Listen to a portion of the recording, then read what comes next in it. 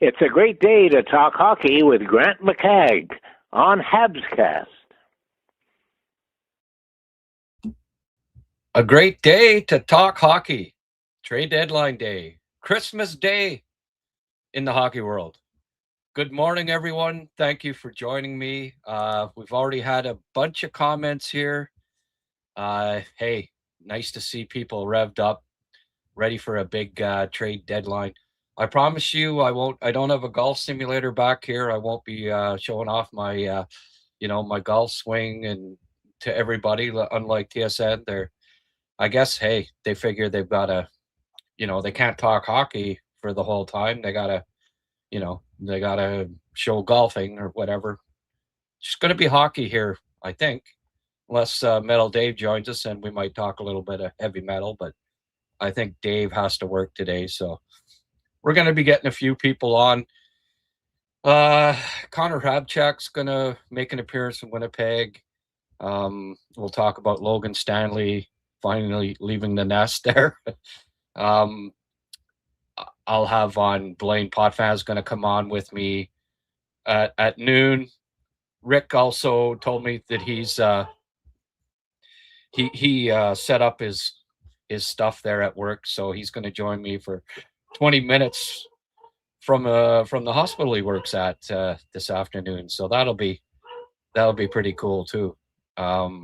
Anyway, no, we don't have 40 people like TSN and 3 producers, 5 producers, so it'll be a little bit off the wall here, kind of haphazard a little bit, but I'll try my best here. I might have to take a bathroom break at some point.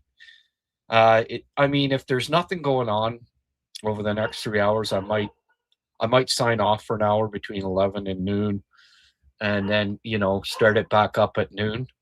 But we'll see how it goes. Probably at 5 to 11 or something, the Habs will finally make a deal. I don't know if the phone's been on airplane mode there, Kent's phone, but so far nothing. I know a lot of people are saying, hey, he's got to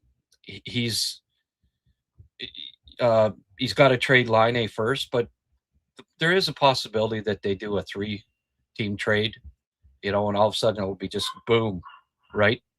The big one, whatever that might be. They better soon get a right defenseman, because they keep getting checked off. Stanley and Carlson went last night, a plethora of them yesterday.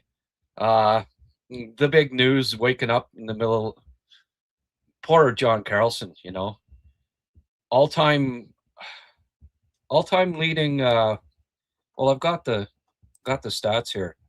Games played among Capitals defensemen, 1,143 first. Goals, 166 first. Points, 771 first by 297 points. Cups tied for first, obviously, with 1. But the greatest defenseman, most decorated defenseman in Capitals history, finds out in the morning that he got traded because it was 1 o'clock in the morning and he was sleeping. So I don't know. Really? Thanks for coming. By the way, wake up in the morning. You're traded. A bit of a surprise. I mean, the Caps aren't that far out, but you know what? It's pretty smart on. The odds are that they aren't going to make it, and if they do, well, they're probably not going too far this year. I don't know if this signals that Ovi's intends on retiring, but you'd kind of lean towards that, right? I think maybe GM has wind of that and is thinking, well, maybe we better start the rebuild right now instead of waiting, because we're not winning the cup this year, like not likely anyways. And they got a first for him. Let's just have a look at the trades that went down last night. It was a conditional first rounder, Anaheim, and a 2027 third round pick. interesting for Anaheim to be doing that, right? They're obviously going for it. I like the team. They're right in the thick of the race. Sure, why not? They they certainly have a veteran. You know, I've been talking about the Canadians needing to add a veteran defenseman. Well, look no further than what Anaheim's done, right? They got Carlson, Gudis, and Trouba now, like pretty long in the tooth, but obviously they Pat Verbeek's been there before, right? He knows you win a playoff time with some veterans on the blue line. It's just how it's done. Like, look at Montreal on their cup run, right? They had they had several vets: Petrie, Weber, Sherratt, Edmondson. They're all longtime NHLers, and it just goes to show, right, that you need that experience on the blue line when it comes to trying to win at playoff time. But Washington's out of it here. Just out of curiosity, I'm looking for Anaheim. They're fifth now. They're fifth in the West, so why not go for it, right? And Montreal's fifth. I just, you see these, they're not gonna, do this, do that. Well, Buffalo's doing it. Buffalo's going for it. See, Montreal may not do anything that they have to overpay a little bit because they're a young team. Is Buffalo not a young team? Like, I'm sorry, they gotta do it this right now. And it's not like they're not in a market where, we've been patient enough. Habs fans have been patient enough here. It's time in an East. Like, on the one hand, the analysts and that are saying, well, Montreal's not going to go out of their way to make a trade because they're young. And then on the other hand, they're saying, well, the East is wide open. Well, it's time. Can't do something. Now,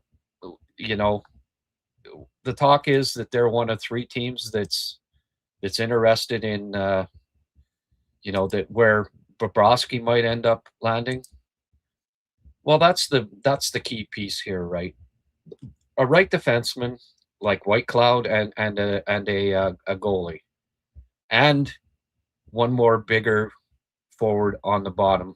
None of those are trades that you'd have to sell the farm. Like, you can get a big physical bottom six forward without trading one of the big 4 or 5 prospects. Same deal with getting a Bobrovsky on a loan here, a rental. Whitecloud, Calgary is very close to the cap floor. So look for them to take back a player or two that the Habs have already. I think Montreal, and we've seen it with some other teams, right? Both sellers and buyers, like Ottawa, for instance. They got Foegele, right? But at the same time, they also, in a separate deal, traded David Perron. Like, it's possible to be both a buyer and a seller, right? So Montreal may well be looking at getting rid of, because they have 15 forwards. If they add a couple, or 15 forwards, 7 defensemen, if they add another defenseman and another forward and a goalie, then they've obviously got too many bodies. They likely don't want to lose players simply on waivers, right? So don't be surprised if you see them. It may be in the deals, or the deals where they pick up an upgrade, or it may be separate deals where I don't know, Jake Evans might maybe traded, or Carrier or Struble, or somebody on the roster getting dealt. The Canadiens did make an interesting move where they shuffled the lines here. Let's have a quick look. Lineup. And by the way, folks, you're kind of like my insiders here, okay? You let me know when there's you let me know when a deal comes along here. You're my Bob McKenzie, Darren Drager. Like I'm not going to be able to, when I'm blabbing away here, I won't notice when a deal goes down, but we're we're live here, so anything comes along, post it in the chat, and we'll get to it as soon as possible. But the Habs, and I said it last podcast, right after the last game, after the second line continuing to struggle a little bit here, Doc having a poor game with that giveaway and just not very good in general. I suggested that you might see Slav back up on the first line and Newhook move up, because Newhook, deserves to be in the top six. The way he was playing before he got injured, and then the way he's played since he got back, he deserved to be in the top six more so than Doc right now. Even though I think Doc's maybe the ideal guy to have on the first line if Slav's not. Well, Slav's the ideal. Slav is the ideal guy to have on that first line. So, and Newhook, Demidov, and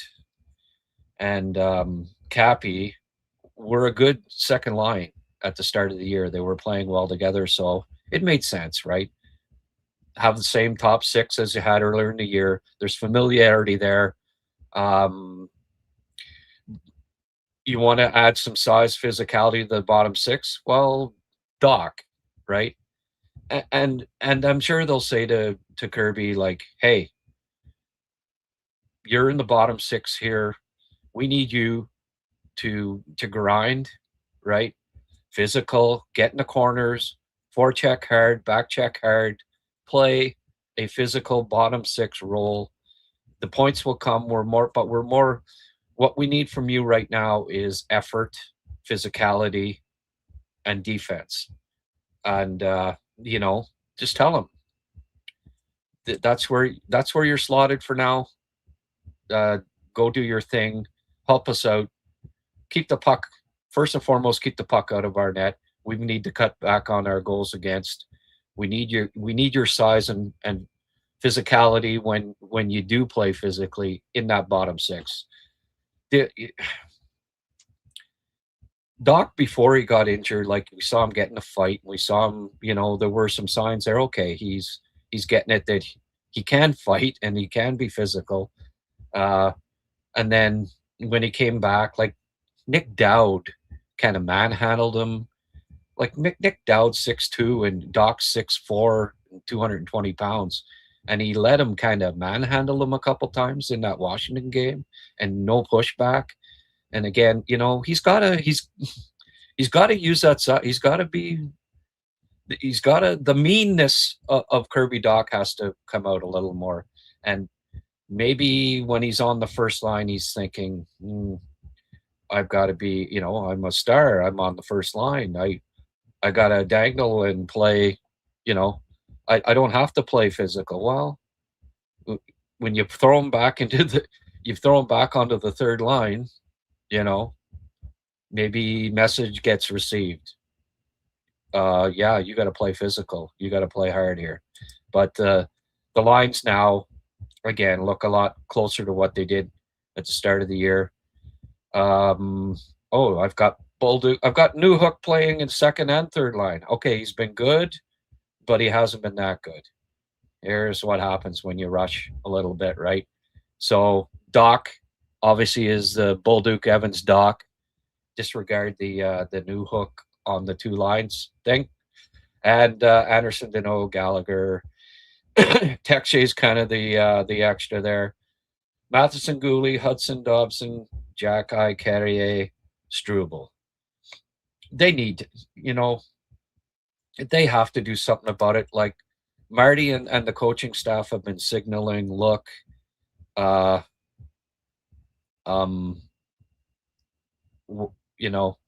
hint, hint, get us a right defenseman here. And I see a lot of people saying, like, Carrier is not as, just as Mark says here. I wonder why Carrier was so good for us last year, and now he's so bad. Like, I know it's a mystery, and why I don't know, but it is what it is. Just like Monty, right? They've been more patient with Kadri than Monty. Mind you, the goalie's the last stand, and you can only be so patient with the goalie because, I mean, at the end of the day, that's the most important position, right? There's been no deals yet here. I'm going to play this by ear a bit. Like if it's really busy, I'm going to trudge right through here 6 straight hours. But if it's there's nothing been happening up until 11 o'clock, I may take an hour break between 11 and noon, but I'll certainly be back on at noon because that's when Blain's going to be available. That's when Rick's going to be available. Presumably Connor Habchek's not available till after lunch either. So we'll play it by ear here, but if the Habs make a trade at, I don't know, 10:30 and there's lots of stuff going on, I'll try to stay on right through here. Butt's gonna be sore by the end. Legs, whatever. I make the sacrifice today. Today's Christmas Day in when it comes to hockey. So we make an exception today, but again, those who are tuning in, one eye on X, one eye on the TSN or Sportsnet, just let us know when the trade breaks and put it in the live chat. I really appreciate it. You're my TSN has about 15 people on there. Well, I'm gonna have hundreds. Hundreds of analysts. Give me your thoughts on it. What do you think the Habs need to do here? I think, look, they're running out of options at right defense. It's clear, and I mean, I said it going in, that was their biggest need, and apparently that was the case with a lot of teams, right? What are they doing? They're adding big veteran right defensemen, and it's the same. It's the same case with the Canadians. They've got to do that. Running out. Oh, Francois, $20. All right. Hey. Maybe I will trudge through 6 hours here. We'll see. Got my lunch. 2 bananas. 2 bananas and coffee. Gonna get me through here. Tina's gonna bring me down a coffee here at some point. I may have to do a bathroom break at some point because I'm having a fair bit of coffee. I have to kind of wake up this morning. I don't know if anybody's oh, Jerry, yeah, there won't be any trades. Okay, Jerry. You can buzz off. That's not what I want to hear, Jerry. I don't like gerrymandering. Jerry pandering. Anyway, yeah. Let's keep her rolling. There are going to be trades, okay? Listen, the Canadians, Jeff Gorton had a rebuild in New York for 2 to 3 years, and then it was okay. Let's get Panarin. Let's trade for Adam Fox. You know, he's not going to wait 5 years in Montreal. You know, behind the scenes, I think Jeff Molson's probably saying, "Okay, guys, it's time. Let's let's try to get 6 to 8 home dates at the minimum in the playoffs. You know, like I wouldn't mind getting that extra cash in there." There's a little bit of Montreal. Like, we're not talking about Columbus or Winnipeg here. Well, actually, Winnipeg has to they can't be at the bottom of the standings, but Montreal has all of the assets they've got. It's not going to hurt their future to get rid of some young prospects and draft picks at this trade deadline. It's not. So, you know, Zach Whitecloud's got an extra year left. He'll probably love Montreal. And if they want to re-sign him, they'll be able to. So I'm not saying go spend big assets on rentals, but get in a couple players here. They're just like with Kovalev and whatever, especially the atmosphere around Montreal right now. You know, if they have any kind of a playoff run, you not think of that any pickup that they get won't want to re-sign if the club wants to re-sign them. So, you know, go for Whitecloud and Coleman. I have a feeling that that's who they're after. Drager, I think's off with his contention that the Habs are, you know, pretty interested in Kadri. I just don't think that that's the case. And I lean more towards what LeBrun was been saying, that you know, they've looked at seriously at Whitecloud, and they wanted Murphy.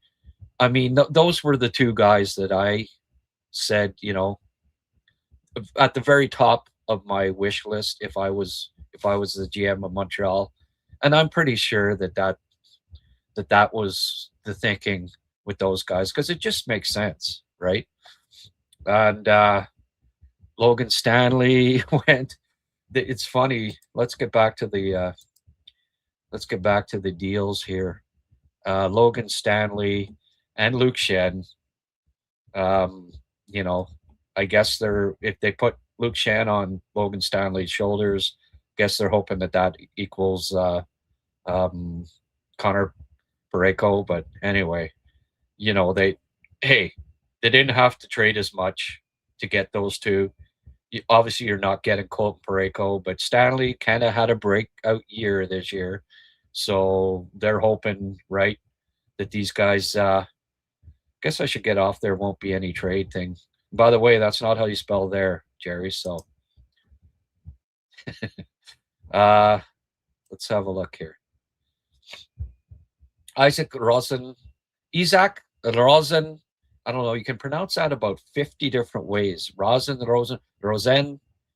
I think it's Isaac. Jacob Bryson, who's he'll probably play on defense in Winnipeg.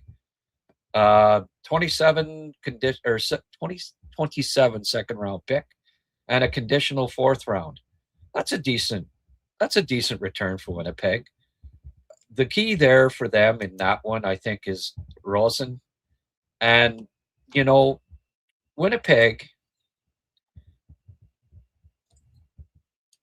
maybe they're hoping Rosen can kind of be Nick Ehlers light, right? I mean, he was a top 15 pick. What Winnipeg did, or what Buffalo did, and here's an example of where, you know, draft picks are assets, right? And it's not always about, oh, well, they've got too many they've chosen too many right defensemen, or they've chosen too many centers, or they can always be traded. But Winnipeg, in a 5-year span, their top picks, they went small forward, like over and over again, like Savoy, Ostlund, Rosen. Jack Quinn's not huge.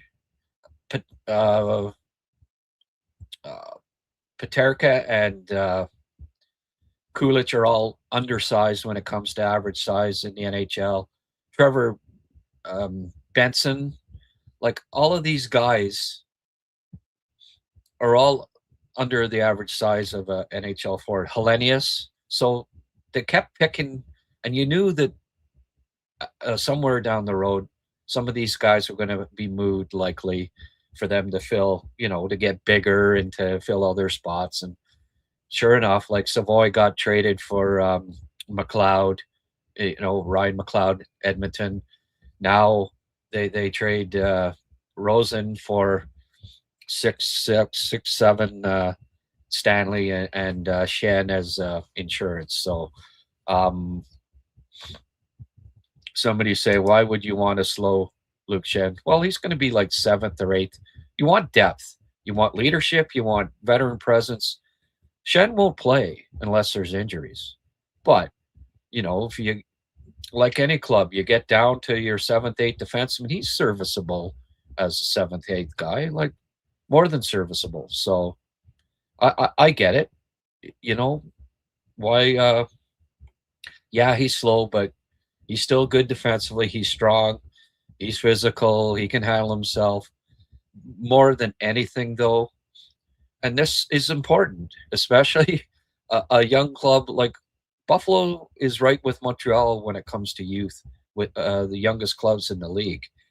You add somebody that's been there, that's high character, leader. It's important. It's one of the reasons why Montreal re-signed Matheson for 5 years. That that veteran glue guy that's back there, that's mentoring the younger players. Shen, again, they've got 6. He's not going to be in the top 6, but typically, especially if you go any distance at all in the playoffs, you run into injuries, and especially on defense. It's rare that a club goes through the entire goes 3-4 rounds and doesn't have injuries on defense. You see it all the time. Montreal agent Braden Schneider. I guess you missed yesterday's episode. Montreal agent, because and if you look at my YouTube, like my thumbnail from yesterday's, one of the 5 players that I put up there was Braden Schneider, and talked at length about Schneider yesterday. So White Cloud, Schneider.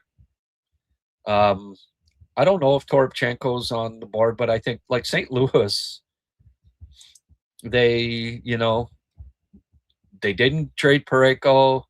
They haven't traded Thomas. They've been quieter than they wanted to be. I think they're selling to Nashville. The word is that they're cleaning house as well. Hey, this is Trotz's last stand, right? So Nashville, Perbix. I don't know where Bontoon is, but maybe Perbix. I don't know. I guess if you can't get White Cloud or Schneider, I guess Perbix would be he's not really physical. You look at his penalty minute totals for his career, like he's more in the running for the Lady Byng than he is for heavyweight champion of the league, put it that way. And I think they'd preferably like to get what we've seen here. Oh, Bontoon is here. Okay. You know what we've seen here? Just about all of these defensemen that are getting picked up are tough, physical. That's not Perbix, right? Not the ideal guy. Calgary's the big domino here as far as for the Canadians. I have a feeling that's who Montreal is going to end up doing a deal with here, whether be 1-2 deals. Goaltending's the other. Hey, how cool would it be if they got Bobrovsky, right? It would signal, okay, we're going for it. like Montreal, let's be honest here, has not had great goaltending this year. Like, the team has played well in front of Adobe, right? You look at his stats and his save percentage and such. For him to be 750, if that would have been Bobrovsky playing all those games, do you not think that he'd have won 75, maybe 85% of his games? So, you get an elite goalie in there in front of this talent, like what is probably top 3 in terms of skill in the league, in my opinion. Right now, the Montreal Canadiens. Who knows, right? You get White Cloud, you get Bobrovsky, you get Toropchenko. Like, that to me would be the perfect day for the Montreal Canadiens. We'll see. We'll see if they get these guys, or one of them, or 3 of them, or whatever. I'm just going to update my trade tracker, and the top one is still Ducks acquire Carlson from Capitals. Oh, jeez. Come on, folks, get rolling here. Are people going to have to watch the golf simulator for 2 hours on TSN or what? Yeah. Let's go back to the trades that were made. Sam Carrick. Now Buffalo's going looking to add some grit here, right? Rangers got a 3rd and a 6th for him. That's a decent return for Sam Carrick, a journeyman, right? And then Connor Garland to the got picked up by Columbus, who I have no question that signals, right, that they aren't going to be sellers here. They're, hey, and why not? They've been one of the hottest teams in the league here. Go for it. But Garland got a 2nd and a 3rd, which is a decent return for a 5'9" winger who hasn't even scored 10 goals yet this year. That's pretty cool. We're not watching TSN, dude. We're loyal Grant fans. Hey, there you go. Well, hey, we can break the trades almost as quickly here, right? I mean, these days things get broken on social media as quickly as they do on these trade center shows. And like I say, I don't have a golf simulator. It's hockey. It's all hockey here, folks. 75. I've got over 1,000 watching, most of them on X. Come on over here. If you're messaging on live chat in X, I'm probably not going to read your message because X doesn't compensate me, folks. YouTube does. So it just make a point of coming over to the YouTube channel. If you're watching on X, it would be much appreciated. I'm putting in a lot of hours here. I'm gonna, it's all I ask in return is to come onto YouTube, hit that like button, subscribe if you haven't subscribed, get that algorithm rolling here, so YouTube will actually compensate me somewhat for my efforts today. That's all I ask. Let's get to some people here. We've got all kinds of live chat, like Mike Ryu. Mike, come on over. I'll read your stuff, but I want it to be on the YouTube channel. Okay, that's my only request. I'll try to get to everybody's comments, but only the ones that are in the live chat on YouTube, because that's where I actually get some. X doesn't pay. I had over 3 million impressions last month, and I got $17 from a trillionaire. That's what he paid me for it. So, Sabres going full Bergevin mode, inquiring all. Yes. Did you see my tweet on X about that?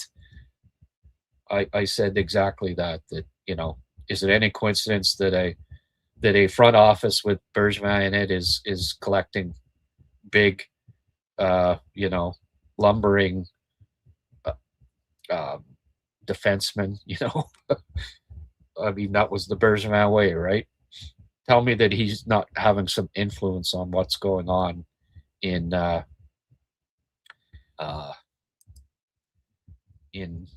Buffalo. Weirdest trade so far, Ottawa helping a division rival by Perron to Detroit.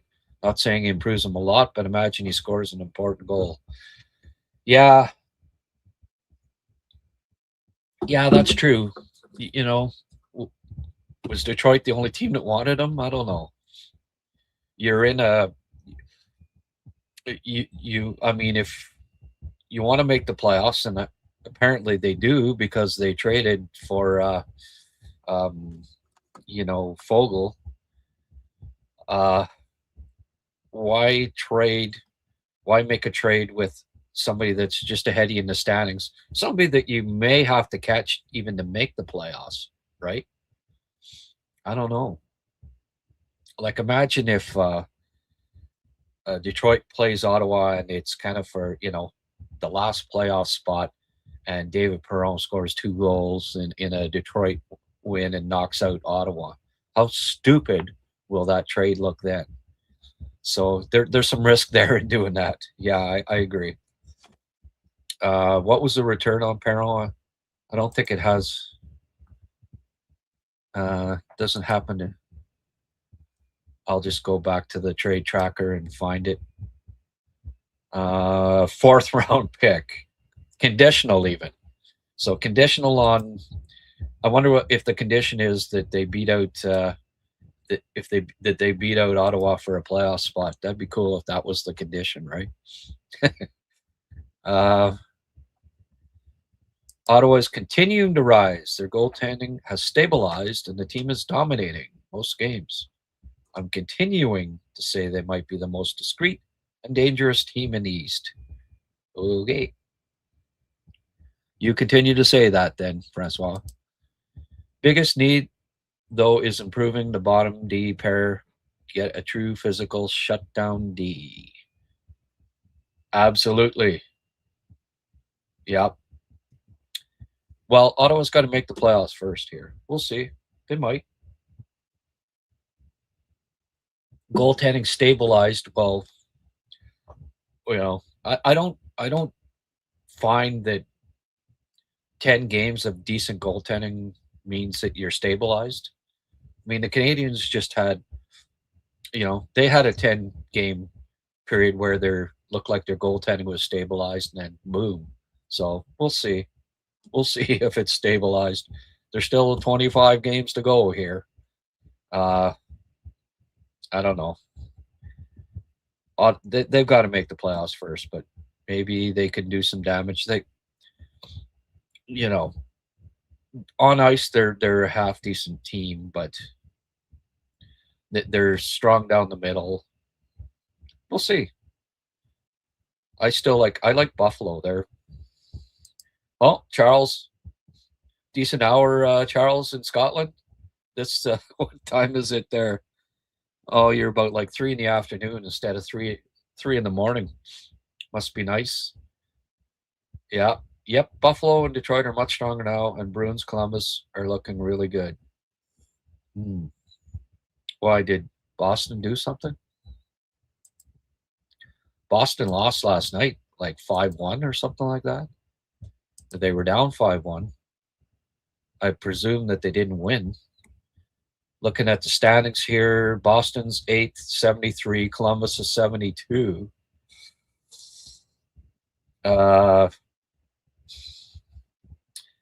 Ottawa's got to jump Columbus, who is red hot. So they got to outplay Columbus. I mean, Ottawa's 7-1-2, but guess what? Columbus is 8-1-1 in their last 10. So they're not playing better than Columbus, and they have to jump over them. We'll see. I mean, the Islanders have a 6-point spread. Yeah, these teams have 2 games in hand on the Islanders, but, I don't think Ottawa's going to especially with no first-round pick, they can't. You know, they're not going to be adding any big pieces here. Islanders might very well do that. So, do they catch the Islanders? Maybe. Do they catch Columbus? Maybe. Their best bet's to jump ahead of Boston going forward here, especially with all of the interdivisional play. I presume they play Boston, you know, a few times coming up here, but do they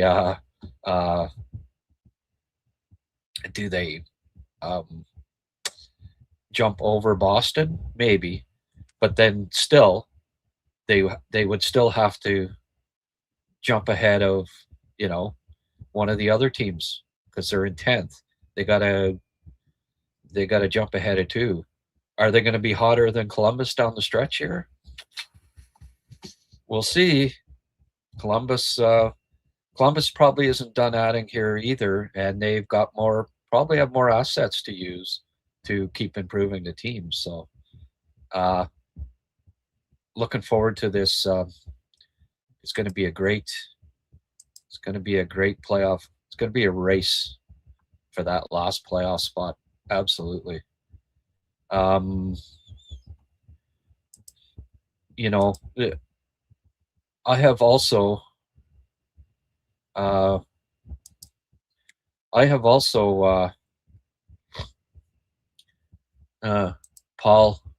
Antonietta saying he'll have to call me. Yeah, Paul, if you're watching, may not be a good day to call. But yeah, it's I lost my train of thought. I'll get back to it, I'm sure. Let's keep going with some comments. We get in any trades happening here. Elliot is trending. So what's Elliot have to say? The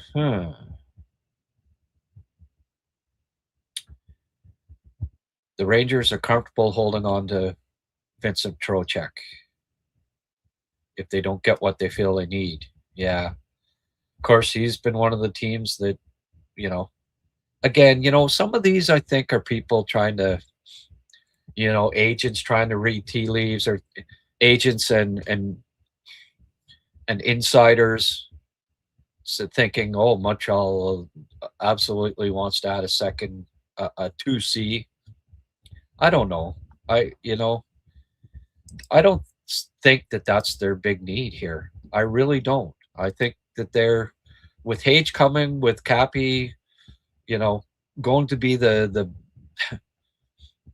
going to score 25 goals probably, and the last the last second line center in Montreal to score 25 goals was in the 90s.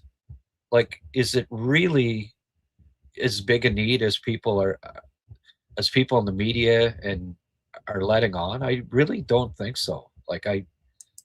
So there's a bigger need for size in the bottom six, for a right defenseman and a goalie. Those are the big holes here. They fill those holes, and with Hage coming up, I think they're ready to make noise at playoff time.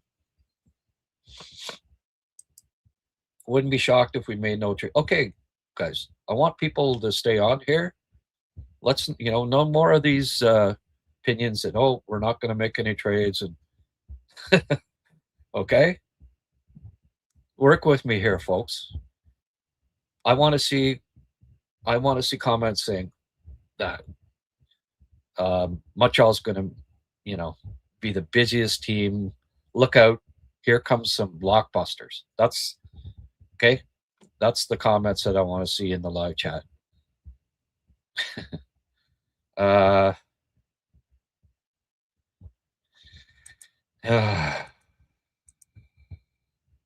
Francois saying we don't need defensemen based on the last game that we saw. Come on, Francois. Don't base this on what we saw last game. This is because of the whole season. This is because Montreal's bottom four in goals against. This is, believe me, there's a need for a right defenseman, a physical right defenseman. It's been apparent all year, and even in that game, was Carrier pushing guys out of the crease on the PK. You know, they had 3 goals against on the penalty kill or whatever. I mean, they're lousy on the PK. He's on the first pairing. He's got to be replaced, first pairing PK. It's the most obvious, glaring deficiency on the Montreal club. No, you can't take back your $20, Francois. Anyway, that's, I don't think, but also, you mentioned the forwards. That's why I think they need another piece in the bottom 6. Like, you're partially right there. It's not all on the defense, but I'm not saying they only need a defenseman. I think they need to add a bottom 6. I mean, in a sense, they just did by moving down Doc to the bottom 6. There's one to go with Anderson, but they need another, I believe. They need a Toropchenko or whatever. I keep circling back to Toropchenko just because, and unfortunately, again, Montreal could have traded for McCarron. Like, do they really have to hold on to their second-round picks here? I know they've had some success with second-round picks in the past, but they've also had their failures. Second-round picks, you're about a quarter, 25% chance of them turning out. I mean, it could turn out to be a Hudson. It could turn out to be a guy that never plays a game. It's more apt to be a guy that never makes your roster. It's more apt to be a Jan Misak than a Lane Hudson with your second round pick, or a Kidney, right? Yeah, more right defenseman, Eric, going in that second round. You're right. Crazy. And we still got Carlson as the top. Why did I decide to do a draft show at 9 a.m.? I think I might have made a mistake, folks. I really did think that there'd be a trade or two in the morning here, but we'll see. I guess, it's 6:48 for Kent and Jeff right now. If I presume they're still on the West Coast, but hey, go to bed early to bed, early to rise. Habs hybrid man-to-man defense is not working. That seems to be the biggest problem. Yeah, well, I don't know. I think it's more personnel than system. They've had lots of time to figure that out. What would you be willing to do to get Line A off the books? I would add a third-round pick. Yeah, I'd do something like that if you have to. Retain some of the salary,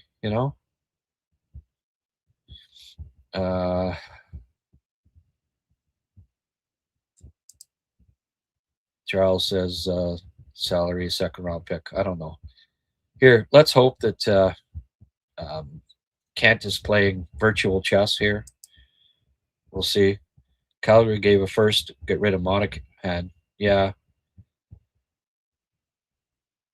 But he wasn't an expiring contract, was he? I think he still had term left at the time. No? That gives us an extra $4 million. Yeah. Well, the thing is, Calgary needs to be above the floor. Like, they're a possibility to take. Like, if they make it, may be like a blockbuster with Calgary, right? And part of it is that they take on Line A's contract because they have to get above the cap floor.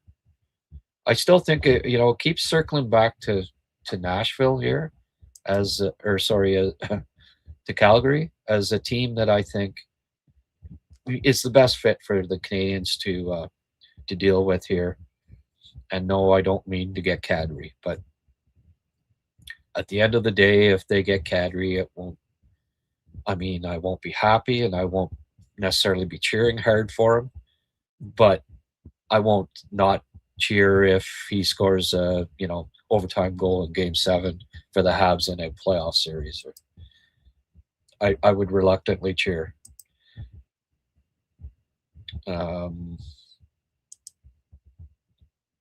Perbix is trending. Why is Perbix trending?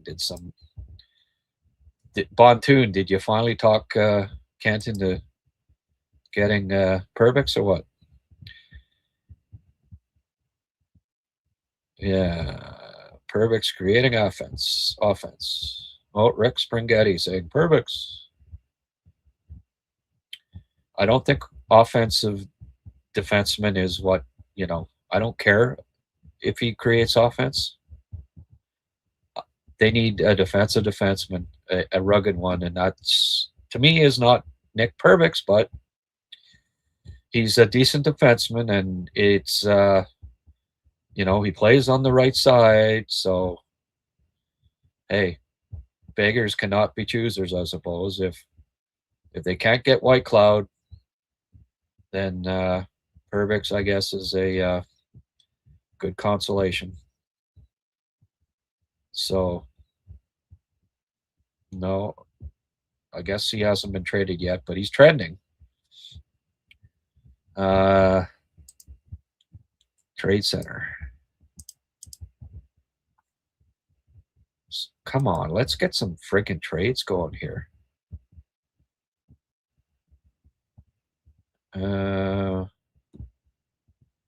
Bob McKenzie, even though I'm happily retired, not part of the production of Trade Center for the first time since TSN Hockey pioneered it a long time ago, I may or may not make a brief cameo. Oh, all right. I was going to invite Bob on to come on here for a bit, but I know he would have said no because he's probably been asked by about 50 to do it. So he'd have just been politely declining. Geez. Come on, folks. I'm not going to start, I don't have a mascot. I'm not going to write a Trade Center song here, so let's get the ball rolling. Oh, look at that, eh? 1.1K live on X watching my show. That's pretty cool. But let's get rolling, folks. Let's get some trades in the hopper here. All right, back to live chat here. I'm not going to be I may not be able to get to everybody's comments today because they're rolling in like crazy here. We have 88 people on board here. Engstrom and Jarosky would never be traded for Sergei. Oh no, they're not going to be. No, you're not trading Jarosky for Bobrovsky. It's not an Engstrom and no. Just to be clear, I have a mild interest in Perbix. Okay, you are watching, eh? Yeah, I didn't get too, because I thought, maybe Rick's tuning in. I better not, throw him completely under the bus here.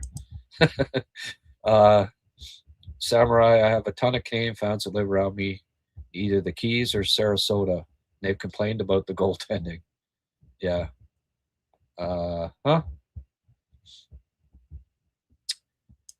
No, Jarosky would only be part of like a Thomas deal or something like that. I don't know. O'Reilly, I don't know. But I mean, it would have to be, if they were really had to get a like an elite right defenseman or a top two center. Otherwise, Jarosky's off the board. I don't think any of the goalies that would be available, if it costs Jarosky, they're probably going to pass, I would think. as Charles from Scotland says, Borowski's age 23, 10 million, becomes a UFA. Yeah. So maybe, what we're looking for here, hey, the big deal will come after the trade deadline. Grant getting a sponsor for a 7th-round pick. Yeah, really. Thanks for reminding me here. Maybe I'll put up. There we go. We'll get up nextlevelhockey.com and Logs End. There, we'll put them in the corners and give them a little extra boost. Even though Logs End's sponsorship is up, I told him I'd give him a couple extra weeks here because I'm a nice guy, right? It's not like I have all these freaking sponsors to replace him, right? There's lots of space there, so giving him a little extra, giving Logs End a little extra. And by the way,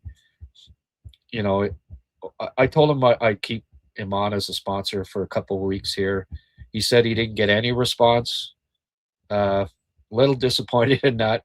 All you have to do is get a quote from these guys, right? You're not committed to buying flooring from them, but logsend.com. Go check out their website, get a quote, and hey, maybe he'll even renew sponsorship if you do. So let's just see here. Logs End. Ivan Cornway got his flooring from Logs End, okay? Like 10 times Stanley Cup champ. That's 10 more than me. He thought that, Logs End was the champ. So if it's good enough for Ivan, and me, it's good enough for you.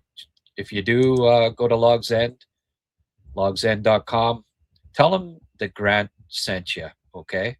And they will look after you. They'll treat you like kings. Next Level Hockey, Mike Born in Country. I don't know if that's right, Mike. I hope so. Hey, they're sponsoring me for the next few months. I'm going to do a conference with those guys. Next Level Hockey. They're specialists in hockey development, trusted by NHL prospects, whether you're looking to elevate your shooting, skating, stick handling, or overall game. NLH is here to take your game to the next level. Visit them at nextlevelhockey.com and follow their Instagram for daily tips, posts, and updates. If you or someone you know having a young, aspiring hockey player who wants to elevate their game, trust Next Level Hockey to guide them forward. Next Level Hockey, it's in the name. All right.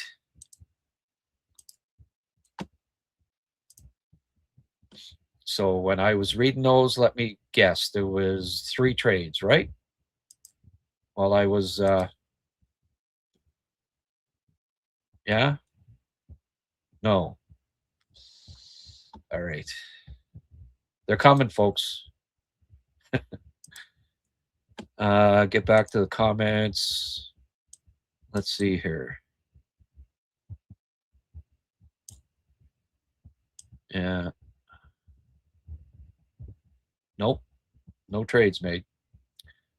Everyone's talking about Bob. I don't think the Habs are going to get Bob McKenzie here, folks. They could use him, but I don't think Bob is coming to Montreal. Dvorsky's my out there wish to improve the top 6. Yeah, that's out there all right. Sorry, I hate to break it to you, but they're not getting Dvorsky. He is part of, these teams that are sellers aren't selling their top 10 picks from the last 5 years. No, ain't happening. They're part of their future, right? They really don't need to do anything. Yeah. Would Zach Whitecloud be interesting? Joining late, so if already discussed, my apologies. Yeah, I mention him every show. That's the guy. Zach Whitecloud. Kent, go get him. Wake up. Ding, ding, ding. It's 7 a.m. Wake up time. Get on the horn. Make that call. All right. Had a chance to speak with P. Vincent in private not long ago. I can assure you that he is very fond of Reinbacher. Okay. So he doesn't want Montreal to call him up then? Because he's very fond of him? Wants him to stay? Hey. With good reason, fond of Reinbacher. Reinbacher is going to be a top 4 stud. Absolute stud.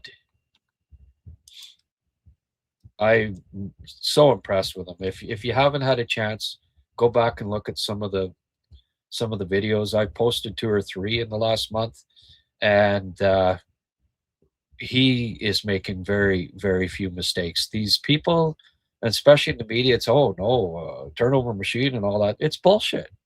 It is bullshit. No, he's not. He's playing great. He's making very few mistakes. Is he perfect? You know what? Was Cale Makar perfect? Is Cale Makar perfect? Is the best defenseman in the league makes mistakes? Every now and then, this is good hockey, folks.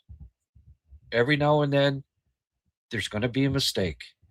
And if you truly watch, especially a defenseman playing 23 minutes a night, and the only thing that you can focus on is, he had a turnover, so he had a bad game. That's not how it works, folks. It's the encompassing of the whole game. It's his play away from the puck. It's how rangy he is. It's his mobility. Like, it's all when you're looking at a prospect, you look at all of the different. You have a checklist, right? It's their physicality, it's their size, skating combination, it's their mobility, their lateral ability, their pivots, it's their puck retrievals, it's their outlets, it's their one-on-one defending, it's their positioning, it's their vision, it's their character. Like, there's all of these things that you look at, and if all of those things are checked off, but they had 1 turnover or something, it's still a really high mark. And every time I watch Reinbacher, the mark it's high. It's like he's got it all. He's got it all, and he's going to be he's a guaranteed top 4 defenseman, and I think he'll be the Habs' best defensive defenseman down the road. Him and Gooley, and especially at playoff time. And then this is why you see these. We need more points on second line center. Let's trade Gooley. Well, no, that's the last thing you do. Montreal Canadiens are not trading Hage and Gooley for Robert Thomas. They're not. They know what you need to win a playoff time down the road. You got to have, and Reinbacher being in any of these trades, Reinbacher's untouchable. He's not getting traded. The only player that Reinbacher would ever be traded for over the next year would be Sidney Crosby. If you absolutely had to include him, then okay. All right. For Sidney, that would be the only exception they would make to get, because, like, I know you could say McDavid or whatever, but Edmonton's not trading McDavid. Sidney Crosby, that's it. What the heck? Here's a new name, Marion Nadeau. I hope you chime in here. Oh, here we go. Great work, Grant. Listen to you all the time from Savannah, Georgia via Edmundston, New Brunswick. Go Habs, and let's get a trade going today. Hey, man, thanks for tuning in. Thanks for contributing, and real all sorts of thanks for sending me $20. I truly appreciate that. Edmundston. I've been through Edmundston. Well, hey, if you're heading from Ontario to well, I used to live in Riverview, New Brunswick for a spell, and hey, when you're heading back home, Ontario, you had to go through Edmundston. Nice little town. Yeah, that's great. Georgia, Savannah, Georgia. Wow. It was about, I don't know, with the wind chill, probably minus 18 this morning when I went out with the pup. I bet you it's not that in Savannah, Georgia today. Thank you, Mary. Truly appreciate it.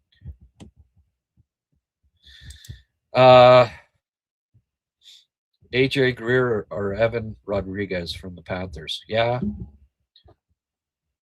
I don't know. Yeah. There has been some rumors that they might be kicking the tires on AJ Greer. That's become that's like it's in his wheelhouse, as a saying, like kicking the tires on AJ Greer. So what's the guy? Does he have tires on him? And kicking him? So they're kicking the tires that are on AJ Greer. Like he's in their wheelhouse. There's a lot of these, like, I don't know, funny sayings that. Anyway, yeah, that seems to be the popular phrase when they're looking at maybe obtaining a player. There means they're kicking the tires on him. Well, enough of the friggin' tire kicking. Can't get those goddamn tires off the rims. There. With Bob, to be honest, I think he might need a change of scenery to play better. The Panthers, yeah. Well, Bob has always been. It seems like he's inspired by, big game. He's big game Bob. Just like it's the same with Bennington, and that's the other team here that they've been a little quiet. Obviously, I think they're going to be making some deals, but they just haven't transpired yet. Calgary, obviously, is going to, I think, are going to be making some deals. Same deal with Nashville. Same thing with St. Louis. There's some stuff coming here, so. Part of it's tied to Line A, I suppose, and it makes things a little complicated from the Habs perspective. But I still think sometime between now and 3:30, we'll see something happening in Habs land here. Can't say it'll be huge. Can't say it'll be small. Toronto's obviously selling here. They got a good return for Raw. I posted yesterday, the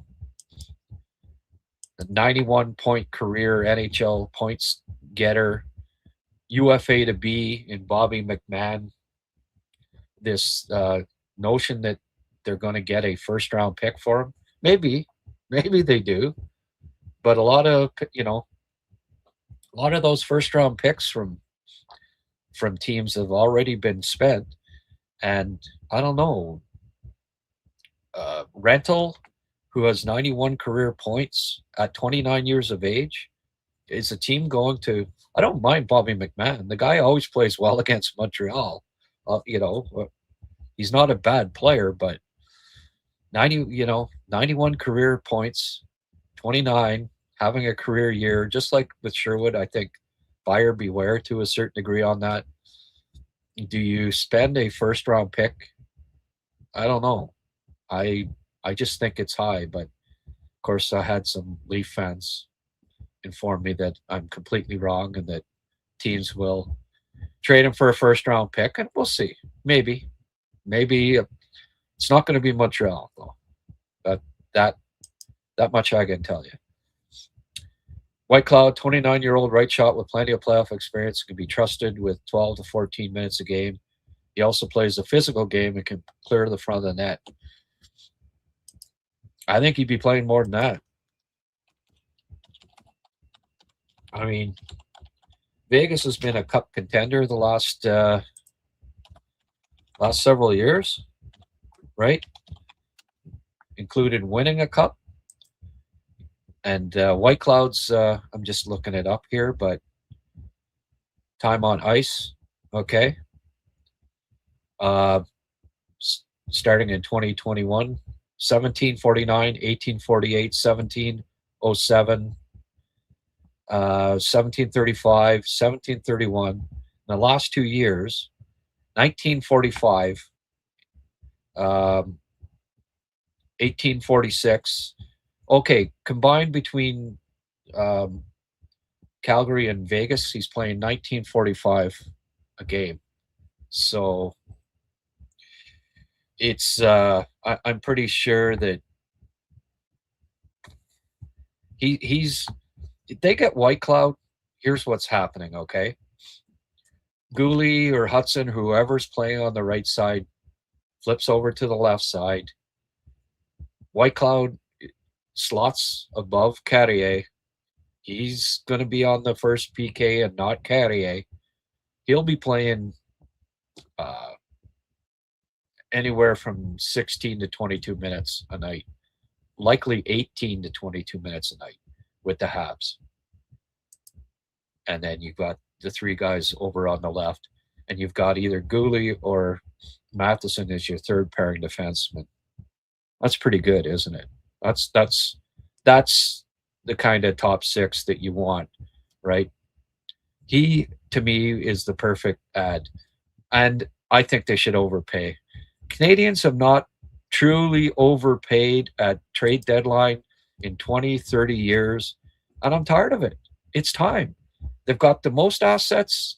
They've got the best under 25 group in the league. They're top 5 in under 21. They're top 5 in prospect pools. They've got all their draft picks. Enough sitting on your hands at trade deadline day. Can't go out and do it. Overpay if you got to overpay. I mean, I'm not saying ridiculous overpay. I'm not saying trade Hage and a first-round pick for Zach Whitecloud, but you don't have to. I'd trade the first-round pick for Whitecloud. Even maybe throw in a prospect if you've got to. Why not? The East is wide open this year. The window is open. Buffalo's got the same record as the Habs, basically. They're just as young. There's talk about, well, Montreal's a young team. Well, so is Buffalo. They're going for it. They're not in this huge market that wants, there's still a lot of us alive that are still feel spoiled about, that still remember when there was a parade, on St. Catherine Street. It seemed like every spring. Like, we're tired of waiting. 20, 33 years? Go for it.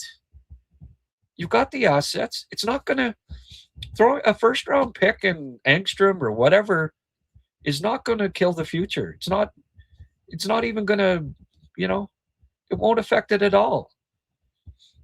And they're so good at these second-round picks like Hudson, Zorowski and stuff. Just pick a guy that's a top 20 guy in the second round. You've got all this confidence in your scouting staff. Well, trade a first-round pick. Trade the first-round pick just like you did last year. Right? Worked out okay. They got friggin', like, you look back at Montreal's drafts since these guys taken over, and you could make an argument that they've made, in the second, third, fourth rounds, they've picked probably 5 guys that if you did redrafts, you'd say, well, that's probably a first-round pick. Well, Zorowski, Hudson, Fowler, Pickford, So go for it. You've got a good scouting staff. Even if you don't have a first round pick, they're going to have a good, decent draft. It's just that's what history's told us. Time to go for it. And you don't have to trade Reinbacher. You don't have to trade Fowler. You don't have to trade Hage. You know, you can keep your big three. Well, and when I say go for it, I'm not talking, like trade everybody. Just trade, make a couple trades. That's all I ask.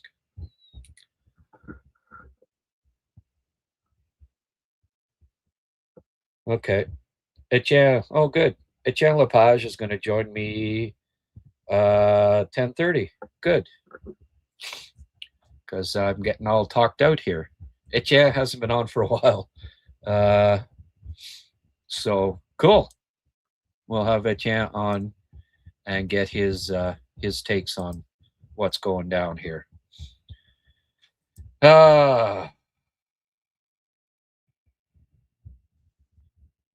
Oh, they finally listed the Sam Carrick deal on NHL.com. That's the update. A trade that we already knew about hours ago. Okay. Rock and roll. But hey, there's lots to talk about here, right? What's his fascination with White Cloud? Reinbacher will be up soon. Well, I think I just explained it, Joseph. Because you've got left defensemen on the right side. They go back over to their natural side. They slot down one. So, if you've got a Matheson or Goulet on your third pairing, you've got nice depth. And then it also slots Carrier down right out of the lineup eventually here with Reinbacher and Whitecloud. I don't know about you, but personally, I would rather have Whitecloud and Reinbacher on my playoff team than Carrier. Carrier can be an extra. He can be the veteran that if you get injuries, you slot him in. Then you've got playoff contention depth on defense. Does Reinbacher have the ability to become down the road a great two-way defenseman, not just a shutdown defensive defenseman? Of course he does. But the main thing with him, and again, Montreal's got the second best offensive. They don't need another offensive defenseman.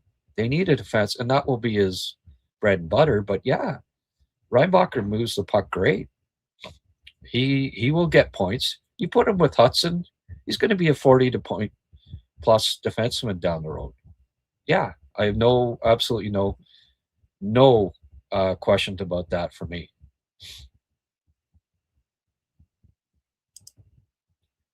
For the long-term evolution of the Habs, no deals would be the best avenue. Yeah. Nope. Great work, Grant. Oh, yeah, okay.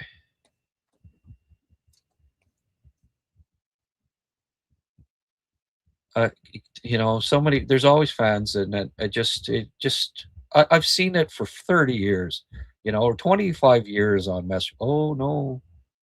For the long term, long term's over. It's been long term for 25 years. No, they have the friggin' assets. Go trade some of them. All of these guys can't make the team. Like Montreal's got 14 under 25 players or under 26 players on the roster who are going to be here for the next 5 years. There's only going to be 3 or 4 prospects that in the system right now that are going to be on the team over the next 5 years. At the most 5. Well, you can't. So what? Oh, we can't trade a first-round pick because, well, he may never make the team. Second-round picks.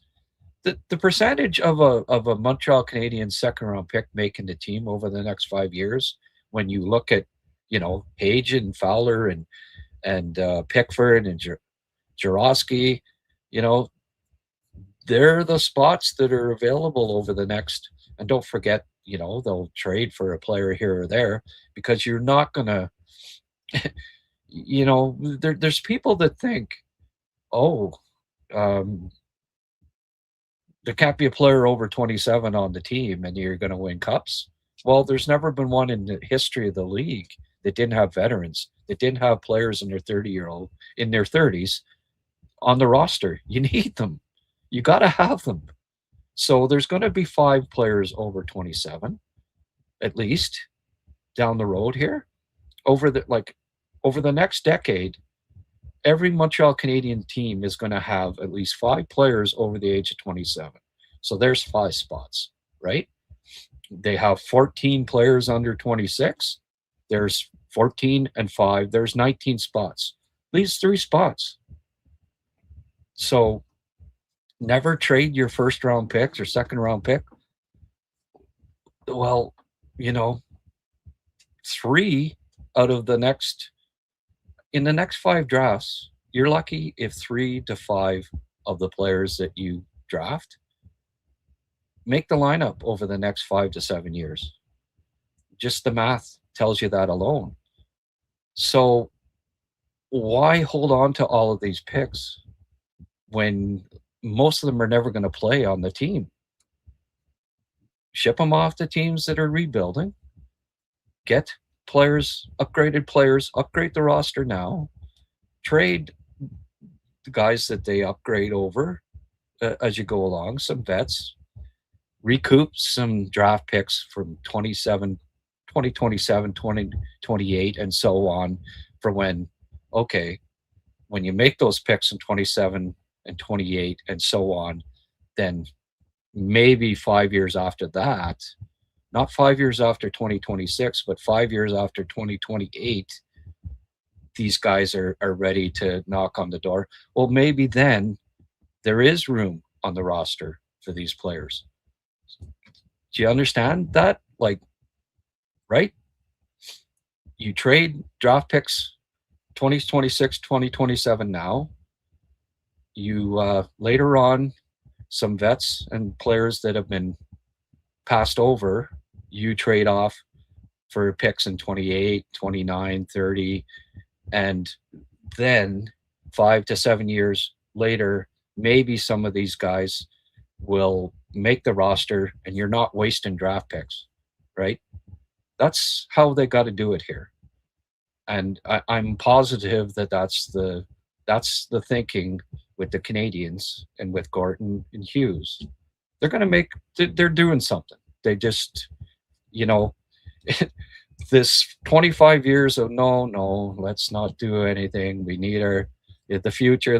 Well, sorry, but you're just wasting assets if you go that route. When you have I think the best under 25 group in the league, when you've got a stacked prospect crop, when you have all of your draft picks right now, it's not like Montreal. Teams go for it when they've have hardly any top 90 picks and hardly any under 25. That teams make deals when they're in the same position as Montreal is in the standings. Well, Montreal is in even better position to do it and not harm their future. So they have to do it. It's a waste of opportunity and of a window open, and especially in an East that is wide open this year. It is wide open. They're doing something. It's wrong. It's the wrong approach if they don't this year. It's a huge mistake if they don't trade some young assets here to get players that can help them. Montreal can win the East this year if they make the right deals, and the opportunity is here. It's today. It's a mistake. It's a big mistake if they don't do something today, and I can't be convinced otherwise.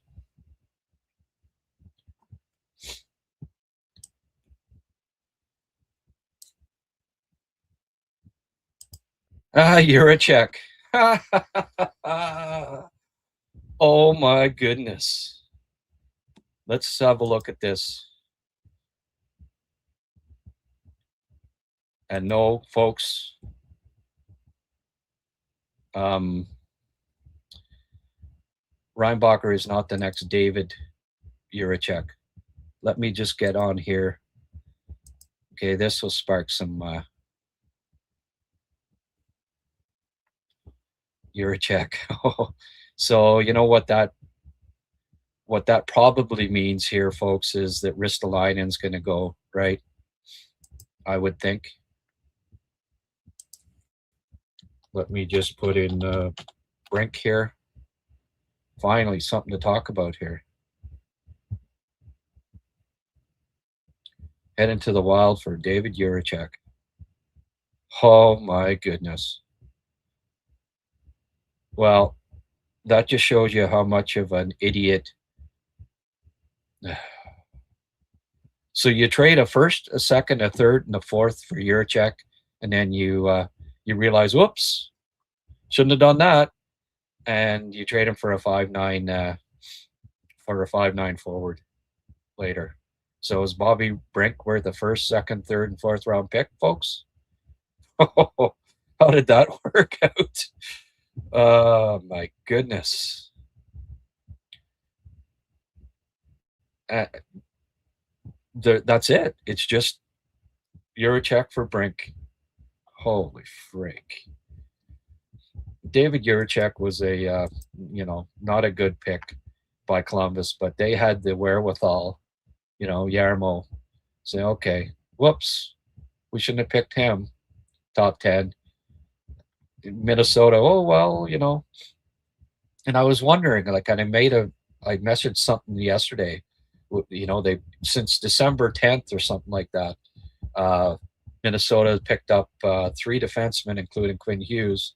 It wasn't that wasn't, that didn't bode well for David Urychek. And here we go. Urychek's traded for Bobby Brink. I mean, I don't mind Bobby Brink, and fine, but holy frig. Basically, if you want to look at it long term, a first, second, third, and fourth for Bobby Brink. Whew. What's Bobby Brink's stats this year? I guess, it's all in. I mean, they got to beat Dallas. They got to beat, when they pick Quinn Hughes, they're saying, okay, we're really going for it here. Bobby Brink, 13 goals, 13 assists, 5-8. 26 points, 5-8. If you want to look at it, like I say, first, second, third, and fourth for Bobby Brink. Ooh, boy. I don't know. I mean, Bill Guerin's job is safe now because he happened to be the GM of a team that you couldn't really go wrong picking, that won the gold medal in the U.S., the Olympics. I mean, they won it despite Guerin, not because of him. And so his job's safe regardless, but holy frig.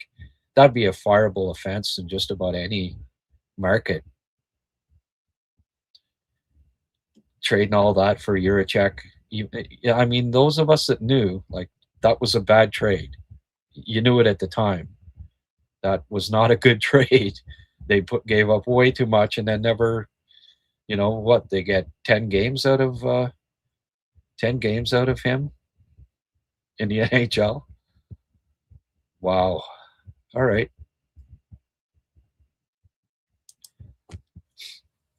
Excuse me.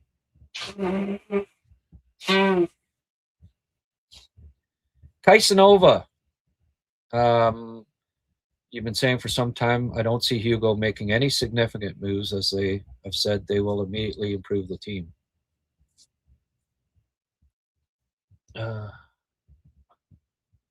I concur with what you've been saying. I don't think that's what I've been saying. This is kind of a mixed message, Casanova. You don't see him making any significant moves, as they have said that will immediately improve the team.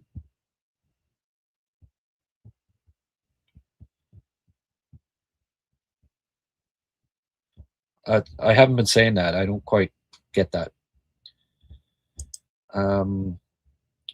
Regardless of who CH may covet, let's segregate your opinion.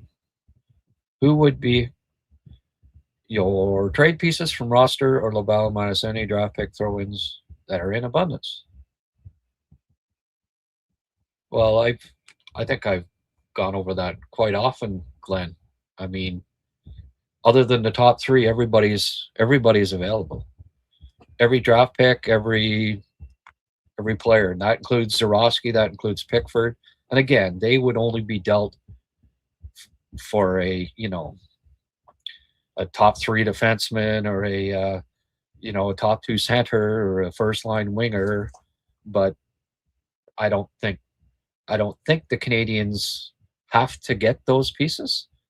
I think a number 4 defenseman, right side, a bottom 6 center winger with size, physicality, defensive forward, and maybe one of the goalies. Those are the three, and I don't think you'll need to trade one of the top 5 prospects. But there are other assets like Engstrom, Beck, Struble, Jack-Eye. If it has to be Jack-Eye for White Cloud, I do that.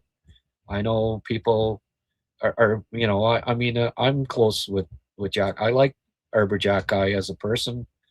I like his toughness and all that. But if that's what you have to trade to get Zach Whitecloud, I do that trade.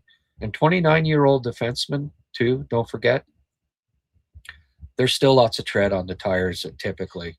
Like, it's not like, he's done in a year.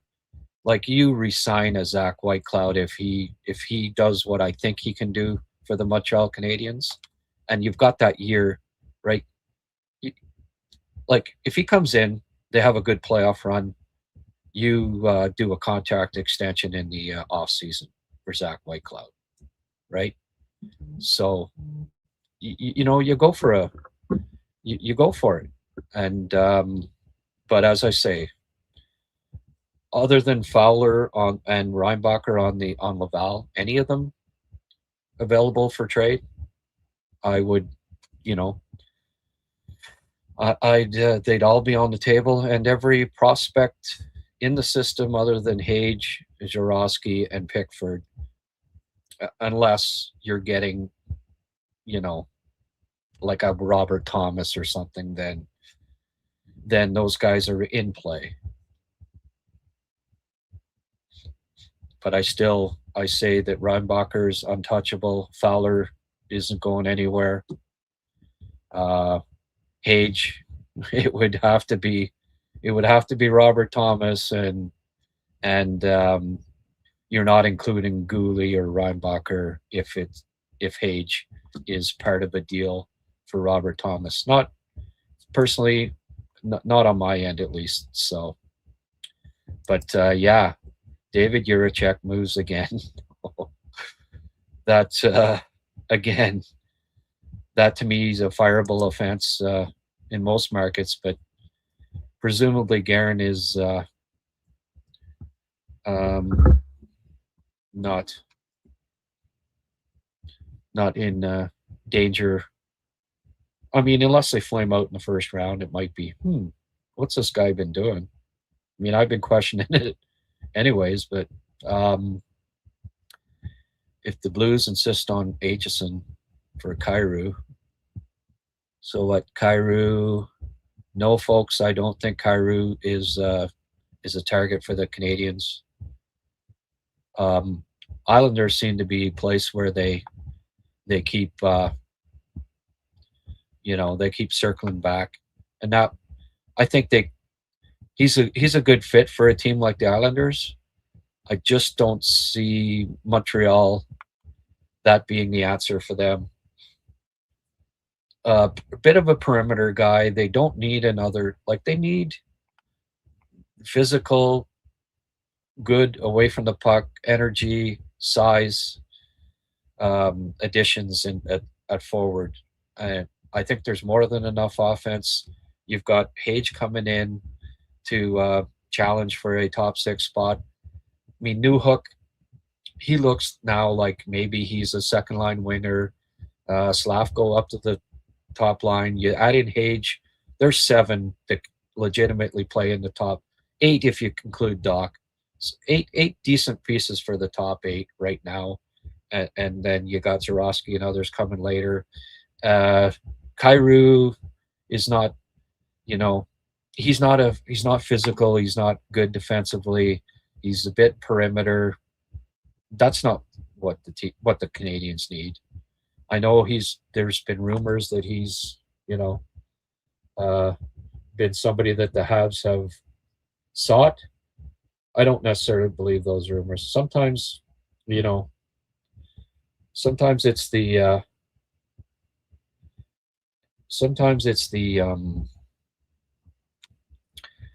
these rumors are a bit unfounded. Okay. I don't know why I keep getting on airplane mode here. There.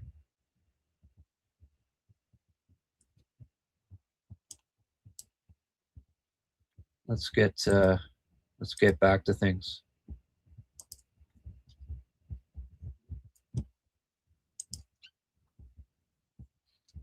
Oh, just a sec here. You're a lifesaver. Thank you.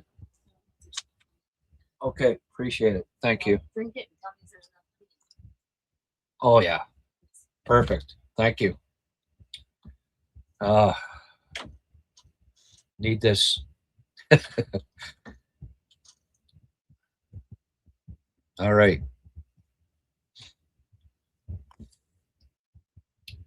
The key point is making the right trades. Who's available that is a game changer? Well, I don't think game changer. Like I guess Bobrovsky or Bobrovsky. I mean Bob, but what I think the Canadians need to do here, like I've been saying, is a good bottom 6 piece, a number 4 right defenseman, and maybe the goalie. That's what needs to be added. And I don't think you need to move any of the top 5 prospects. Do they, I think they can afford to move a first round pick again, be it this year or next. Would I trade both first round picks? Probably not. But again, I don't think they need to pick up the pieces that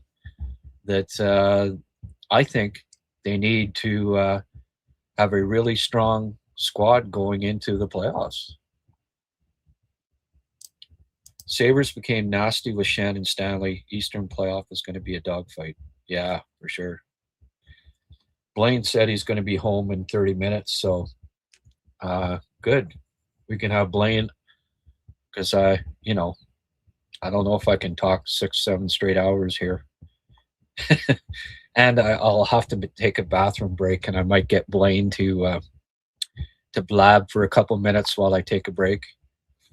Because I don't think I can go 6 straight hours at the mic here, or 7, without some sort of a break. All right. Brink is a decent Minnesotan. Yeah, they get someone from Minnesota. Urychek trade to Minnesota never really made sense from a Wild point of view. Well, it made sense if he panned out, but he just those in the know knew that he was not all he was cracked up to be. I just got a message, Paul here. Tell him not to call me. I'm kind of busy. Our top 4, top 6 set for 8 years. Window open. They will improve today. Yeah. Brink played well against the Habs. Yeah, that's why. There you go. Aaron is gearing up to face the Habs in the Cup final.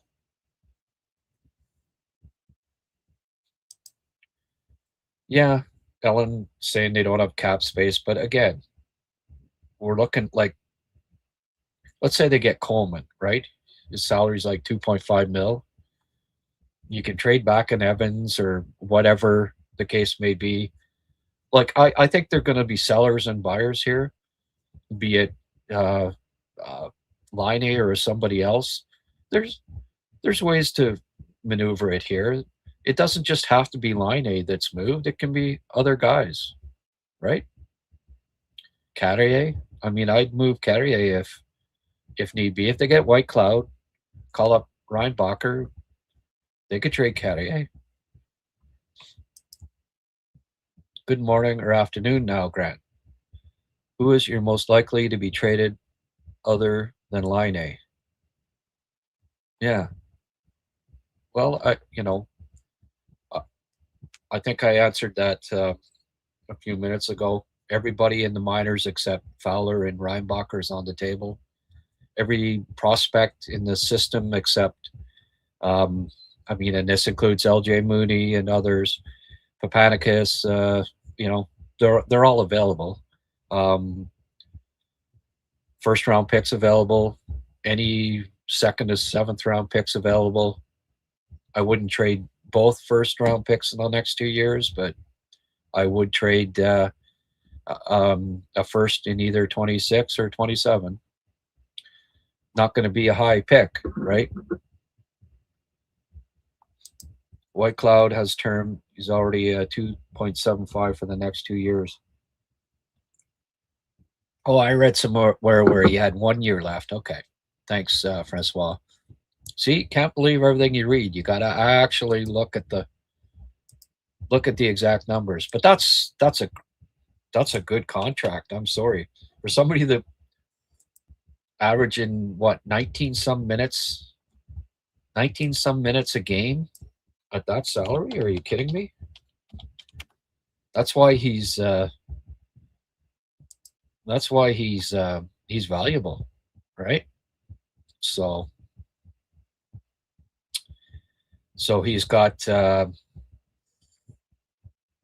years after this, and the cap hit is not that high. 2.75 mil. Oh my goodness. So Calgary, rightfully so, can ask a decent return for this, because that's in 2 years, that's going to be almost $2 million under the average salary in the NHL, right? Because you divide the cap ceiling, which is going to be over 100 million by 23, and you're getting up over 4 million for the average salary, and you've got a guy playing 18 to 22 minutes making 2.75 mil. Calgary, rightfully so, can ask a nice, can ask for a good return on White Cloud. And you know what? If I'm the Canadians, I'm going for it. Just so you could, even just to get Carrier off the top PK unit. I mean, he came in last year. He was good. Helped get us in the playoffs. But, just like in Nashville traded him, and it wasn't a huge price. They'd seen enough things that said, okay, nice, thanks for the memories, but we're trading you. Well, after 2 years with Carey, well, no, just over a year, 80 games or 90 or whatever it's been, you start to see why he was traded. He's a good guy to have as maybe a 6, but 7, 8 for sure. But in your top 4, like playing 17 minutes a game on your top PK unit, that's not a cup contender, especially at playoff time. He was exposed, I thought, against Washington last year, and now this year he's been exposed. He's just not big enough. The heart's there, but the size and the strength just aren't there to be a physical defensive defenseman that's on your top PK unit.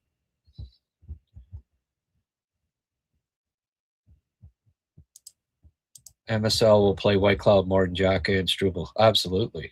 That's why you get him. He's on the right side too. Like, people that say, well, why don't you just play Xhaka and Struble on the third pairing? First of all, Marty doesn't necessarily trust either a lot. So, and then one would have to be on the right side. And then you would have 5 defensemen that are lefties playing. And you don't want that. You don't want 5 left defensemen in your lineup. 2 guys playing on their offside. It's bad enough 1. So you get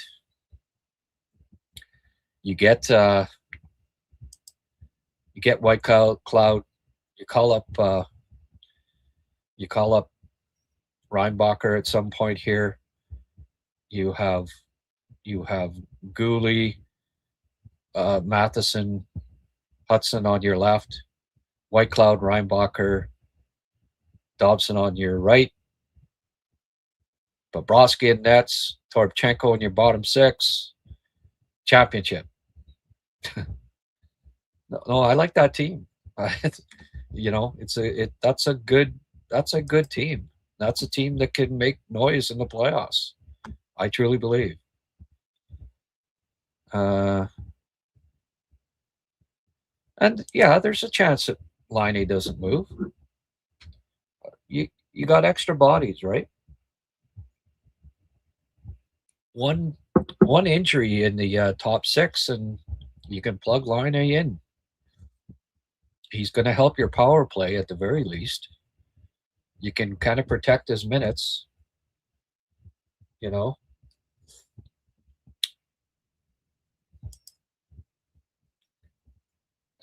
Everything from what I read is cool with Line A, and he understands what's going on here. I mean, he's still getting paid, right? So Newhook could really get that second line going, right, Grant? Yes, sir. I did mention that a little earlier. Bring some speed to that line. They were good earlier in the year, so no reason why. It's not like there's no familiarity there. If they can move Line A, then moves might follow. Yeah. Or he can be part of the, it can be a 3-team trade or whatever. Again, Calgary is almost below the floor, so they almost have to take back a contract if they trade Coleman and White Cloud. Like, what could happen here perhaps is, like, let's say Montreal wants to get White Cloud and Coleman. Well, part of the deal going back could be Line A, because they've got to get over because they'd be under the floor then, and you have to be over. But then, first round pick, Engstrom, whatever, like Beck, Engstrom, first round pick,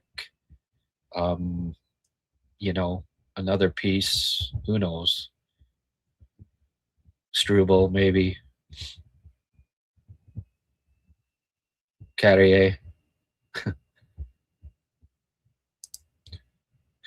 Oh, people come in late, eh? Talked about that, Eric, at the start of the show, my friend. So I don't really need to go back over it. I can quickly just, I like it. I mean, the top 6 what it was earlier in the year. The team was doing well. Disregard this Newhook on the third line. That's supposed to be Doc. But yeah, they need size and a bit of physicality in the bottom 6. Doc brings that when he's inspired. So you tell Doc, look, I want you to play a bottom 6 energy, physicality role. You kind of drive that third line. You and Bolduc on the wings.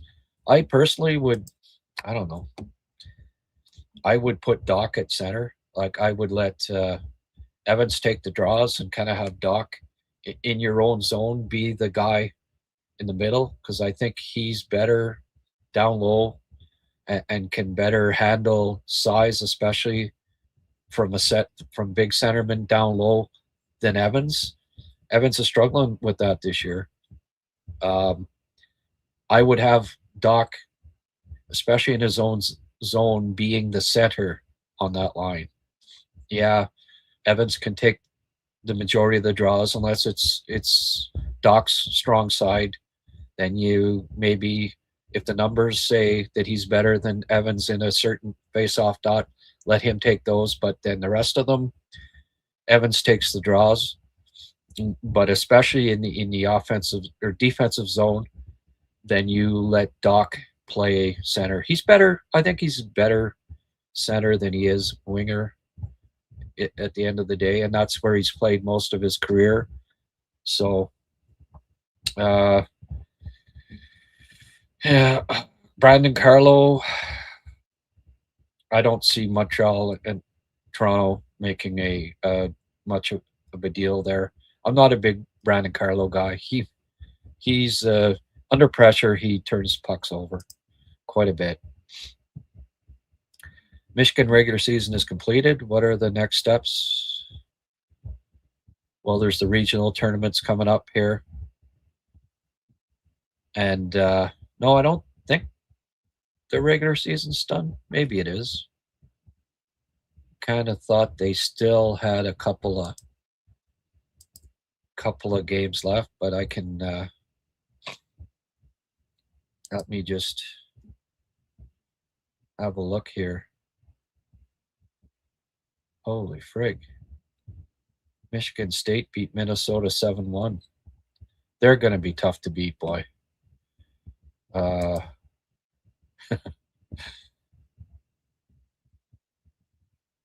Wisconsin, Penn State.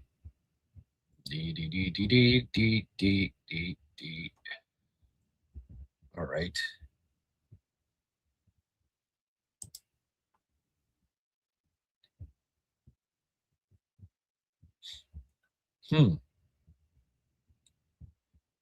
That's quite a break if they don't. March 12th. Yeah, well, maybe, eh? Anyway, the regional tournament's coming up, like the conference.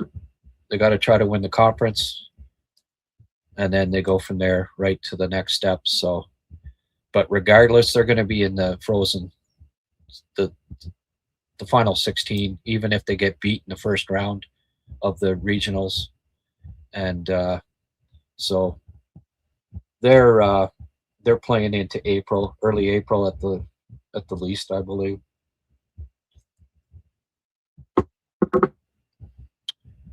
Okay, Pam Bondi is trending. I guess she didn't get traded to the Habs, did she? Tom Wilson. Don't tell me Wilson's on the block. That'd be a good pickup, eh? Imagine if they got Tom Wilson. That'd kind of blow things up. What do you think, Habs fans? Would you take Tom Wilson? I don't see Wilson being on the block, but they do look like they're selling. They did trade Johnny Carlson. If Ovi's retiring, might be time to kind of blow it up.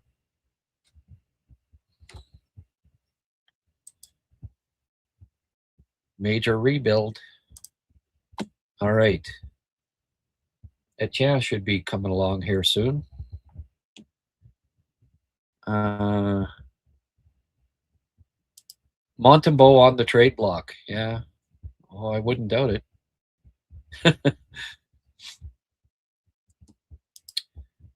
Hi, Grant. G'day, D Jazzy. Would you call up Reinbacher to the big club or keep him simmering? I'd call him up. I think he's ready. I'd give him a look anyway. The last top 5 defenseman picked in the draft that had not at least got a look at the NHL level by the age of 21 was Thomas Hickey. You got to go back like 15 years or whatever it is. And the reason why he wasn't was because he just wasn't that good. Well,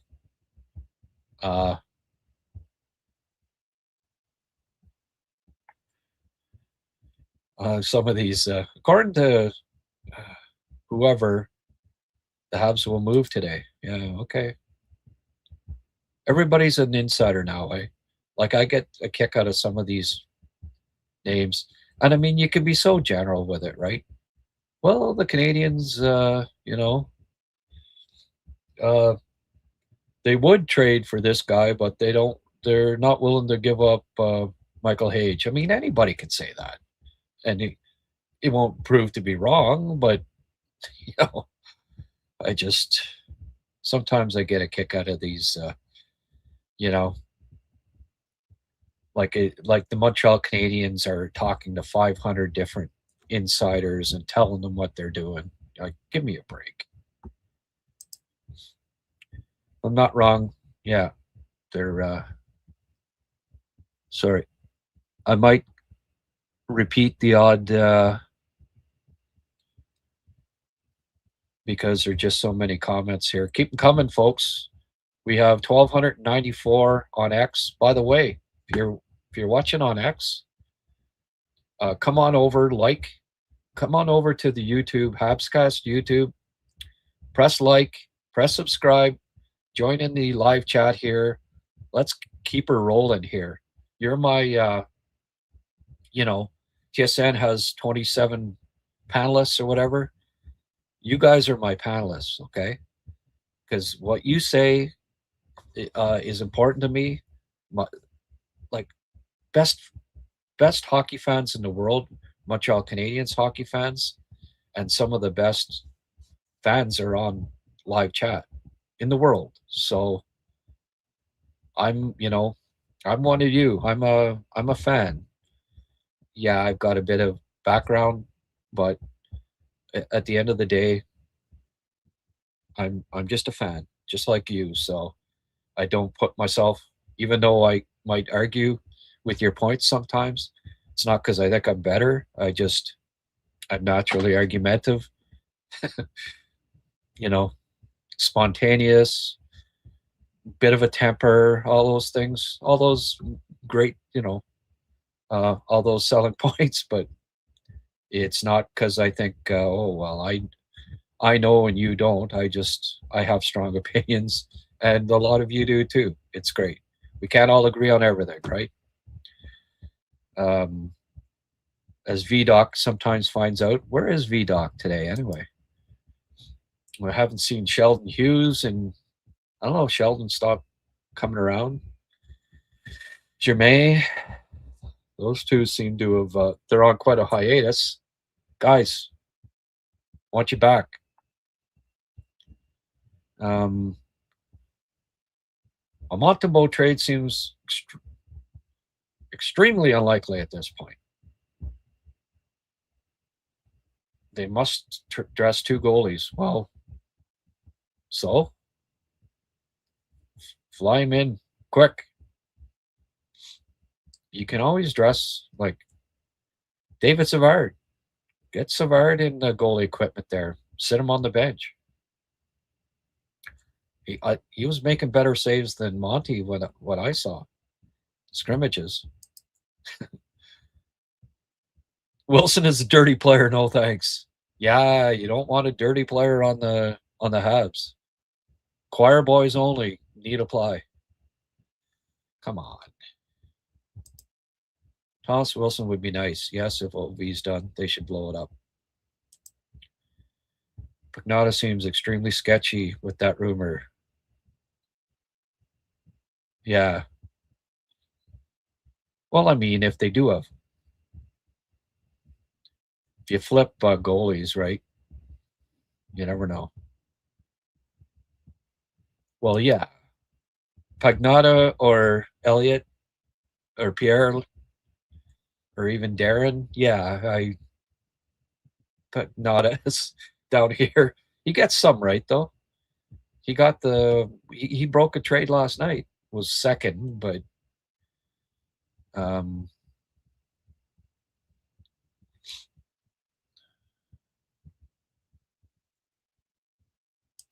I would rather get a root canal than watch Sportsnet today. Thanks, Grant. Oh yeah, no problem. I'm going to try to tougher through here. I don't know why Etienne hasn't shown up yet.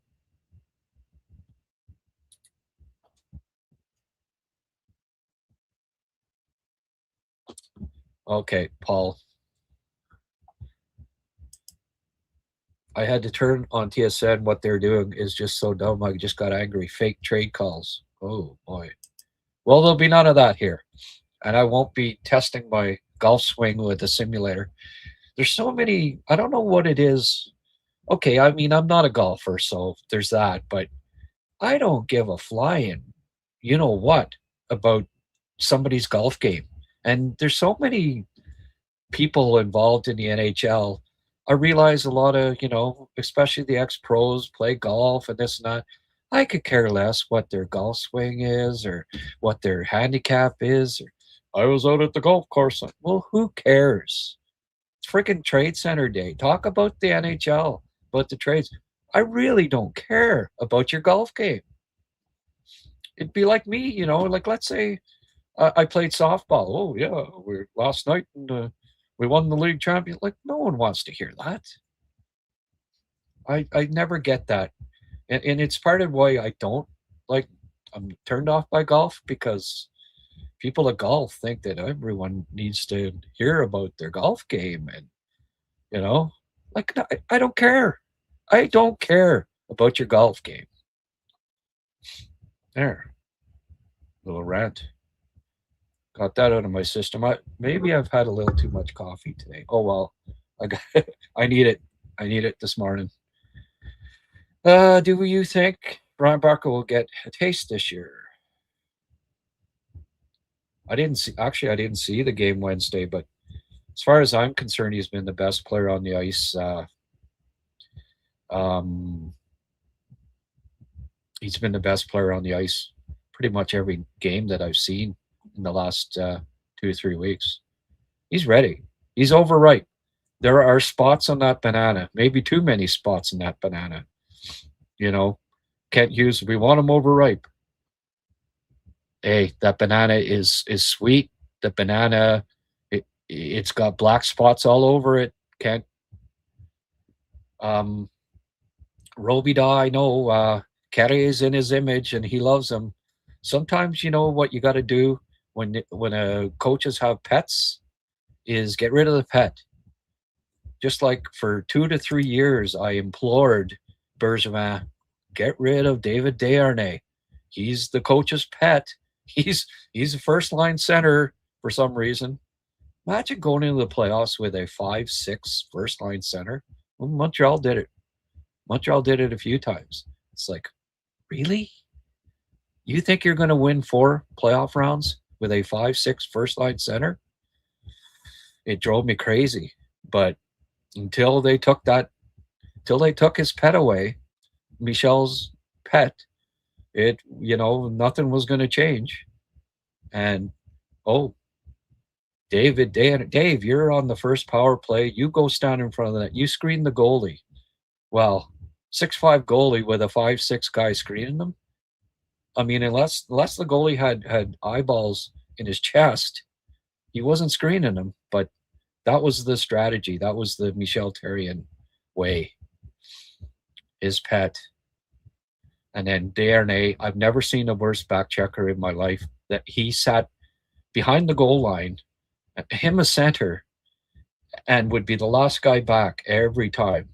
And we're talking about a guy that never scored 20 goals in the NHL. He thought he was a 100-goal scorer. I can basket hang because I'm the coach's pet. it drove me crazy, and it just over and over again.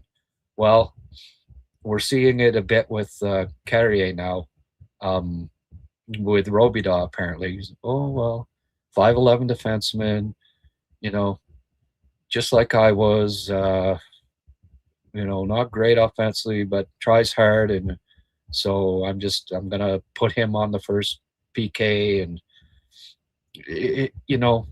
it's got to change. Oh, Sheldon is here. Okay, buddy. You've been quiet lately. Glad to see you're on board. I hadn't seen a comment from you for like 3 weeks. So good. I'm glad to see you back. And Jermaine, wherever you are. Oh, yeah. I don't just see your comments when there's money involved, but yeah, okay. Thanks, Sheldon. I appreciate the donation as always, and I'm glad you're here. I saw Hage live in Madison a few weeks ago. Didn't do much from my perspective, just one game though, and I'm no scout. Oh, he's not great all the time. And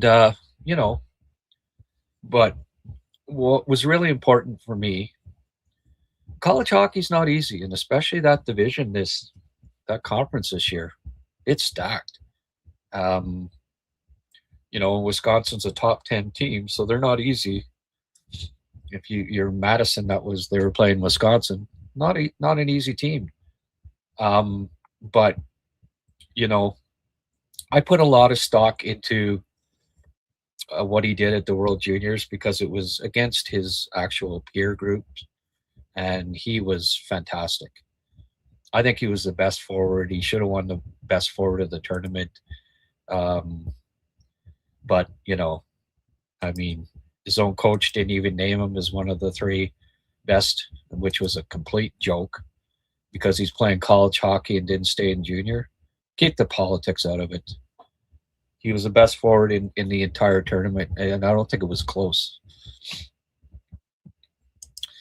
I would take Wilson any day, only hate him because he's not in our team. Yeah, frick. Are you kidding me? Tom Wilson would be the absolute perfect addition to the team. And you know what? Anderson and him fighting in the bench and all that stuff going on. They're buddies.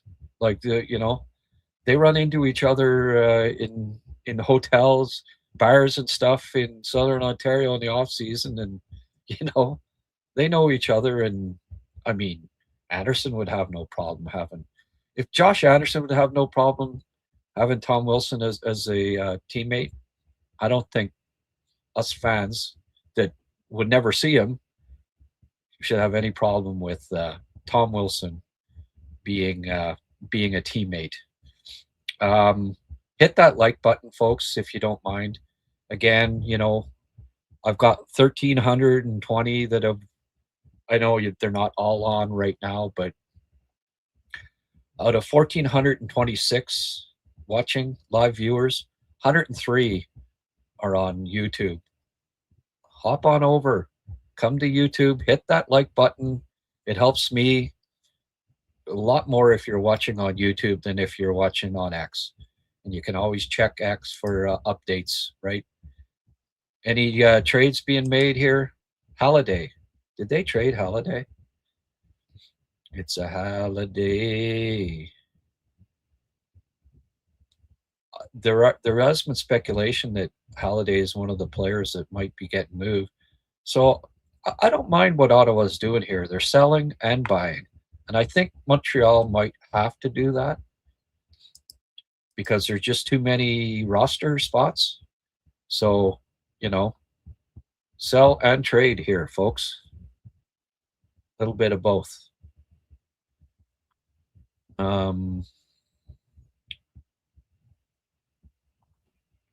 not seeing all still a little bit quiet on the Western Front here. They're still showing just Sam Carrick as the last deal on the trade tracker. Jeez. Good thing I have lots to say today, eh, folks? Nice to have you with us, Sheldon. Yes, absolutely. Do the Habs need an energy line with an identity in the bottom six? Yeah. Yes, Joe. Joe Boyle. I've been saying that for maybe months now, and as well today. Absolutely. They need, I think their biggest need at forward is size, energy, physicality. They need an upgrade. Alex Texier isn't the, again, I'll go back to it, but why did they sign him? They didn't have to do it. Wait till after the year. Like, oh, if he bolts, he bolts. The guy was bought out by St. Louis earlier in the year, terminated contract. There was absolutely no rush to sign Alex Texier. And yeah, it wasn't for a huge amount of money, but if he's going to be an extra forward here, 2.5 million or whatever it is, that's enough. That's too much, really. Like, he's not going to be a regular forward in the Habs next year. I'd be very surprised. I don't know if I guess they think maybe they can, like, there'd be a guy that I'd move, right? Like Kadri, Evans, Texier, there's a few guys I'd move. I mean, I know you see Gallagher's name. I don't see the Canadians trading Gallagher, for reasons that people can probably figure out. It's he's the last tie to the past. He's bled red, white, and blue for the past 15 years, given his heart and soul. It's tough to move Brendan Gallagher. And I know, the head says yes, but who wants him? Like, it's almost be like a, well, actually, there'd probably be a couple teams that would, just for that heart, right? And at playoff time, you might be able to move them, but sometimes there has to be decisions with a bit of a heart. Heart has to be involved. Tradition, loyalty, and in Brendan Gallagher's case, I think that has to be a factor. I need to know what Kevin Bieksa is doing with his hockey stick on the VR screen. Oh, they're getting, yeah.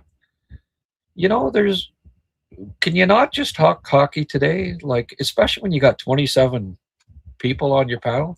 That's what I'm doing, talking hockey, and I'm going solo here. I find that they get a little bit too, a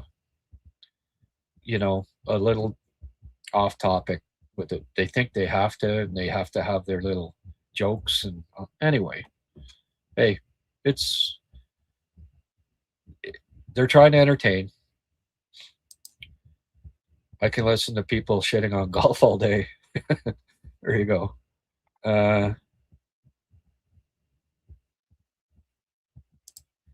It's called stalling because nothing is happening, so out comes the golf. Well, hey, I'm managing to talk hockey here by myself for 2 hours. Surely 27 of them could, but oh boy. Anyway, enough crapping on TSN. Wilson, I take him right now and any day. Day or nay. Don't remind me. Yeah. Hughes is way too quiet. Well, maybe he's just waking up. It's only 8:14. He's having his first Java. Maybe Kent sleeps in the mornings. Who knows? The Habs have a ton of guys that need to go. Gallagher, Evans, Struble, Carrier. Yeah. Well, Gino, I just addressed Gally. I don't think Gally's going to be one that goes. Anderson's not going. Maybe Bolduc is a piece that could get moved, but I doubt it. He's on an ELC. They just traded for him. They traded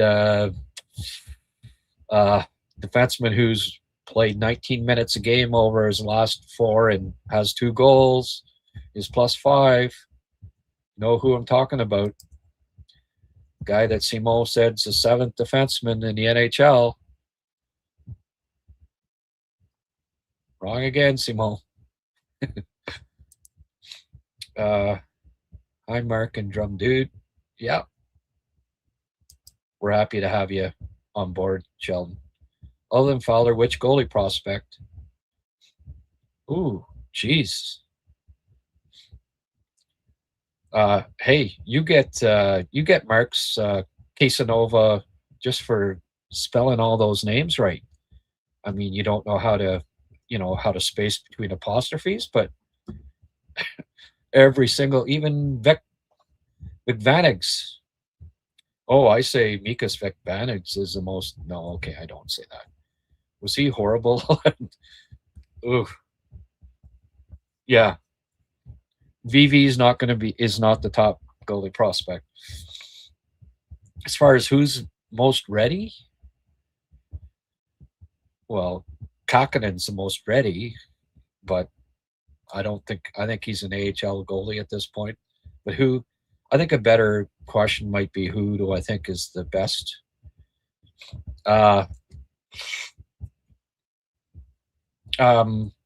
Had a conversation about this the other day, and it still holds true. It would be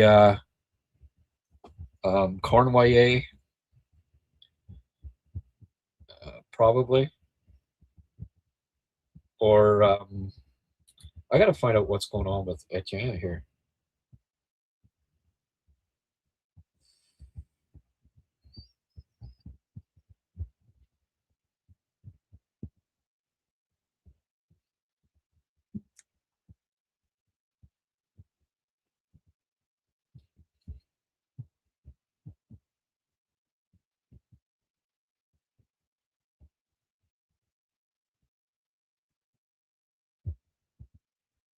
Just hang on a sec.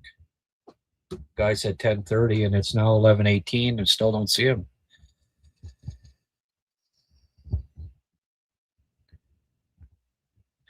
All right. Cornwallier and Volokin right now, but I'm no goalie expert. Hi, Grant. Are we just going to let Kirby walk at the end of the year? No. He's still an RFA, I do believe. Why not trade him? Because he's an RFA. You're not going to lose him. Unless you have the talent of Hudson, your D needs to be big and tough. I agree. Isaac Rosen. Yeah. Well, you want to talk about that a bit? That's the key to that trade. You know, they got Bryson, who's a kind of a, bottom 6, 7, 8 defenseman, conditional 4th, 2nd round pick. But the key for Winnipeg there is Isaac Rosen. Hey,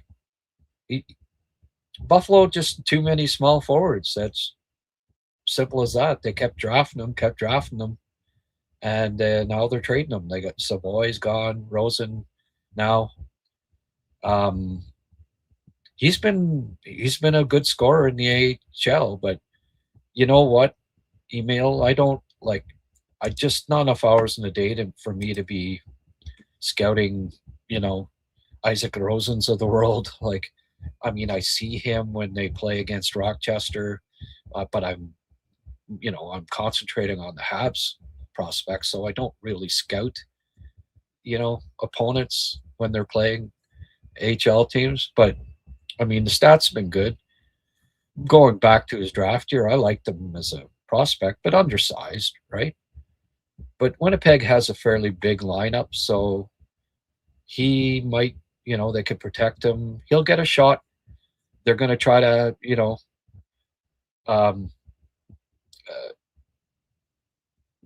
they'll give him a shot in the top 6. They need to replace Nick Ehlers. He would be Nick Ehlers light, not nearly the skater that Nick Ehlers is, but yeah.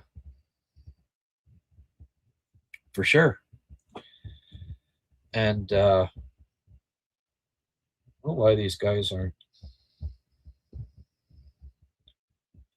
showing up. I just sent a message out to Blain.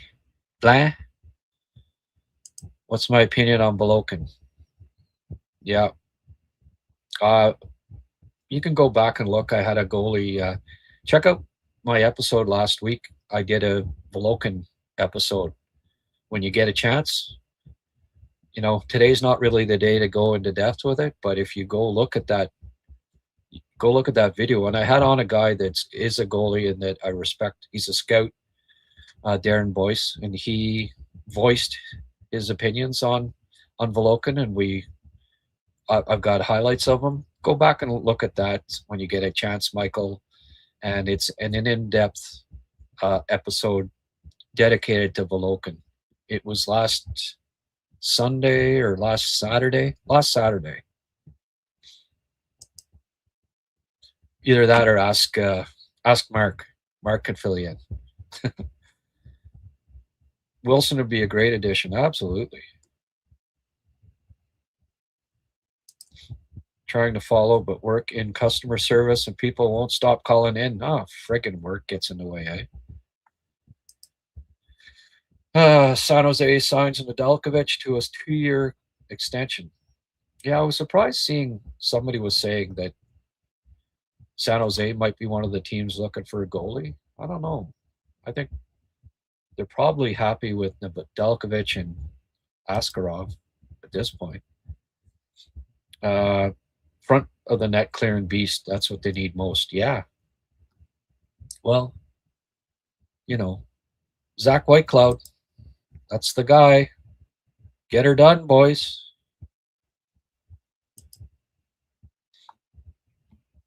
Just see what's trending here.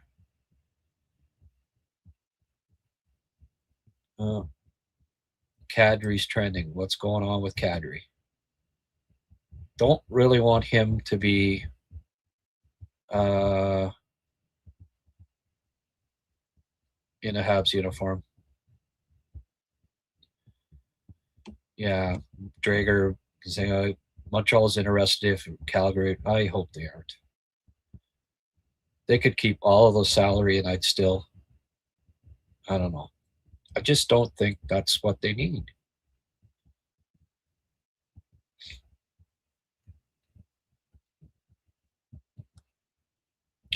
He'll be disappointed if he's still a Hab. Like still a Calgary after the trade deadline. Like, why would you say that?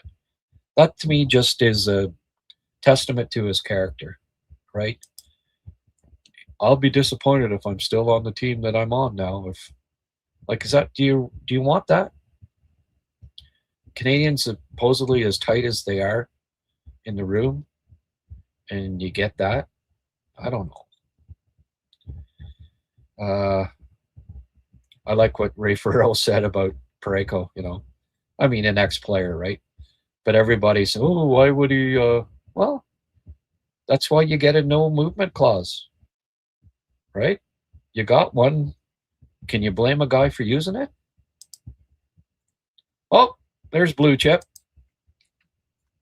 Finally. Hey. I finally get a little bit of a break here. Thanks, man. Sorry, You're welcome. I was too busy to text you back there. I just thought you had the link, Yeah, no, I saw it this morning. It's just I was waiting for the text back, but it's okay. Oh well, sorry, man. I'm okay. I'm producing, hosting. Yeah, you know how it is, eh? Anyway, good. I'm glad you got the hint when I said, get the hell over here. How you doing? Yeah, not bad, not bad. Yeah. Lots of coffee in me. I'm, all hyped up. So what do you think of Montreal's move so far? Interesting, eh? They didn't do anything. No, unless I missed something. But yeah. No, sorry, being a little sarcastic there. What, first of all, what would you like them to do, and what do you think they'll do? Because I realize that's two different things. Yeah, I don't think they will do much. Like I read somewhere that they might be All right, interested in. that's it. Thank you very much for coming on. Thank you, Etienne Lepage. You're welcome. By the way, this is Etienne Lepage, blue chip prospect. Go to his website. Great. Does some great analyzing of draft prospects and drafted prospects. Great guy. You haven't been on in frig maybe 2 months or something? Been a while, eh? Super busy. Went in vacation and now I'm good. Okay, good. And we're trying to. Friday's still good for you? Friday should work. Yeah. Okay. Well, I'll try to get you on as many Fridays as possible here. Okay. Sound good? Okay. Yeah. But yeah, sorry for cutting you off there, but you don't think they'll do much? Why? I'm not sure if they're actually there trying to push to be a contender right away. If there's something that presents for them with a price that's normal, like not a crazy price like the Perico type of trade that was canceled, I could see them do something in that case, but the prices have been pretty high as far as I'm concerned, so I'm not sure they are willing to pay that much. They already did their big acquisition this summer when they got Noah Dobson. I'm not sure they're willing to do another one like that, but like there was the rumors about Robert Thomas. I'm not sure if this is the guy that we need, but at the same time, it would be a crazy good 1-2 punch at center. But the price for a player like that would be absolutely crazy. So, I think they will. If they get some depth, maybe they try to get a goalie. But okay, I'm not convinced. Suzuki wasn't convinced either when he said he doesn't expect anything. So yeah, well, I'm on the same line as him. Okay. Sorry, whose comments? Suzuki. He said when he was asked, obviously it's probably media training, but when he was Suzuki's not going to say, "Yeah, trade half the team, man." Yeah, exactly. I'm sick of these deadbeats. Like, yeah. No, that's what he's got to say as captain. But well, okay. Yeah, I agree that they're probably not going to go after Thomas, and they're not going to trade for a Dobson, but the East is wide open as far as I'm concerned. I think they can win the East if they make 3 moves. Now, one of them is getting Bobrovsky or Binnington, upgrading the goal. Other is getting a bottom 6 like a Toropchenko type, big physical energy bottom 6 winger or center, and the other is like a Zach Whitecloud, and Blake Coleman's the other possibility. I think this is achievable without trading any of your top 5 prospects. I think they can afford to deal their first round pick. I think there's some very good prospects outside of their top 5 that can be utilized in a deal. Maybe a Struble can be thrown in there too, somebody from the roster or even a Jake Evans if they get back a bigger, more physical center in return. Yeah. I think like that's 3 moves that would not cost you the future and that I think are possible. And if they make those 3 moves, I think that they,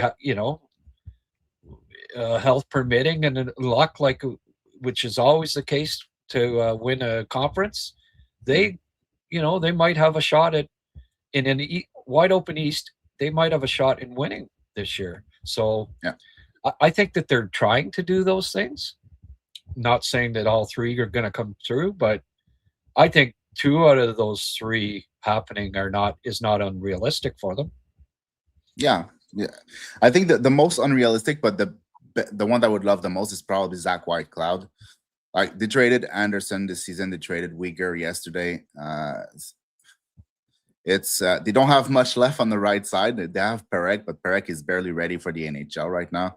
So it would be like, I think there's a lot of teams that would want Zach Whitecloud to play on the right side. So it would cost more than we expect to get him, but he would be a perfect target for the Montreal Canadiens. I do agree with that.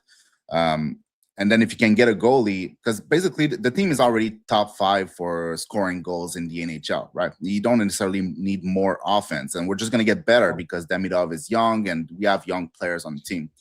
So I don't think getting that like more offense necessarily what we need, but like you said, a big energy guy in the bottom 6, a solid defensively sound and physical defenseman on the right side to play either on the third pair or to pair on the second pair if we need to, would be great. And a goalie, because the problem is Dobish often looks really, really good, but it's not consistent. And I think it's normal for a goalie that is very young, he's in his second season.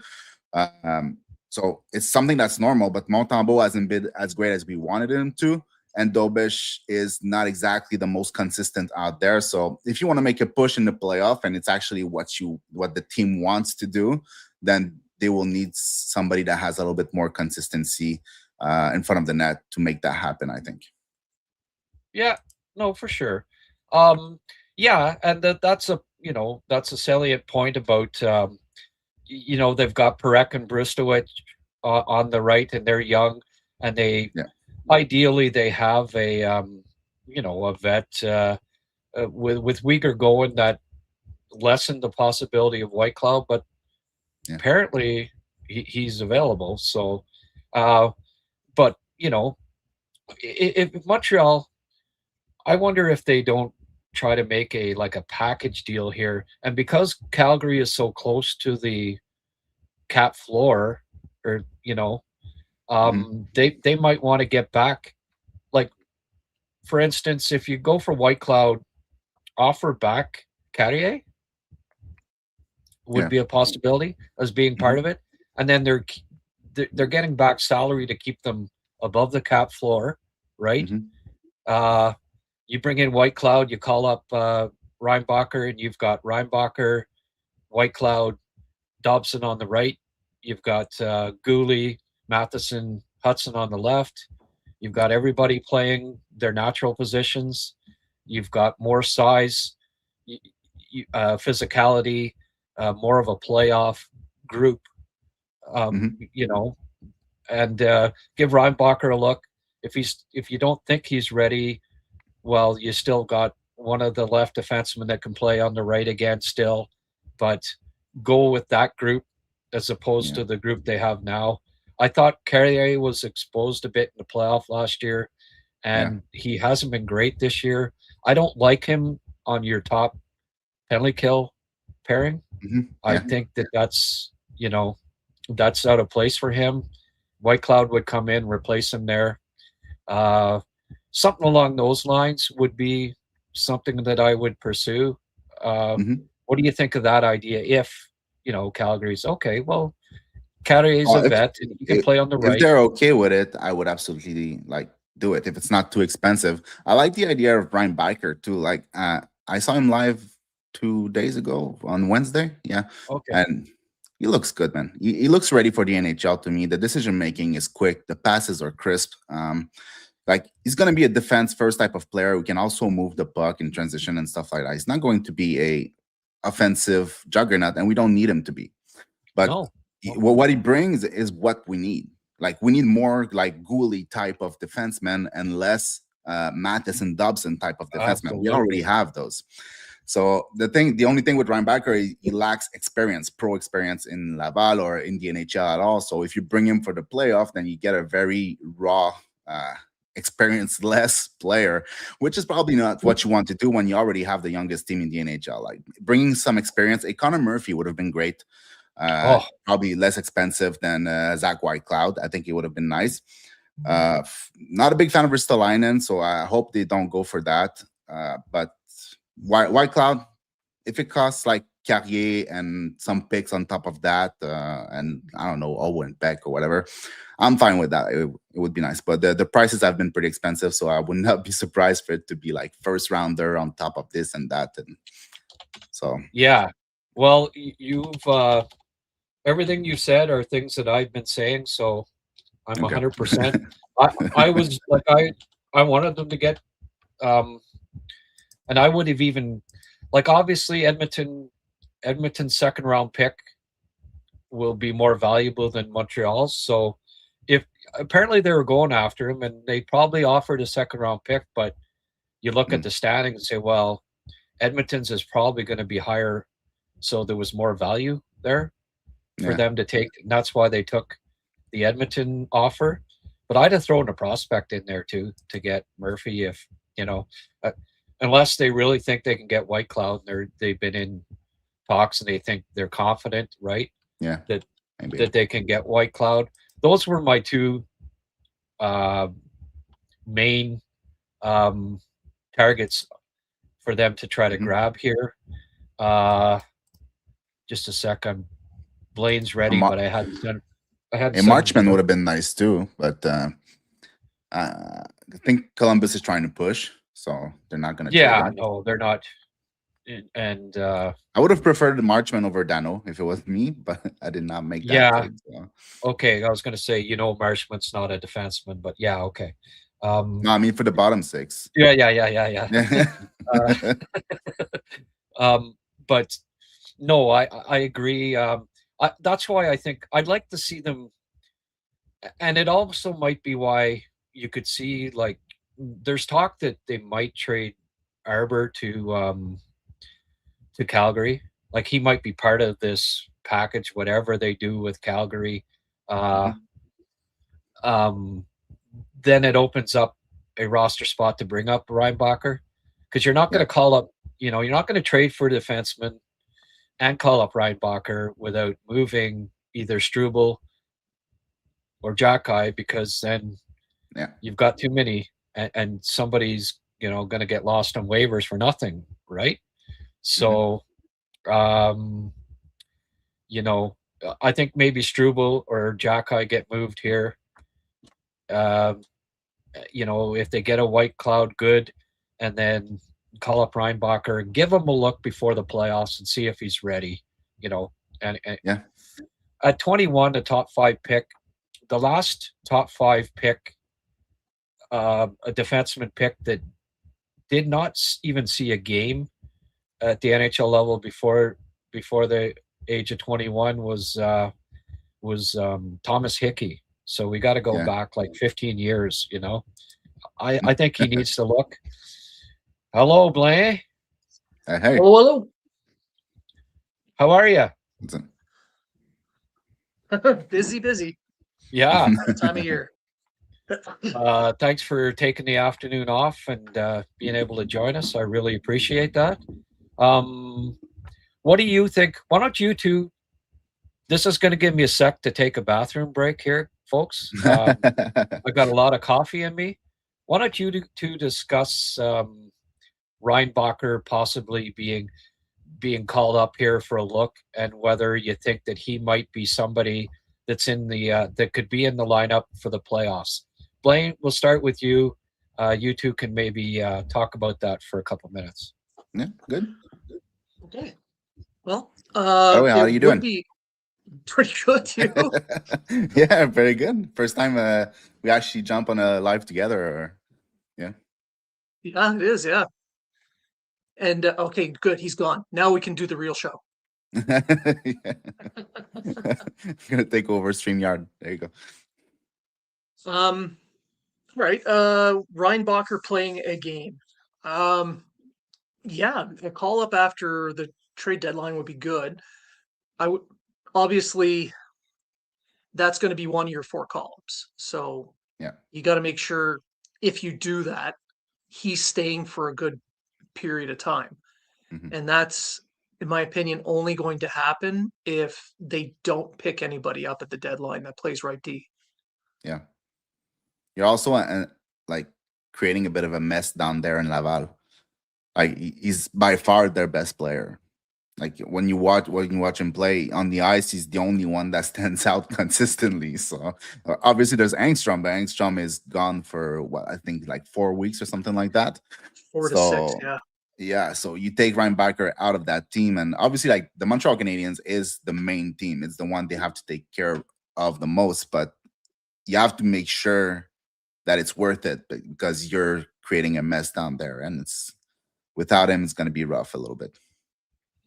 Well, it's also their goal is developing players. They've done an excellent job developing these young players since they've taken the team over. And is it in his best interest to move up and face another challenge, or to continue what he's doing now and dominate a little bit more before he gets that call? That's a tough call to make. Yeah. And I agree with what you're saying. It's like one of the things that I always thought was a little bit like not that great with Ryan Backer is the processing speed when he goes, let's say, for a retrieval. Sometimes he kind of take too much time to make a decision with the puck, and then somebody comes on him because the forechecking is applying pressure, and then he has no more options. There's no more passing lanes, and then gets locked along the board, and he can either just kick the puck to somebody and try to make something, but he doesn't get the puck out. I think he got a lot better at doing this quickly, like moving the puck forward quickly this season, but it's still there sometimes. It's still like ding, ding, ding, ding, ding, ding, ding, ding, ding, ding. We've got a trade, folks. Sorry to interrupt you. That's my trade call. Gendreau and Rizzo traded for Harrison and Edward. Blockbuster, guys. Flyers and Bruins. I'm glad that Mark added Flyers and Bruins. A lot of people wouldn't have known which freaking teams are those. That Gendreau's the son of a scout for the Flyers, actually, and he got traded from the Flyers to the Bruins. So don't know. This is a minor league deal, obviously, and may not have any NHLers in there, but hey, a trade. Hallelujah. It's been a little quiet, eh, boys? Oh, that was Urychek this morning. So yeah, no, I know. And what did you think of that deal, boys? I like it for both sides. Like Philadelphia, they're getting a big right shot defenseman that doesn't really have NHL speed, so it's been a lot more complicated than I anticipated for him. I had him pretty high in my ranking, and I thought he was going to be good. But that's the thing. Every defenseman that are extremely skilled and like seem to be very good for an NHL projection, when they don't have the feet, they always end up being less than I expected. Like if I look at Yakimchuk, he's having a much harder time than I thought he would have because the feet aren't necessarily great. So same thing for Urychek, but there's a future for him in the NHL, I think. And then on the other side, Minnesota gets Bobby Brink, a good middle six player. I think they're stacking up for a playoff push, and it's the right type of player for them. And Urychek was just not making it into that defensive core. So. Yeah, I agree. Brink he's a pretty good two-way player. You put him on a third line, he can still get you 20 goals a season, and come playoff time, he still plays that gritty style that teams need. He's not big, but there's a lot of bite in that dog. With Urychek, I agree. What was that? Would you trade a first, second, third, and fourth round pick for Bobby Brink? No. Well, that's what Minnesota traded for freaking Urychek. Yeah. I went into it earlier today, and like that's a fireable offense, but it's Bill Guerin, and he won gold for for the U.S. at the Olympics, so his job's safe regardless. But why he ever traded a first, second, third, and fourth for Urychek, I'll never know. I, by the way, didn't have him in my top 10. Where did you have him, blue chip prospect, boy? I don't remember exactly where, but I had him top 7. I'm sure it was top 7. I just yeah. I don't know exactly that's where he went. Yeah. He went 6th overall. I wasn't a fan. I thought he was overrated. Skating, like you say, I thought you got to be careful, especially with Czech prospects and teams like that, where, but he was playing the power play at the World Junior. Well, yeah, because they don't have anybody else to do it. Yeah. Right. The thought was, I think some people thought, oh, well, there's some offense, there's some offense there at the NHL level, when it was pretty apparent that no, he wasn't a very good puck mover, wasn't the smartest player, wasn't the most physical, not the best skater, but big, and played above, always played against older players in Czech because, let's face it, Czechs don't normally have a real strong defense group. And sometimes these guys can be a little. Remember Musil? There's another example. He's playing in the World Juniors when he's 17 because they didn't have many other choices, right? So he gets overrated. He was slow. He ended up getting picked high in the draft, higher than he should have been, and he's never come close to making the NHL. But I thought, Columbus had already identified that, I think we may have made a mistake here. Let's try to trade him while we can. And his agent already saying, well, you should be playing in the NHL. They always hate those kind of guys too, right? Because he clearly wasn't ready to play in the NHL because he's still not playing regular in the NHL 2 years later. But they identified, okay, let's get rid of this guy. And they got a first, second, third, and fourth from Minnesota. And then he never became a regular, and they trade him. With all due respect to Bobby Brink, you would not trade a first, second, third, and fourth for a 5'8", a winger, energy winger that's on pace for about 18 goals and 18 assists. Yeah. Well, asset management aside, Brink to the NHL roster, that's a good ad. Urychek, I agree. In his draft year, I had him about middle of the first because of his skating. It wasn't necessarily a straight line skating that I didn't really like. It was his mobility overall. Oh, look, another trade. Okay, so which Foligno are we talking about, boys? There's two Folignos. Mike. Probably Chicago. Yeah. Mike Foligno traded to Minnesota. He's jumping for joy. Remember the little his knees might hurt a bit. Nick Foligno. Yeah, I figured it was Nick. Yeah. So Foligno, hey, Marcus, longtime Minnesota Wild. Now they get the other Foligno, right? Yeah. Okay, no return as of yet, but don't imagine they're still not they still haven't addressed the center. I know they got McCarron, but I mean, the thought was that they would. Are they going to get Trocheck? Is that? They're going to give up some assets to get that. Apparently, according to what I've been seeing, the ask is really, really high for him. Yeah, and they already gave up most of their assets to get Quinn Hughes, right? So and Bobby Brink. And Urychek, yeah, sure. Well, okay. So he's definitely gearing up. Minnesota's definitely pushing all their chips in right now. Yeah, probably because he sees the writing on the wall, paying $17 million for one player. It's not going to leave a lot of wiggle room with the cap next year. Well, that's it too. Like I'm sorry, I don't like the Bill Guerin moves. I really don't. And I mean, there's no guarantee that they're going to re-sign. I still say the odds are good that he ends up in New Jersey, and you know who I'm talking about. So their windows now, and they got to beat Colorado and Dallas, who still are better teams. I think at the end of the day, they can make up. They can get Mike McCarron and Nick Foligno and these Bobby Brink, but does that put you over the brink, so to speak? I think they're just trying to pound them into the ice. You notice the theme with all the players he's bringing in.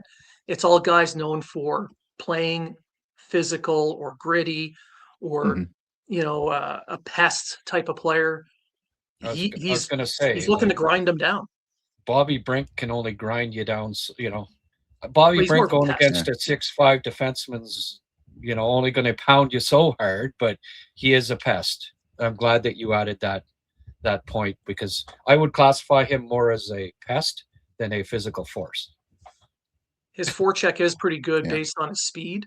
Oh, so of that'll course. cause them some problems. And you got the Folignos trudging up in behind to finish the hit. They're going to try and grind people out of a game. You find Bobby Brink to be fast, do you?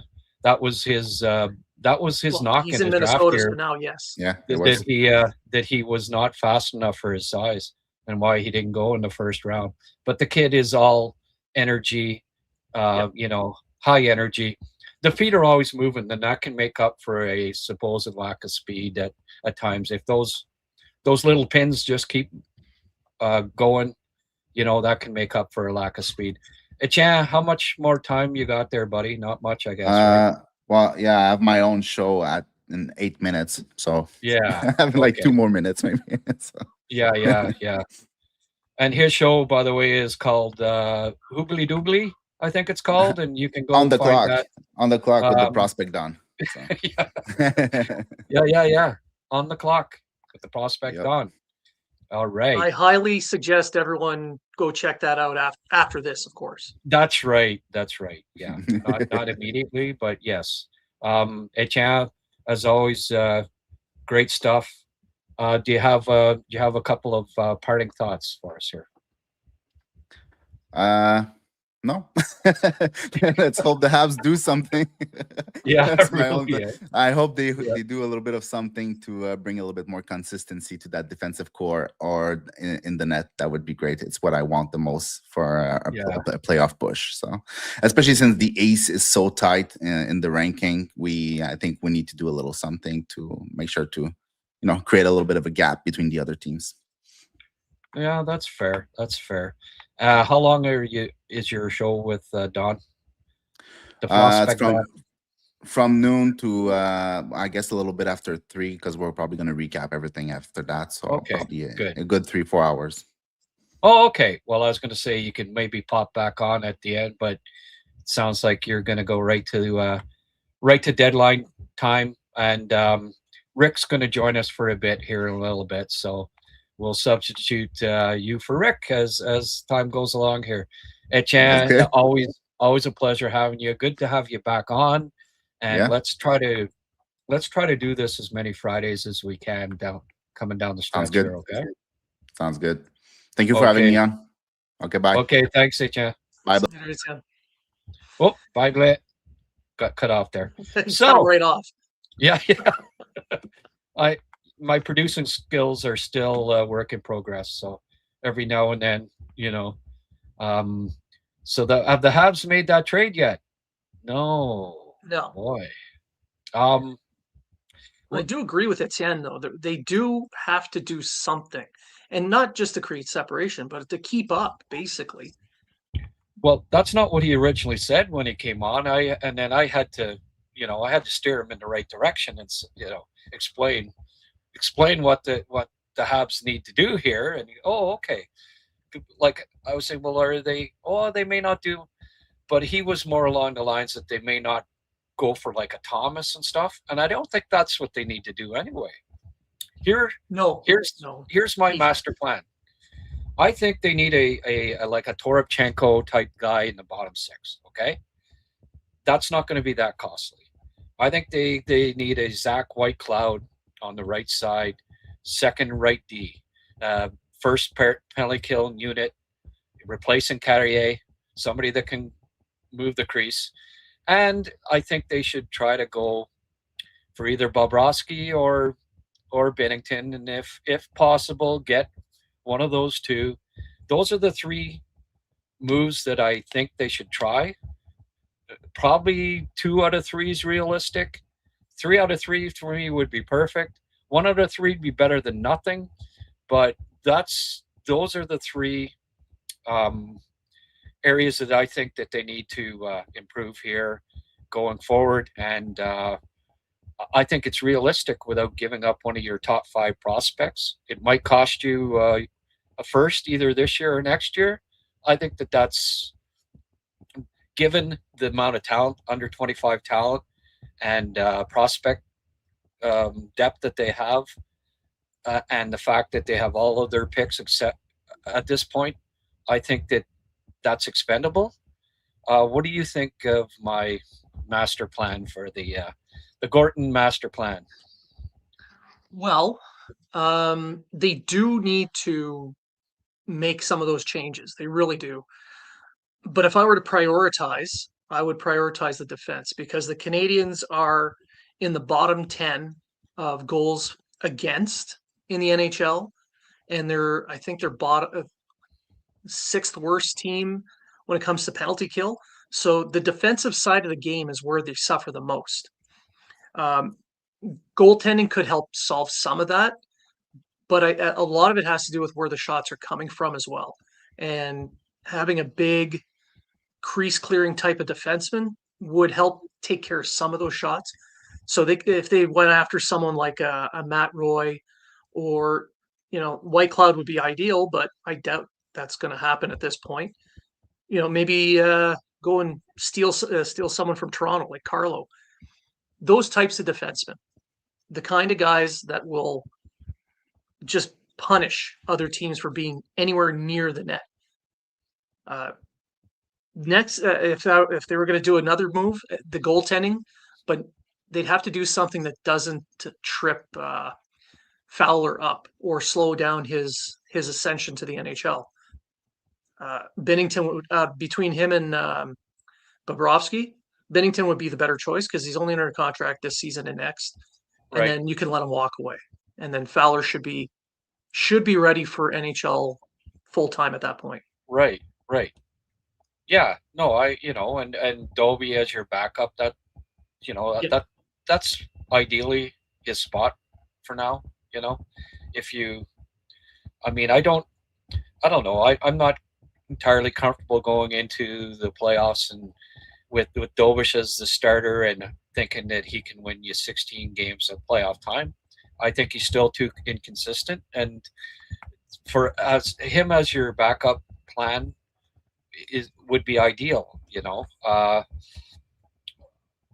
It sounds like they're looking, at least exploring and I'm glad, because I think it's a indication that they're finally willing to move off of Montembeault, and that they finally concluded that, hey, maybe he's not the guy to start nets for the playoffs, right? Well, I know the knock on Binnington is he's playing behind a weaker defensive team. He comes to the Canadiens. It doesn't improve that much. So do you expect him to play better in Montreal? Are you expecting better outcomes? And are those outcomes better than what Montembeault can provide? How much is he going to cost to bring in? And is it worth it for that change? Yeah. People saying, oh, Minnesota's more than okay. Guerin's done a great job. You know what? You got to be strong down the middle to win a playoff time. And Minnesota is not strong down the middle. So they don't have a team right now that can win the West, I don't think. They have to get, they're all in or whatever. Okay, fine. But not until they get another center. They're just not. Eriksson, Ek, and who? Hartman's your second line center? Yeah. Eriksson, Ek, and Hartman versus McKinnon and who's the big guy there that they've got now, the 6'6" that they got from the Islanders, Oh, I can't remember. But if they were to start the playoffs right now, they'd be going up against Dallas. Even with all these additions, I can't see them taking them out. No. They have to get a top two center, or all of this is for naught as far as I'm concerned. I don't like what Guerin's done. I really don't. And if he adds Trocheck, that kind of completes his tinkering and gets what he kind of needs. But even if they get Trocheck, I still favor, and it's Brock Nelson. Thank you. I knew that I wasn't. Why? Okay. Yeah, Brock Nelson. But Nelson, McKinnon versus Trocheck, Ek, still no contest for me. down the middle. And Quinn Hughes, till further notice at playoff time, we'll see. But I still, like, against a heavy, hard-checking, tight-checking game in his own zone, he never did it in Vancouver. He won one playoff series, and then when they got against a heavy team in the second round, he was not very good. And I just, he's a 5'9.5" defenseman. If you think he leads you to the promised land at playoff time, maybe. I mean, he's a hell of a player with the puck, but it's still not the to have a 5'9.5". Who's the last 5'9.5" defenseman, Blain, that led a team to a Stanley Cup as the go-to 25-minute a night defenseman? None. We'll see if it can work. It'd be the first time in history. But anyway, I just, I don't think that I don't like what he's done. And we'll see. Maybe I'm wrong. Maybe they can. But I think all of these moves, and then signing Kaprizov to $17 million, which is ridiculous. I'm sorry. Again, That's over the he top. won one playoff series in his career.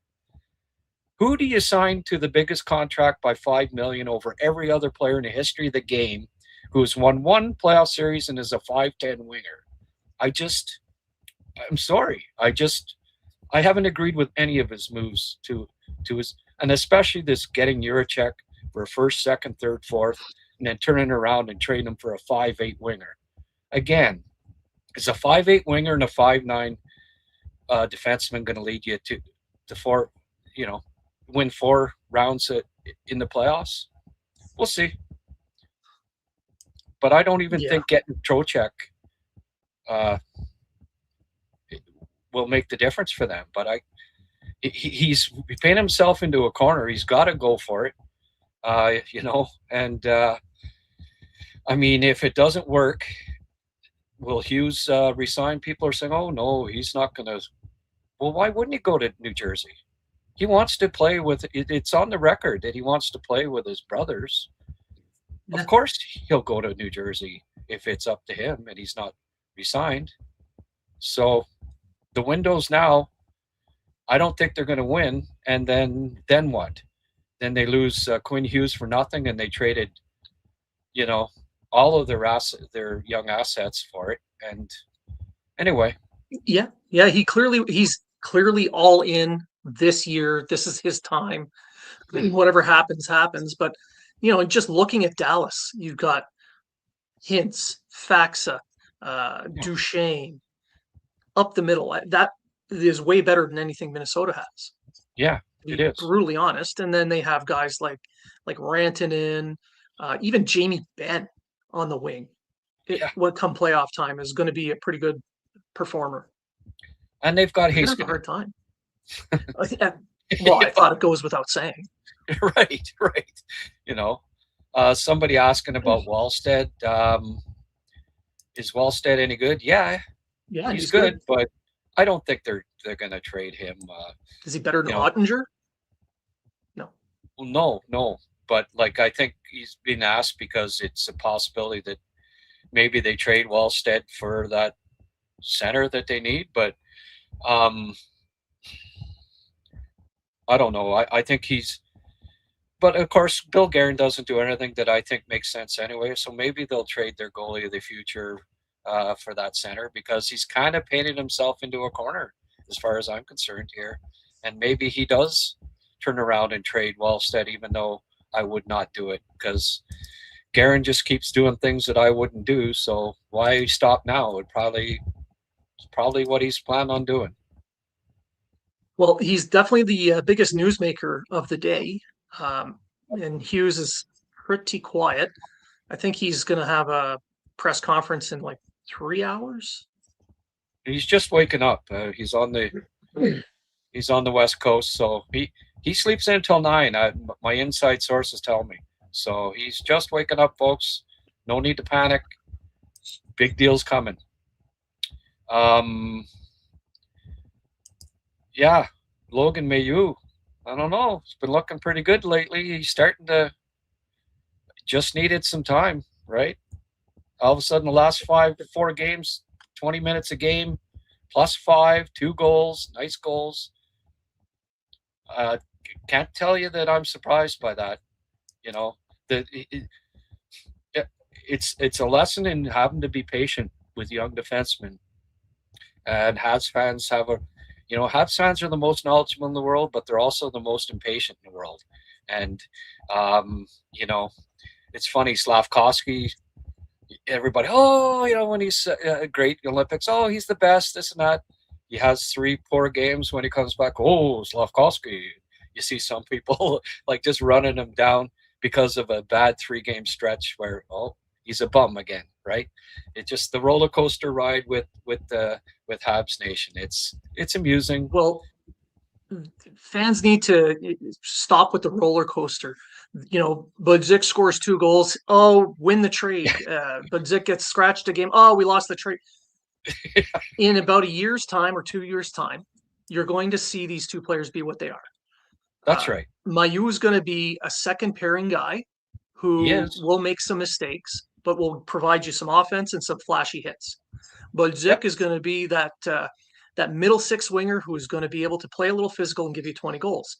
So which one fits what the teams are doing in the future? Both teams got a win out of this. Yeah. I'd rather have Mailloux in the lineup than Kadri right now, but I mean that's fine. I mean, to each his own. But what are they looking for now? They're looking for a big physical right defenseman. Well, they may have had that in Mailloux, They've got it in Reinbacher. But I mean they need 2. Like Reinbacher's coming up, but they need another one, right? They do. So that all the left defensemen can play on the left side and not on their offside and all that. And I personally didn't like the trade at the time. I thought getting rid of Mailloux wasn't. I understood it, but at the same time, I thought long term, St. Louis is going to get more value because, to me, Bolduc's a bottom 6 player, not a middle line player. I don't see him being a second line player in Montreal. I think. Yeah, he's more of a third liner. Thank you so much. He's definitely more of a third liner, but he can be called upon for second line play during injuries. I mean, it's not. It's. Yeah, I didn't expect that kind of a trade. I didn't think that would happen, but I mean, I wasn't surprised. No. I mean, it was the right idea. They needed Bolduc can provide some physicality, right, and some goals. And while he's not tall, he's a thick, strong kid. So that's needed, and it's needed in the future. He's a Quebecer, and it's nice to have that as well. Sure. But I just and it's not a real criticism of him. Like I think on some teams he could be a middle line winger, but Montreal going forward here, it's just because he's not going to play over Slav. He's not going to play over Caulfield. He's not going to play, you know what I mean, like Demidov. And so I don't see – it's more because Montreal is just, Hage is going to be better. Newhook at this point's better than Bolduc. He brings more he brings that speed element. Newhook this year, I'm starting to, and I did say it going into the season that maybe this is a pivotal year for him and that he could be a key to Montreal's success. And we've seen him make a step. Now, we're seeing a little bit more about why he was a top 20 pick in the first place. And, I think right now, Alex Newhook, if you had to identify, okay, because he's only just turning 25, so he's just hitting his prime. is more of a middle line piece than Bolduc, if I were to predict the future. Yeah, I'd agree with that. I mean, he was poised for a breakout year, and then he came into this season and he was on pace for 30 goals before he got hurt. He was on pace for a 30-goal season, but then the injury happens, and that's unfortunate. But he's come back, and he's got, 3 points or 4 points in 3 games? So it's almost like he hasn't missed a beat, and he's bringing that speed. So, hey, that's great. And it pushes Budzik down the lineup a little bit, and that's fine. On a contending team, ideally Budzik would be a third line winger. Right. No, for sure. Let's get to some. Would you keep Reinbacher, call him up, or keep him simmering in the AHL? I've answered that already, but what say you, Blain? It is a hard call because he's just starting to get his legs under him. And I personally would just leave him there. Let him play the whole season out, play all the playoffs down there, get as many games as possible, and then let him make the team next year. If you bring him up now, if there's any mistake he makes or whatever may happen, people will jump all over him. It's better. I think it'd be better to insulate him and just leave him in Laval for now, especially this time of year with the playoff push. Just start fresh next year. Yeah. Wayner saying Grant the insider. Yeah. Not enough R's on that. You need at least 3. Your sister is the insider here. Wayne's sister is the one that fixed me this fine meal, by the way.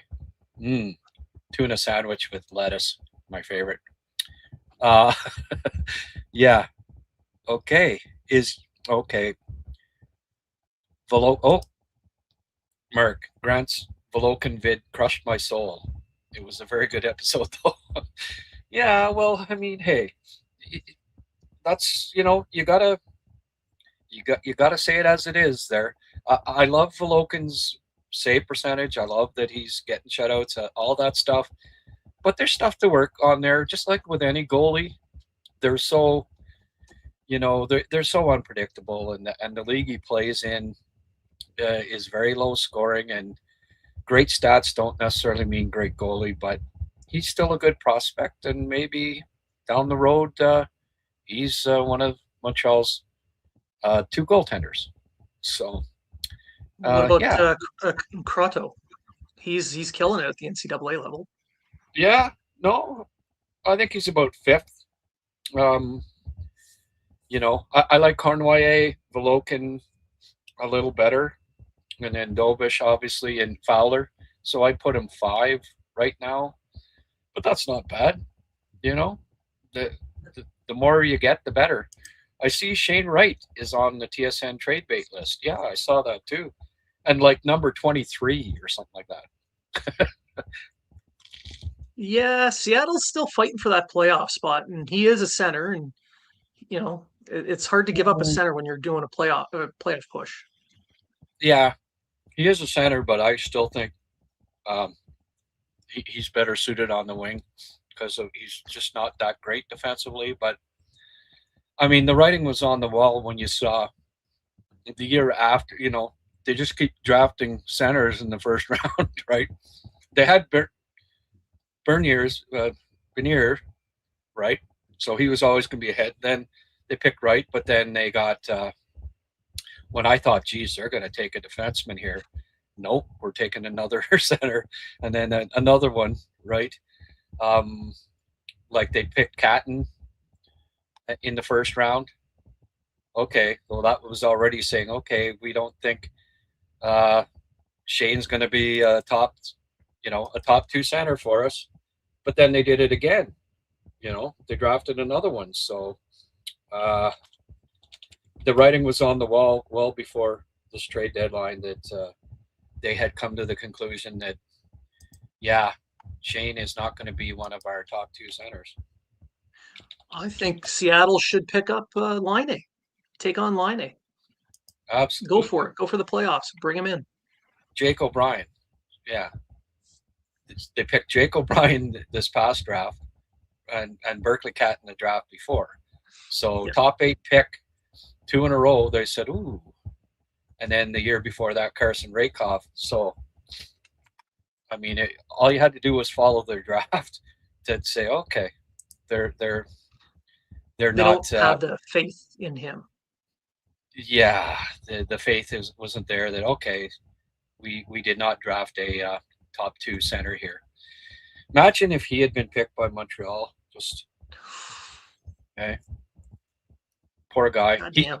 He was upset that he didn't get picked by Montreal.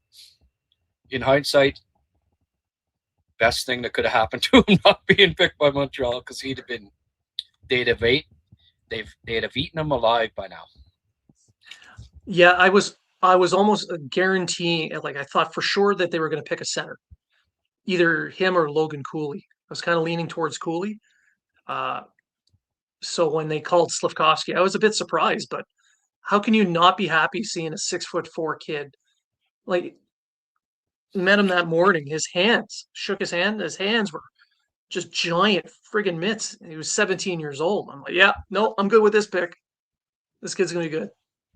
Even though I sent you 400 texts explaining why they were taken right and they were taking Slafkovsky, you still didn't think, geez, you're a stubborn man, Blain Potvin. Sometimes you got to listen to your elders. There's not many of them. I'm old. There you go.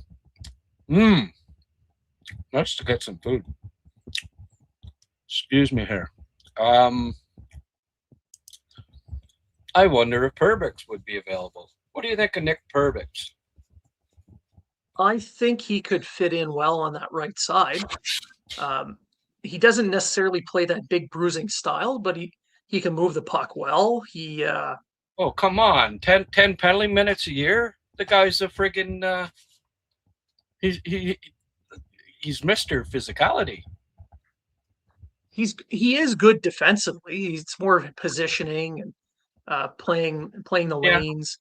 Yeah. It's not the typical type of defenseman they would be looking for this third pair, or, fill in for second pair kind of thing. He's inexpensive. He's only under contract for a couple of years. You're not married to him, so the price was right, sure. Mm-hmm.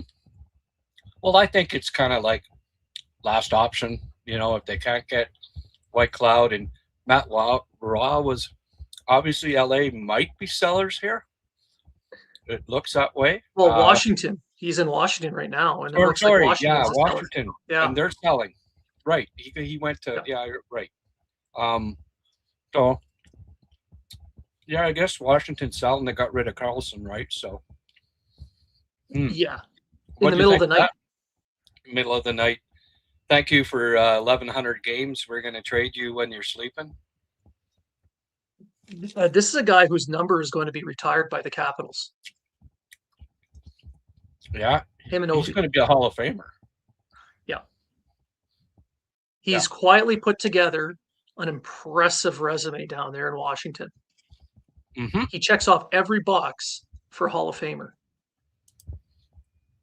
Look at this.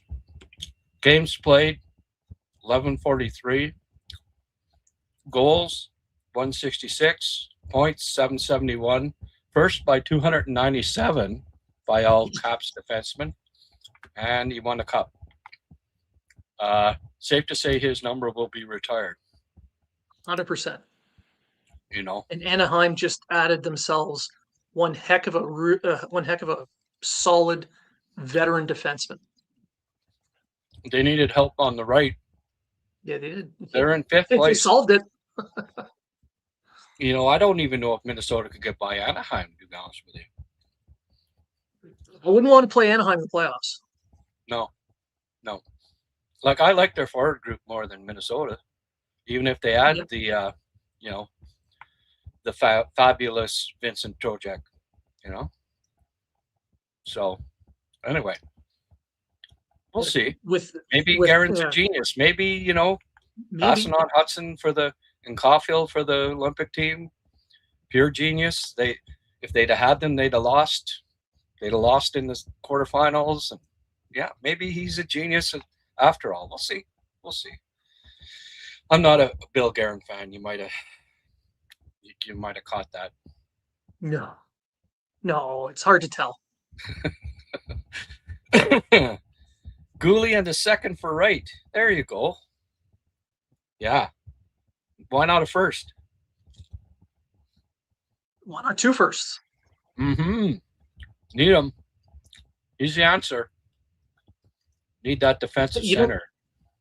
I do agree that the Canadians need solid top 6 center. That would fit real well.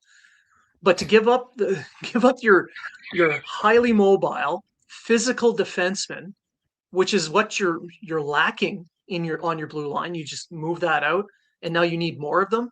No, I can't. No. Shuffling the chairs on the Titanic, like what? Yeah, why would you do that? Like I tweeted yesterday, they need 3 goalies.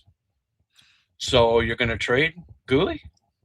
And then, of course, always, people, yeah, but he's injury prone. I believe in the laws of probability more than the law of injury prone. I believe that injuries are the result of bad luck. I mean, I don't care if you were Ty Domi, or I don't know, Stan Jonathan. If you get your skate cut, your quad, you're going to be out. You're going to be injured. I don't care if you got leather skin. You get your, that's a freak. It's unlucky. So it has nothing to do with him being injury prone and everything to do with him having a streak of bad luck. I posted yesterday, early in his career, Sidney Crosby had a multiple concussions. He injured. Yeah. He missed 125 games in a 3 or 4 year stretch there, and they go, "Oh, so do you trade him because he's injury prone?" Steven Stamkos, blood clot, friggin', he had before the age of 25, he had 3. He missed 140 games in a 4 year span. Broken tibia, blood clot, something else, like serious injuries. Yeah. Oh, well, did Tampa trade him because he's injury prone? Good thing they didn't. They didn't, right? Won 2 cups with him. Jack Eichel freaking missed, he had multiple injuries, and then the neck thing, they thought he may not ever play again. Vegas takes a chance, Mr. Injury Prone. All he does is win them a freaking cup. So the wrong, it's the wrong way of looking at it, saying, oh, well, no, trade him because he might get injured again. Anybody might get injured again. In fact, I think the guy that has been unlucky almost has a better chance of if it not happening to him again, and it'll be somebody else that's never had an injury in his life, more likely to be unlucky. So you keep Gooley. They need 3 goalies. Like Reinbacher is going to be a goalie. I think White Cloud's a goalie, and you got Gooley. You need 3 goalies to win at playoff time. So why get rid of the original goalie? That would be ghoulish. Yeah. And these aren't the old school stay-at-home type defensemen either. No. They're mobile, smooth skating, 2-way defensemen who just happen to play with an edge. Yeah. That's the Canadians need more of that. And I agree. Reinbacher, he can be a goalie. You have goalie there. They need something else because Carrier, as much as anyone loves him, and he has provided good service to the Canadians. Yeah. He is not what they need when they start contending. No, because Matheson's not, real physical. Dobson's not real physical. Hudson's 5'10" and 165 pounds. So you got those 3, you need to balance it with 3 physical guys. Yep. Name me, a Stanley Cup winning team that didn't have 3 big physical defensemen, and you're searching. There aren't too many instances of it in NHL history. Oh, and the Canadians made it to the Cup final in Yes, just a few years ago. That's what they had. Sherratt, Edmondson, Weber were the Yep. pillars, and the main reason, other than Carey, that they went where they did, and also getting Jordan Stahl and having Corey Perry, Stahl, and Armia as your 4th line, when really they ended up playing like second line minutes because they were just so friggin' effective keeping the puck in the. They need that too. They need some size, ability to cycle in the offensive zone, keep the puck, wear down the defense a bit with size, physicality, cycling. They need that. If they're until they have that in the bottom 6, until they have 3 physical big defensemen and steady your goaltending, and I think that's why I say those are the 3 targets that they have to go after here, and I think they're achievable without trading any of your top 3 prospects. If Zborowski has to be dealt here for a really good piece that fills one of those 3, I consider it, but I still think Zborowski, Pickford, Fowler, Reinbacher, Hage, they can make these 3 moves without parting with one of those 5. I think so. And with the size issue, people have to start thinking about playoff series lasting the full 7 games. You need those lines that can drag people down. Yeah. For a second round pick. Yeah. Corey Perry, sorry to interrupt you there, but no, that's fine. Corey Perry to Tampa for a 2nd round pick. Interesting. Return trip. Hey, what's the one thing about Corey Perry? Teams that pick up Corey Perry make it to the Stanley Cup Finals 80% of the time. So, yeah. Talk about curses and bad luck. How many years in a row did he go? Like 5 years, 6 years in a row? You made it to the final and never won? Like, crazy, oh my God. Yeah. Well, I guess Dennis Bernstein, who I had on the other day, was right. The LA Kings are not going to be trading for Patrick Laine. Why would they need to? They're not going to go for it this year. Yeah. Yeah.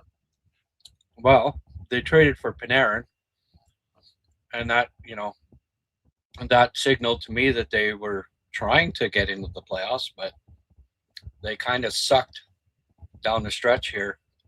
Did they lose last night? I gathered that they did. I think so, yeah. And I think that that was kind of the last hurrah, right? Saying, okay, we have sucked since they came back from the Olympics. We're not going to make the playoffs. Let's unload. Washington, that's interesting, but the odds weren't with them making the playoff either. I guess Ottawa's the Kings won last night. They beat the Islanders. But it's the injury bug that's killing them right now. They've lost some key guys. Kuzmenko, Fiala. Yeah. I now, guess so. They can probably keep Panarin, get him signed, and then they can have a go at it, next season? As soon as next season. Yeah. They did sign him, I think, did they not? As soon as they got him. Did they? I'm not sure. Maybe not. He's been going crazy here. Yeah. But just to have a look here, in the West, they are 3 points out. Yeah, it's interesting that these teams that are 3 points out are saying, okay, so maybe there's more sellers than we thought, right?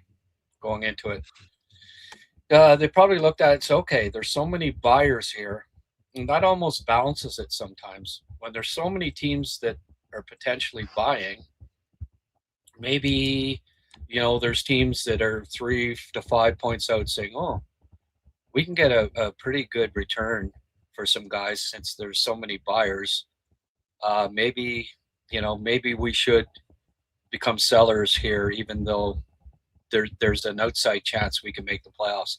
And there have been teams in the past that were sellers that were 3 to 5 points out that still ended up making the playoffs anyway. So that's kind of a win-win when that happens, right? Yes, it is. Yeah. Now, I think the Canadians really do. They really need to do something here to shore themselves up, because everybody around them is improving. Now, yeah, Schneider would be a great that's pick. the other guy, and I haven't been mentioning him today, but it was Whitecloud and Schneider who I put on my little trade target thing thumbnail that I made for my YouTube. Braden Schneider and Whitecloud, one of the two. Bobrov drafted Braden Schneider and Gorton. Bobrov and Panarin got 2 times 11 when he was traded. Yeah, I was pretty sure that they'd signed him. That's why they made the deal, because they signed him right after. But there's familiarity there. They liked him obviously in his draft year. Schneider drafted him, and he's one of the few first-round picks that they drafted in that period that actually panned out. And he fits that same mold that we were talking about with Gooley. Absolutely. He's mobile, and he will punish you. I think it's at least 140 or 150 hits a season that he. Well, he was the next Gooley in that draft class. Like, Gooley went 16, and then there was one other, and I mean, I was floored that Toronto not only passed on Gooley, but then they also passed on Schneider that year. And tell me that over the last 4 years they couldn't have used one of those two on their blue line. But that was the Dubas way, drafting smaller, skilled players. And I mean, hey, who knows? Like the kid that they drafted tragically got cancer and passed away. He could have been something good. What's that? He could have been a really good player for them too. I wasn't that high on him. Like, I had him as a late first. There were issues defensively and all that, but so he fit in perfectly. Yeah, exactly. But he was skilled, and he was.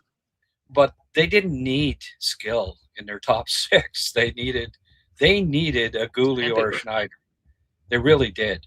But Dubas would keep drafting undersized, skilled guys year after year, and I loved it. I said, good, keep going. I think somebody maybe wasn't catching the sarcasm.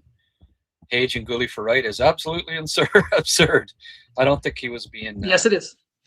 Being serious. Oh, wow. No, Bontoon is. Bontoon tends to go a bit against the grain. No, he was being serious here.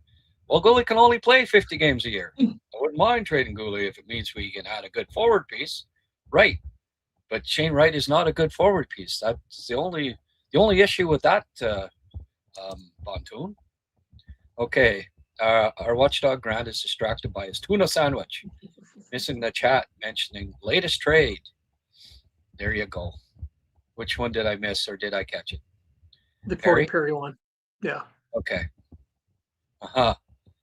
Well, I caught it. Thank you, guys. My chat only gets like 7 at a time, and if I haven't scrolled right down to the bottom, I don't catch the latest. Okay, So Schneider would be ideal. What's Tony saying here? Engstrom, Kapanen, and a first for Schneider. I like Schneider, but I don't know that I like him that much. No. I'd be passing on that. Thanks, but no thanks. He'd be a second pairing defenseman. That's overkill for a second pairing defenseman. He'll be third when Reinbacher, like within a year. Exactly. So no, I'm not trading a first, Kapanen, and Engstrom, who might be a second pairing defenseman, while Schneider's a third. No. And Engstrom plays both left and right side, so that's a bonus as well. I'm not trading Kapanen for Schneider one for one, let alone throwing Engstrom in the first. So, like I say, I like Braden Schneider, but nope. Sure. Okay. Excuse me. Thank you. So I'm not done yet. Thank you. Novid to show says that Gouli is more than just a good shutdown D-man. He is the locker room glue that keeps the team united, and that he is. Well, he's the DJ. That's right. You know, it's a young team, and he's right in there with the whole lot of them. They've grown together. I agree. Mm-hmm. And he was a captain of a Memorial Cup team. Won the well, no, not of Edmonton, but he was a captain in Prince Albert. He was captain of the World Junior team, I do believe, right? I think so, yeah. He's going to wear an A someday in Montreal, I more than likely. Yeah, absolutely. For Schneider, would you do Zurowski a second and a third? Holy geez, this Braden Schneider guy's he's good, but come on, guys. That's a little pricey. Yeah, still a bit much. I would pick from their Montreal second tier. Like right now, their top tier for prospects is Hage, Reinbacher, Zurowski. That's their top tier. I would pick out of that next tier, and I would be more than happy to give a first with that. More first rounder for Schneider? Yeah. I'd consider first rounder for Schneider. Maybe Pickford for Schneider, although I'd rather hold on to Pickford because this guy, he's doing things like if he pans out defensively, holy frig, it could be a 20-goal. It could be a 20-goal NHL defenseman, and I hang on to him for a little while. But in fact, I might even, if it push came to shove, I might even trade Zurowski instead of Pickford. I don't know. That's debatable, but they both have a pile of upside. But they also, their defensive game, both of them has to come. So they're kind of similar in that regard, right? Yeah. They're going to need a little bit more time to ripen before they get their NHL shot. And geez, the stuff that Pickford's doing right now in the WHL as a 19-year-old, it's impressive. Yeah, but he doesn't have to focus on his defensive game because he's always got the puck and it's always in the offensive zone. Yeah, right. Oh, Michael taking a shot at Bontoon. I heard that Schneider trade through my headphones, and I knew it had to be Bontoon. There you go, Bontoon. You're going to be a scrap here on online. Oh, by the way, I don't have a golf simulator here. Do you got one? Do you have one? Which? A golf simulator? TSN was, they had them hitting the golf ball into a simulator. Like we had to watch that. That was, yeah. It's good TV. Everyone has to know how good all of these ex-pros golf games are. I had a little rant about that. I said, I really don't care. you know. But It's a anyway, good change up than staring at people's faces. I'll give him that.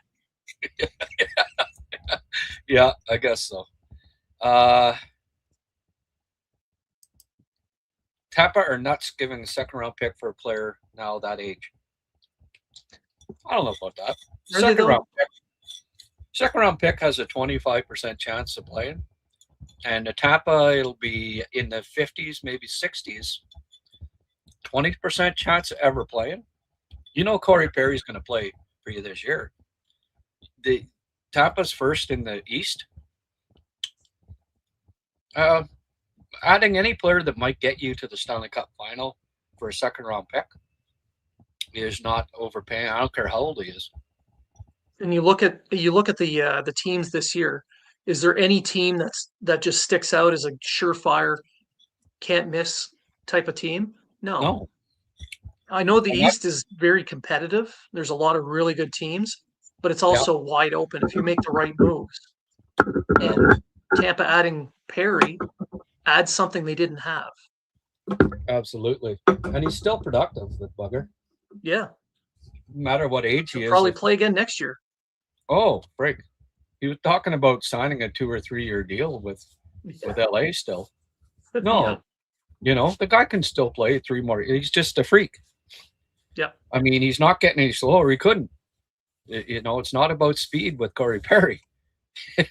You know, starting to pay off for him. Well, I mean, he could play in a wheelchair and still be effective, you know. So, Charles from Scotland. Charles is usually on like at 3 a.m. Today he was on at 3 p.m. So he's locked and loaded. Gooley has definitely. I guess it's now supper time there in Scotland, but Gooley definitely has this physicality. Just needs to use it more often. Yeah, well, I think that'll come. He's just getting back. He's missed a pile of time, and you know, once he gets his timing back a little better here and stuff, you know, hitting's all about timing, right? And you'll be seeing him play a little more physically, I think, as he gets a few more games under his belt here. Yeah. Okay. That wasn't a yes or no question. Hudson will be great. Skill still matters in the playoffs, just need to be balanced on the back end. Yeah. Oh, for sure. Hudson. That's why they need that big physical defenseman that plays the right side. Yeah. Oh, how will Hudson fare in the playoffs?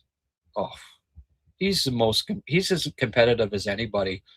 Yep. Leighton Hudson, I saw him in, you know, Frozen Fours. I saw him in big gold medal games in the World Juniors.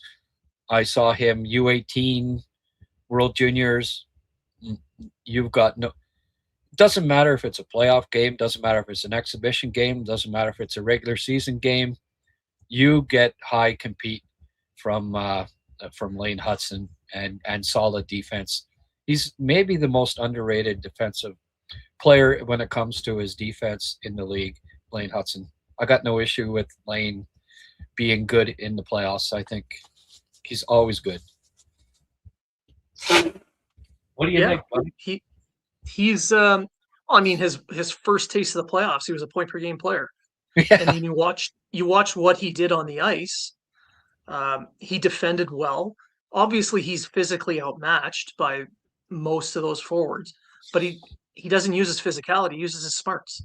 It's his IQ, his body positioning, stick positioning, timing. That's what he uses. But if you pair him with a big mobile defenseman like a Reinbacher, that's a complete pairing. I like that. Frickin' frack. Vinny Hinostroza for Guerin. Oh, Guerin got dealt. Well, I'd have done that. I'd have done that deal. Yeah. I'm not sure what that means, but it's funny. Thank you, Emil. Maybe he misspelled or he's trying to be funny, or I don't know. But it's funny regardless. Hello, sir. How you doing? Rick Trying to get in Springhetti. touch with you there on that one. Yeah, I saw that. No, I saw you. I just I didn't want to interrupt. This time I didn't want to interrupt Blain. Sounds good. How are you, Blain? Pretty good, Rick. How are you doing? Very good. Very good. Thank you very much. You Yeah. calling in from work? Yes, I am. Yeah. At the hospital. Yeah. So you got what, 20 minutes? Yeah, Hour 20 and a to 30 half. minutes. And that half an hour around is a good time. All right, perfect.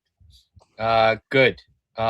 Because I might have to take another 2-minute break here and I can let you guys argue back and forth. Does that sound good? Sounds good. All right. Vinny Hinostroza for Guerin. What do you think of that deal, Rick? Shocker? I don't know what to make of that deal. No, I mean, it's obvious, right? Florida needs bodies. I think they're moving guys and they have a bit of an injury issue, and Minnesota needed to get rid of guys. So it's just roster spot kind of deal. Let's not forget Florida gave up a lot of prospects as they're doing the Stanley Cup run. So they probably don't have much in their system right now that could play in the NHL. So get an NHL body in there, a shorter one, but it's an NHL body. Yeah, and I mean, getting back a GM, I guess, is a good move. Guerin, he brings size, you know. Yeah. Well, what a curious team Minnesota is with Bill Guerin. Like, for a guy who claims to love size so much, I mean, he's got a lot of small players, right? Well, Kaprizov is small, Spurgeon is small, Hughes is small, Bobby Briggs is small. I mean, there's just a lot of smallish players on that team.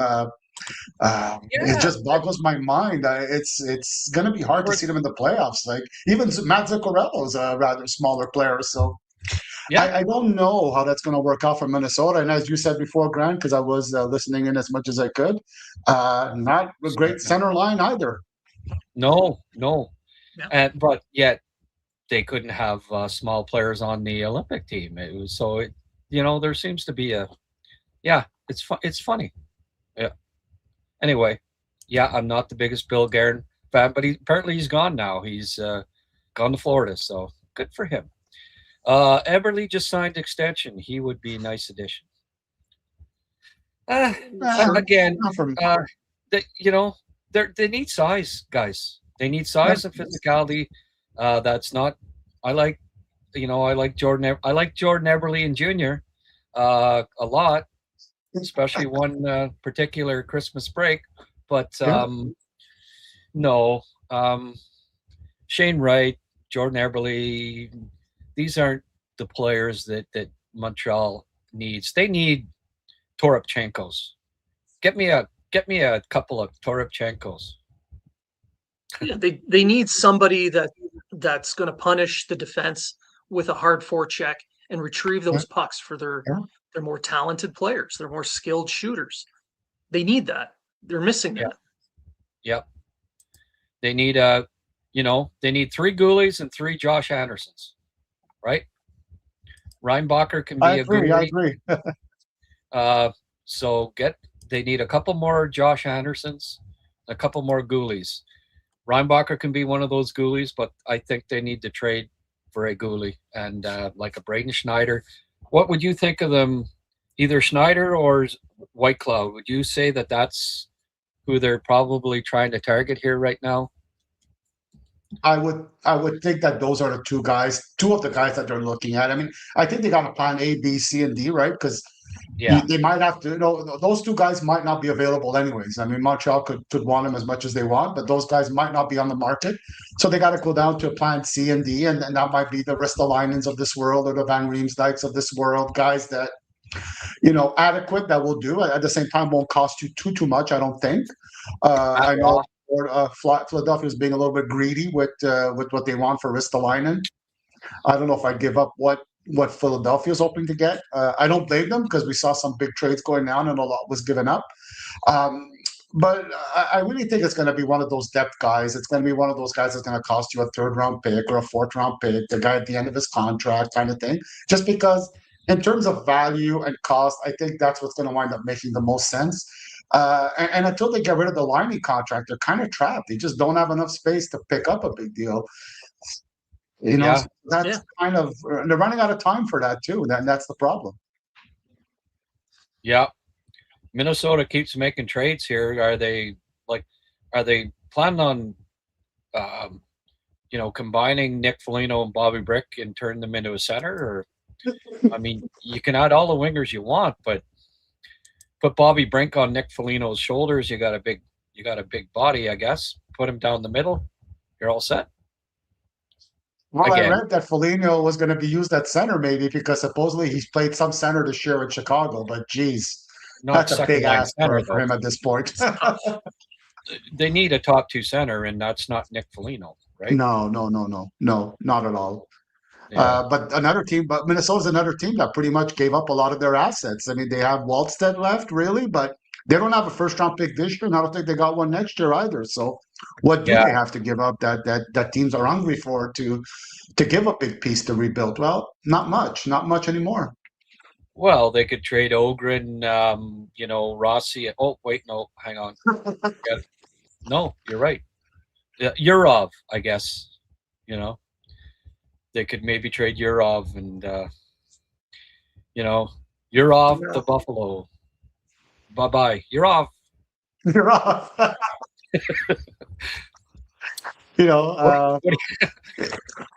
do you say? I don't know if what's left. I think the last really big name that's available is going to be Trocheck, and I think, if I had to make a crazy prediction, I'd be surprised that if Carolina doesn't pick up a center, even if they have to overpay, because, man. No, they're one of the better teams in the league right now. They have a lot of depth in terms of their system, and they got to go for it because right now, having Stankoven play on the second line, a 5'8" center in the playoffs, I don't think that's going to work out. So they need to get something. And Trocheck is not big, but he's a good player, and I think he's comfortable in Carolina too, right? He's played there, so you don't have that you have that familiarity when he shows up. That the adaptation is going to go quick, and that's important. Carolina has a habit of late at the trade deadline, like even trades after 3:00. Yeah. They've been, if I recall correctly here, Carolina kind of waits to the last minute type thing. And don't be surprised if they're, and St. Louis and Calgary are being awfully quiet here. I think that there's stuff that's going to get done. It just hasn't yet. Hopefully Montreal's involved. We'll see. I guess, can Montreal make deals without getting trading Laine? I'm not a capologist, but it seems like he's almost got to be involved here. Calgary's near the cap floor, I've been told. Now, maybe Calgary's a team that would take back Laine in part of a package, and then you sweeten the pot, obviously. Yeah, but to get a White Cloud and Coleman, big deal. White Cloud, Coleman for Laine, and then lots of other stuff. Maybe Montreal's kind of trying to do something like that. Maybe, I don't know how good at terms Gorton is with his former team, New York, but Schneider, guy that him and Bob Robb drafted, they're probably looking at him. Ristolainen, I don't know. I call him Riskalainen because I just still don't trust him in a high-pressure situation in the playoffs. He hasn't played. I don't know if he's even played playoff games, I think maybe one round or something in his career. Certainly didn't play any playoff games in Buffalo. I don't have to check back to see that because, been 16 years since they were in the playoffs. So, but, I don't fully trust Ristolainen. It sounds like they're looking for a first and a prospect for Ristolainen. I'd be looking more along the lines of Schneider, maybe Matt Roy, as was mentioned by Blain. Washington appears to be sellers here now. Maybe they want to completely decimate their right side. People are saying, well, you were saying, and I mean, it's true. Does Calgary want to have like no right defenseman veterans if they trade Whitecloud? They already traded Uyghur. I suggested, and when Chan was on, maybe you give them back Carrier if you're doing a deal with them, and then they have a veteran right defenseman that could play in their, obviously in their top six, because they don't really have a lot of right Ds. So thoughts, guys? I can see them making some moves like that. Not necessarily for Laine. I think Laine is going to end up being a trade on its own if it happens. The Canadians have to sweeten the pot for someone to take that contract. 50%, a third round pick, something along those lines. But for Calgary to move away from all the right D, I can't see that. Even if you send Carrier the other way, I think you'd be hard pressed to get Whitecloud out of Calgary. Yeah. Yeah, I'm thinking that too. So they're young. They're a young blue line. They need a veteran. And he's got 2 years left at 2.75. I mean, that's awfully attractive, right? He's 29 years old. No, a team's got to overpay for Whitecloud. Yep. But if there's a team that I think has the assets and to do it, it's Montreal. And it has been, I challenge anybody to tell me when's the last time they really overpaid at a trade deadline, right? Like they didn't overpay to get Thomas Vanek. They didn't overpay to get Kovalev. They were second round picks. Name the last player Montreal truly overpaid, the last trade deadline where they overpaid. I mean, this is a team that's gone 33 years without winning a Stanley Cup, and they never overpay at the trade deadline. Just about every other team in the league at some point has done it, especially when they're in playoff contention. Montreal has way more assets than a lot of teams that have overpaid over the last decade, that had already traded all sorts of prospects and picks, and yet they still overpaid. Montreal's in the spot that I think they can afford to overpay. The East is wide open. This is a year for Montreal to maybe overpay a little bit. I'm not talking do something ridiculous, but they need a right defenseman that can play second pairing. That's a very, very valuable piece. Overpay. Do it, do it. You've got the assets. You're in contention. The East is wide open. It's a huge need. Goaltending's a need. Physical, bottom line player. I think if they get those three pieces, they could win the East. It's a possibility. And I think Florida next year again is the thank you. Florida again next year with Barkov back, and they'll retool and stuff. They'll be tough to beat again in the East next year. So if your window's not open this year, if you don't go for it, if the window's not open next year because Florida will be too strong to beat next year when they retool, then there's 2 more years of that potential window that are closed to you. I say you go for it starting this year when things are wide open. You've got the assets, and there's players available. There's a Bobrovsky that's available. There's a Binnington that's available. Whitecloud's available, or Schneider or whoever. Hopefully a Toropchenko or someone like that. Even an AJ Greer would be at least, a big physical guy that you could add to your bottom six. I think the Habs need to go for it this year. Well, they have the assets to pay. They've got a lot of forwards in the NHL right now that they can use as part of a deal. They've got picks, prospects, and they have said they are willing to overpay for the right piece. And I think that it'd have to be something that's under contract for at least two more seasons. I do think that they're going to want to take a run this year, have that player on board for the next few years. So you want to compete against teams like Florida, Tampa, Buffalo now. You need to find that physical defenseman. So doing that move now is still looking ahead and wanting to compete with those types of teams in the long run. So yeah, sure, overpay for a third pairing guy. That doesn't mean throw 4 first-round picks at them. It just means you're willing to give a first. Yeah. As per Daily Face-Off, and I mean, take this with a grain of salt because, you know, they start a lot of rumors that don't come to fruition.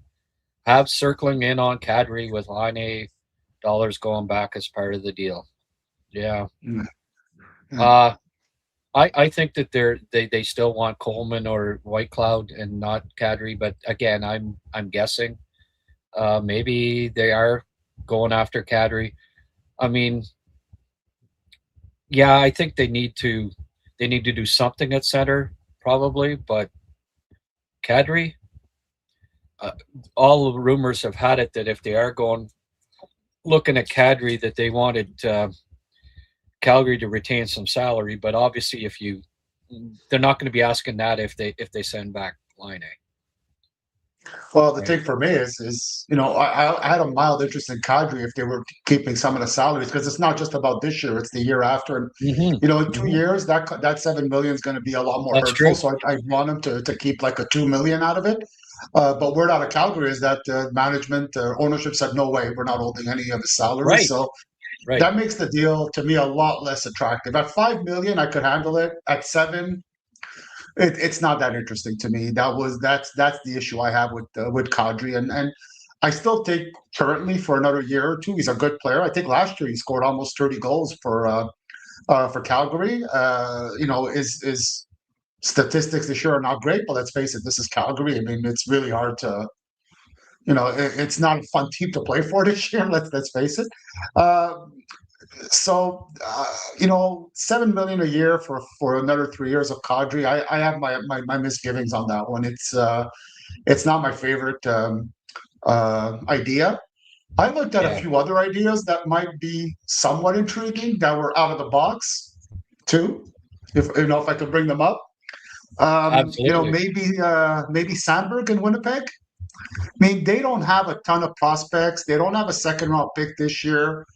They might want some players, and maybe Sandberg might be a good stopgap. I think he's paid $4 million a year, but he could handle decent minutes, and I think he might be somebody to look into.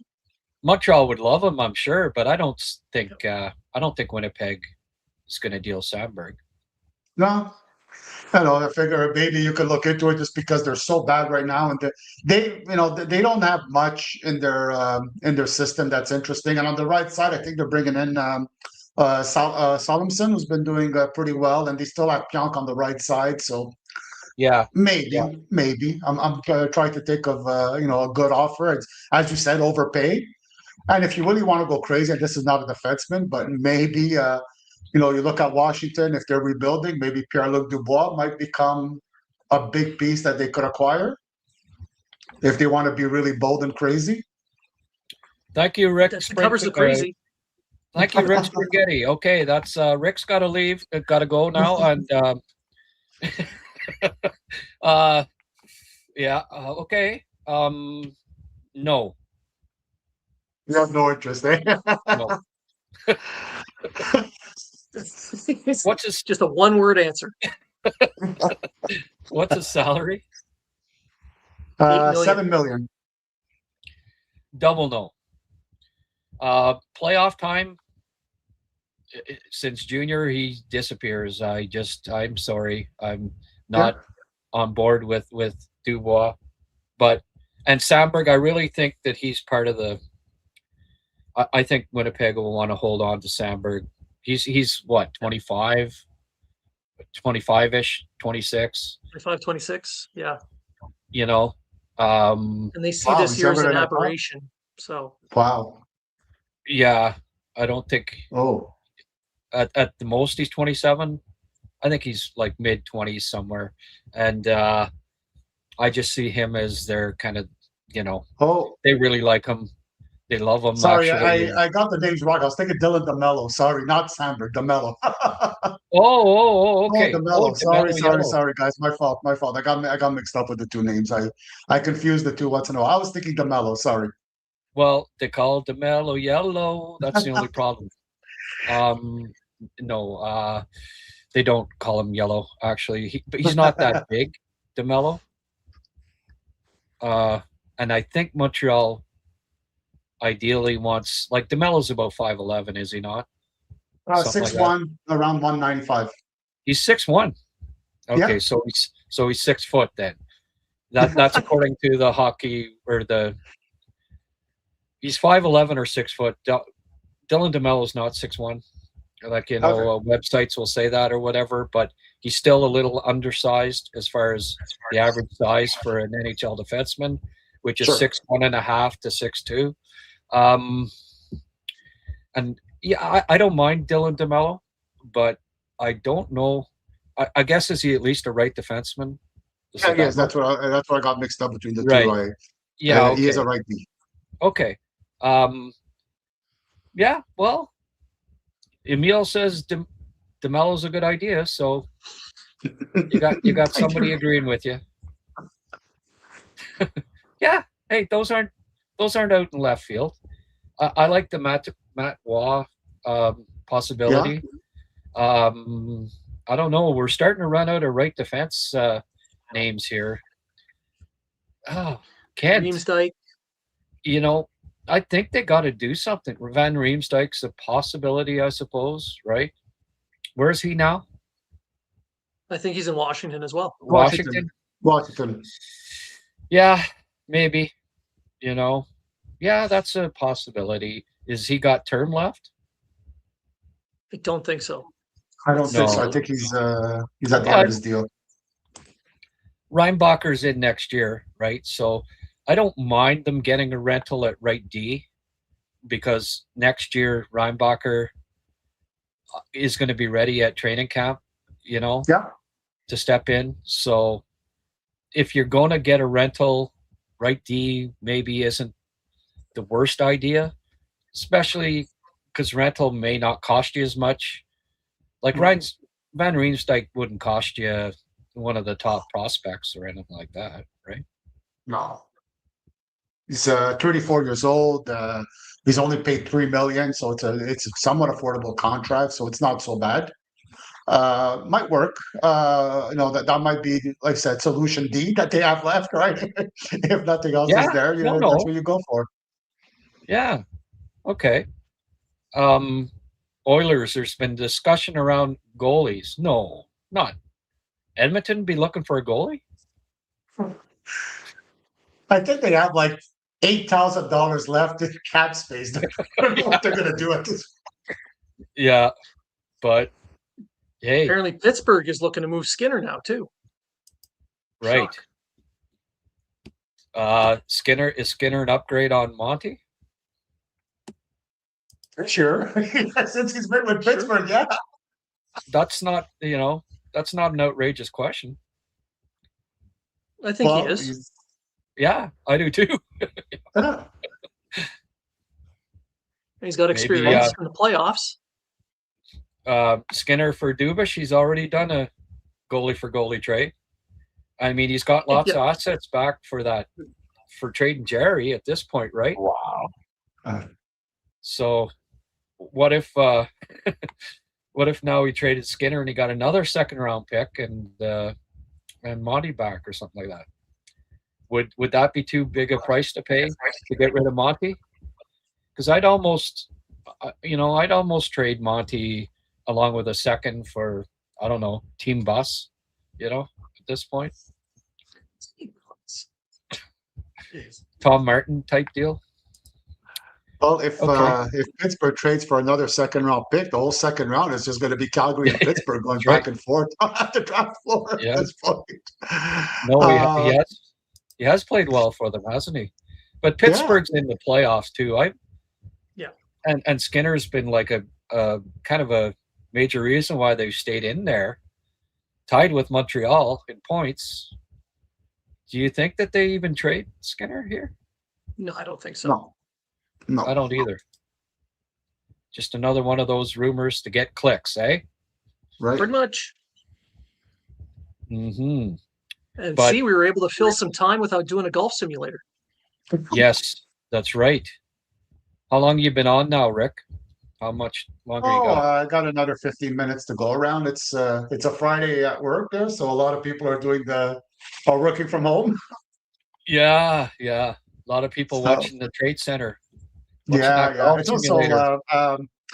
in Quebec. It's family week or with a spring break in Quebec for a lot of people. I don't know if you guys have it at the same time, but in Quebec, it's a whole lot of families took the week off, so it's a bit quieter than usual. Yeah. Oh, I love. I'm just going back. Somebody commenting, like I mentioned about Crosby, Stamkos, Eichel as people that were injury prone early in their careers. So don't. But then we're fine after, and you'd never traded. And somebody's replying here. Gouli is not Crosby, Stamkos, Eichel. Oh, okay. Yeah, that was my point. Okay. Whenever you I love those people that when you mention somebody with others, they think, oh, you're saying that you must be comparing them. Anyway, no, that's not what I was doing. It's not just a situation, it's the player themselves. Right. My Yeah. only point was the fact that, Crosby, Stamkos, Eichel, early in their careers, had injury woes. Crosby had concussions back-to-back years. So injury prone? Should we trade this guy because he's injury prone? Probably wouldn't have been a good idea.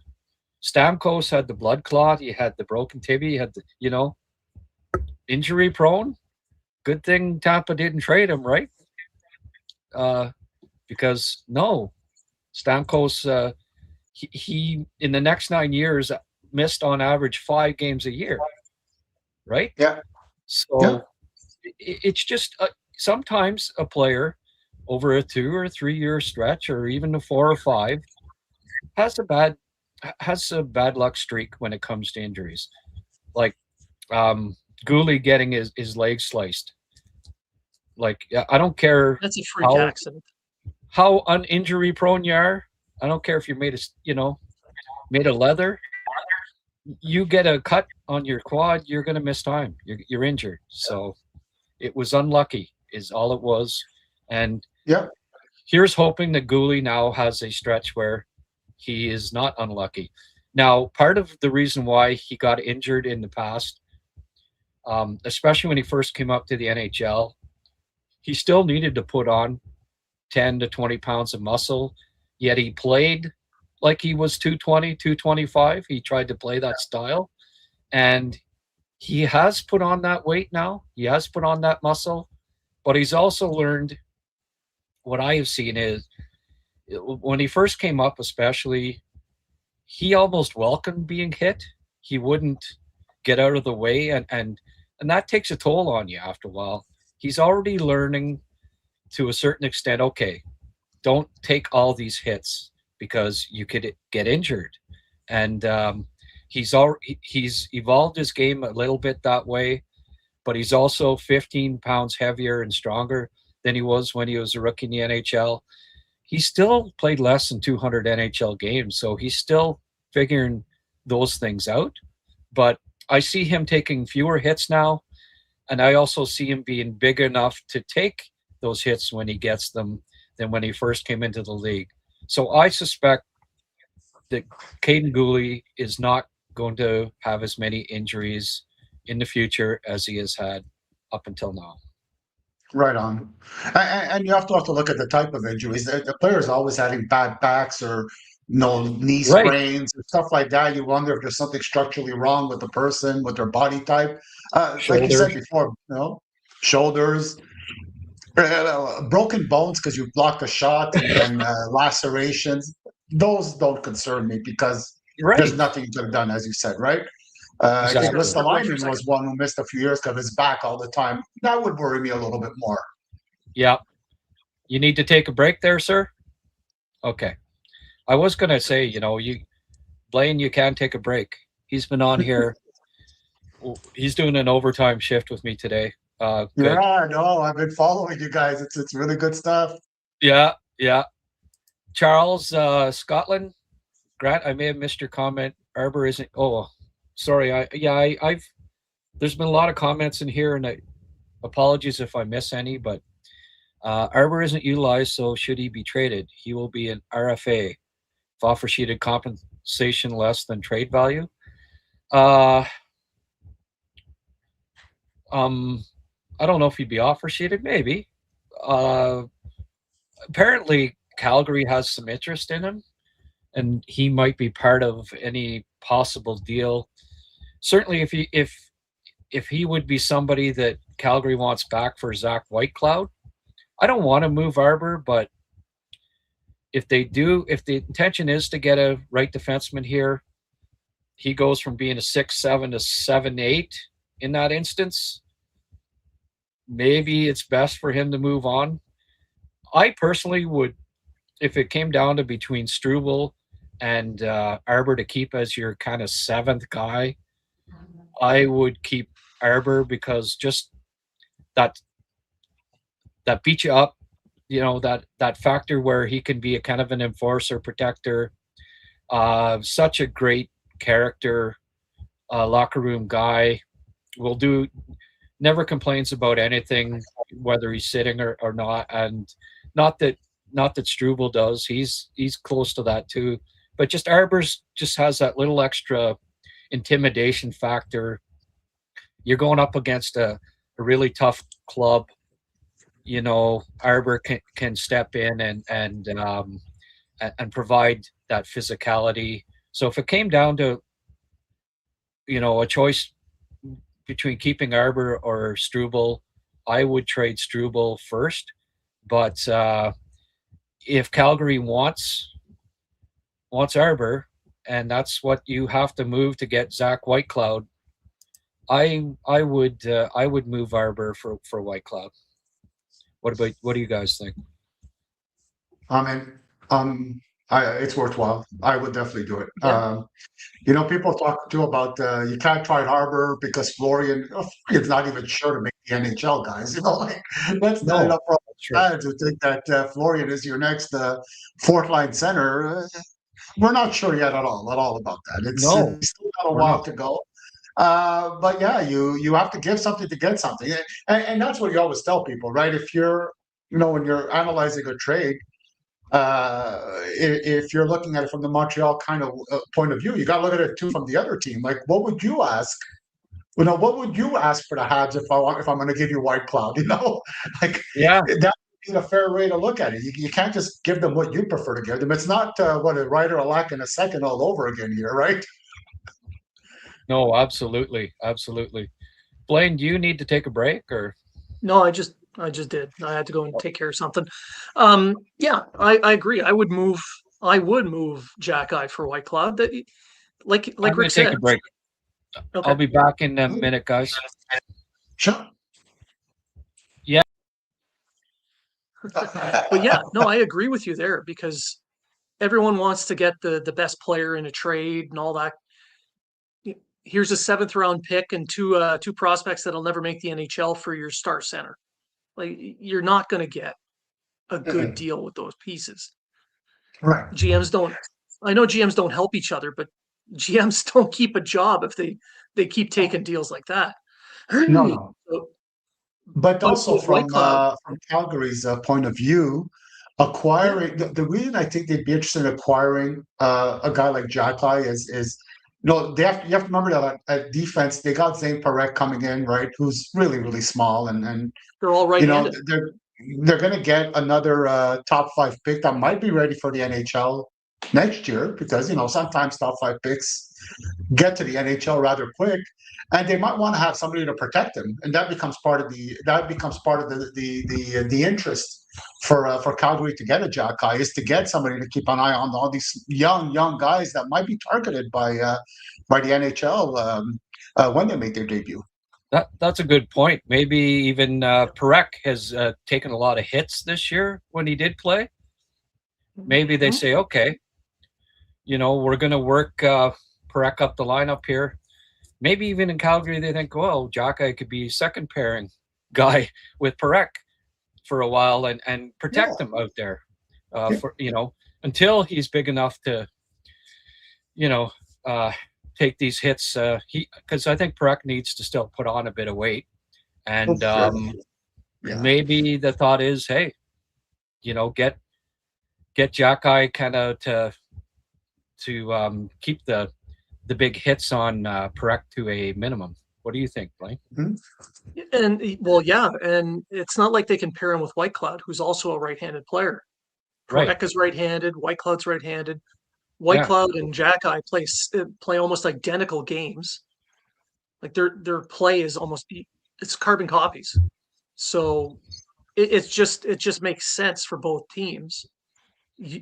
One team needs a lefty, one team needs a righty, and you're not losing that style of play. So it does work. And being asked here, wouldn't bringing in Whitecloud, who's got 3 years on his deal, he's got 2 actually, kind of blocked the way for Reinbacher? No, because this is assuming that Kadri is not one of your top 3 right defensemen down the road. You've got Dobson, Reinbacher, Whitecloud on the right, and you have Matheson, Gooley, Hudson on the left. I like that 6. I like those 6. More balanced. That's going to be good.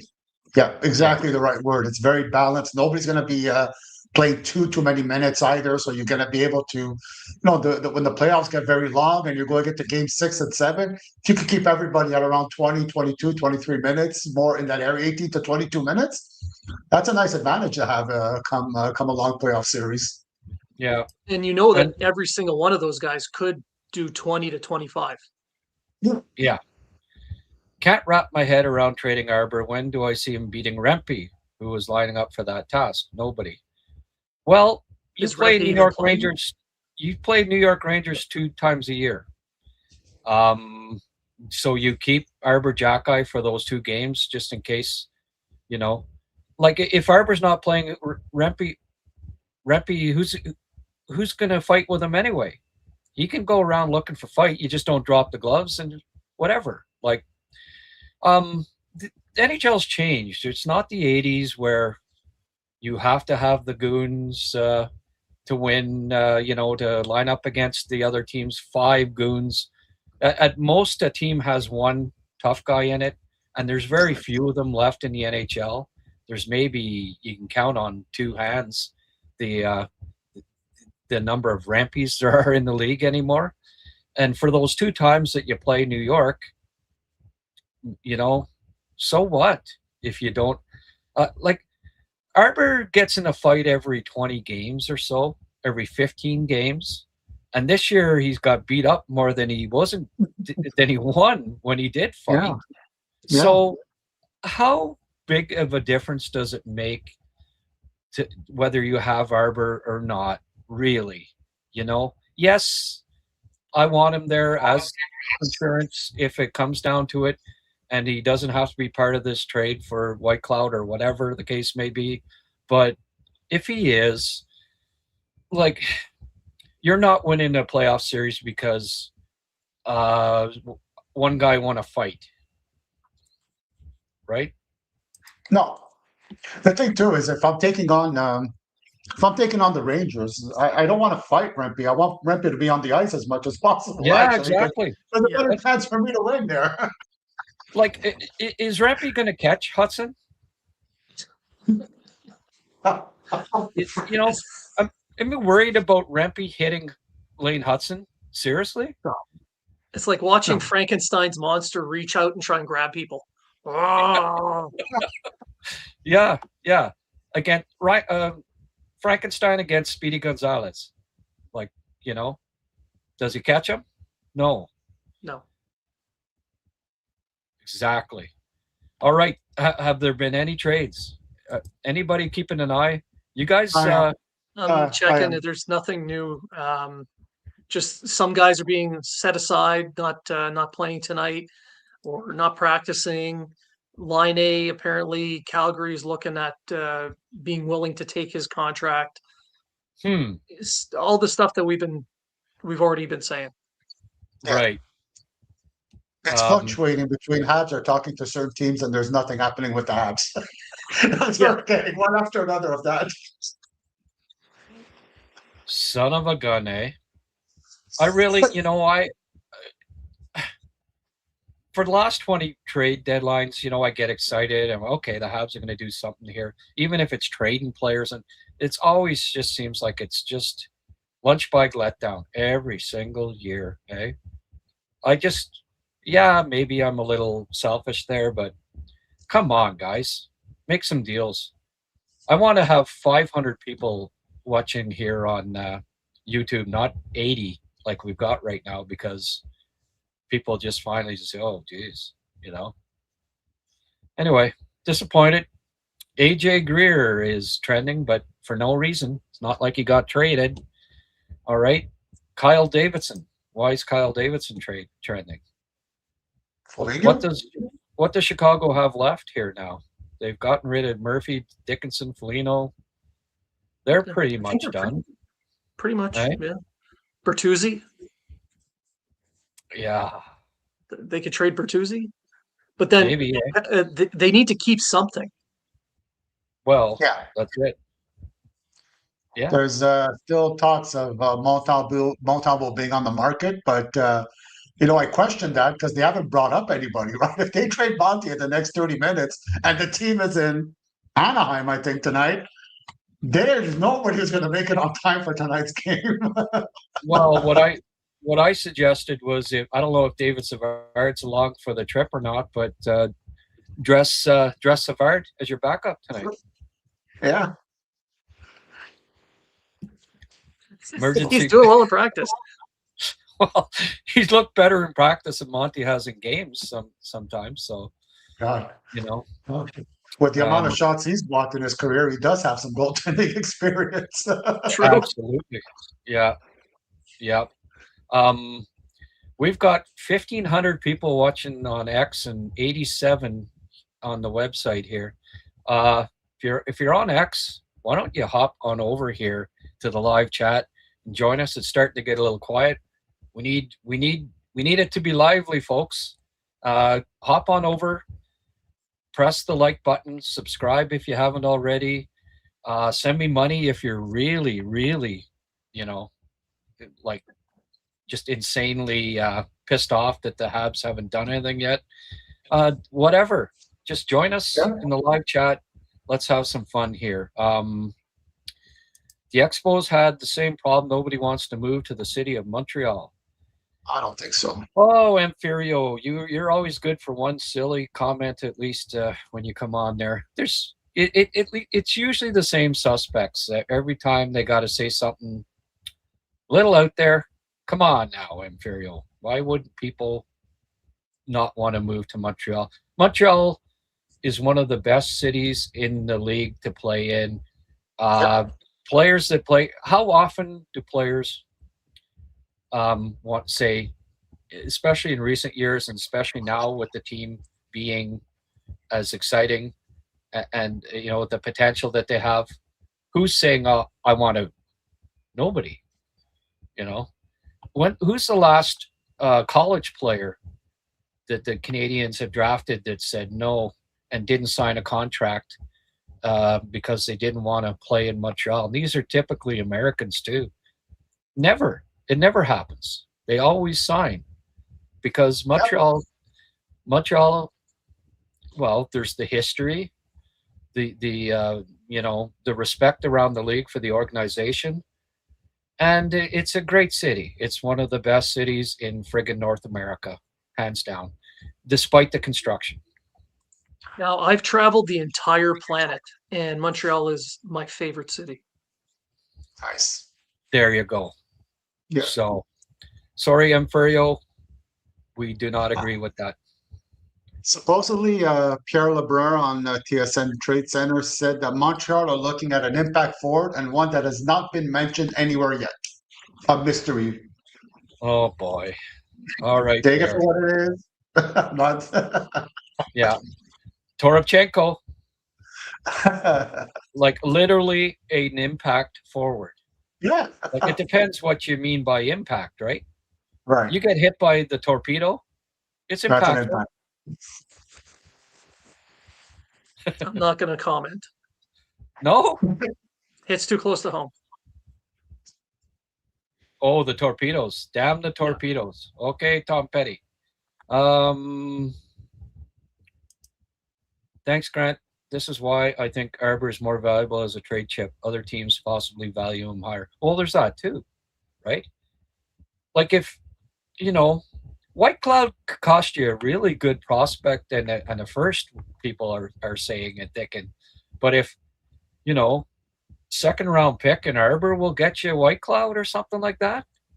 I'll take that one. You know what I mean? You go for it. What do you think, guys? The thing too, when you're acquiring a player that has a few years left on his deal, is that depending on things happen, he can be reflipped again for another asset in a few years, right? In theory, let's say Montreal pick up White Cloud and their right side gets really short up. Well, then maybe in 2 years when his contract's up, well, White Cloud gets moved again, and you get back almost what you've given. So there is that if you're thinking further ahead, and I think there's different ways of looking at a deal. It's what it's worth now, what it's worth later, and balance all these things. So that is a double value to it, if you want to look at it that way too. Yeah, for sure. Yep. It's not everything's done in a vacuum. Right. No. Right on. No, for sure. Let's see here. Nothing else. Geez, it's been quiet, eh?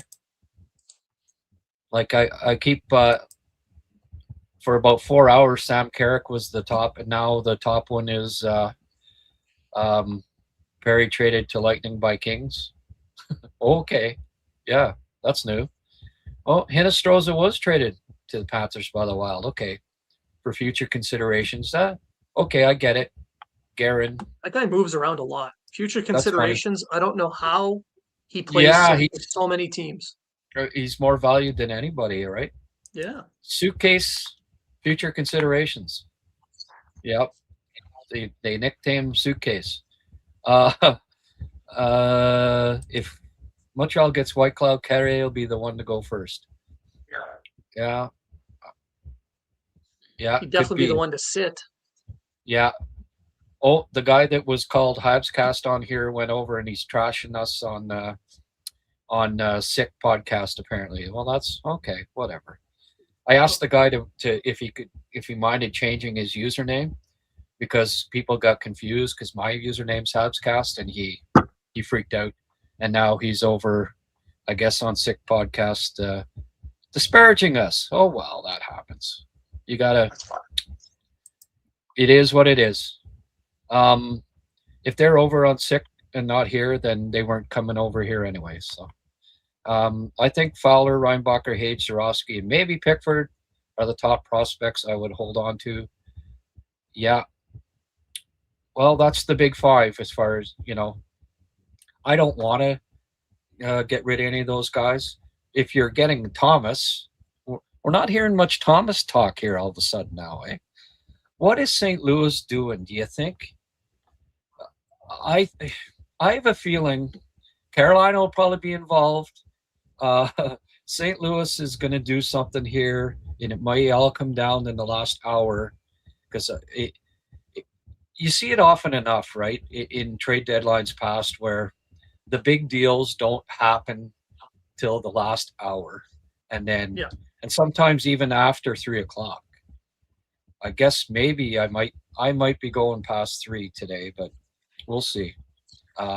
People don't remember is that as long as the trade call is into the central office before the deadline and they're in the queue, it's still valid. Right.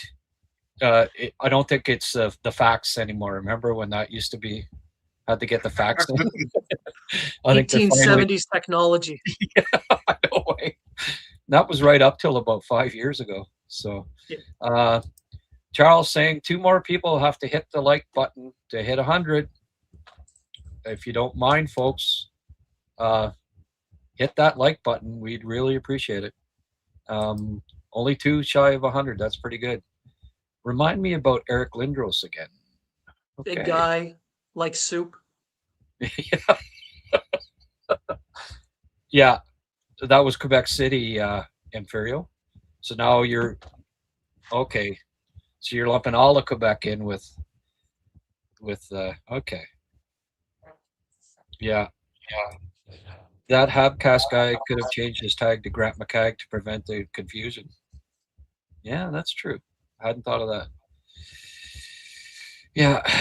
Inferior, I would suggest you just stop, or we might just have to let you take a break.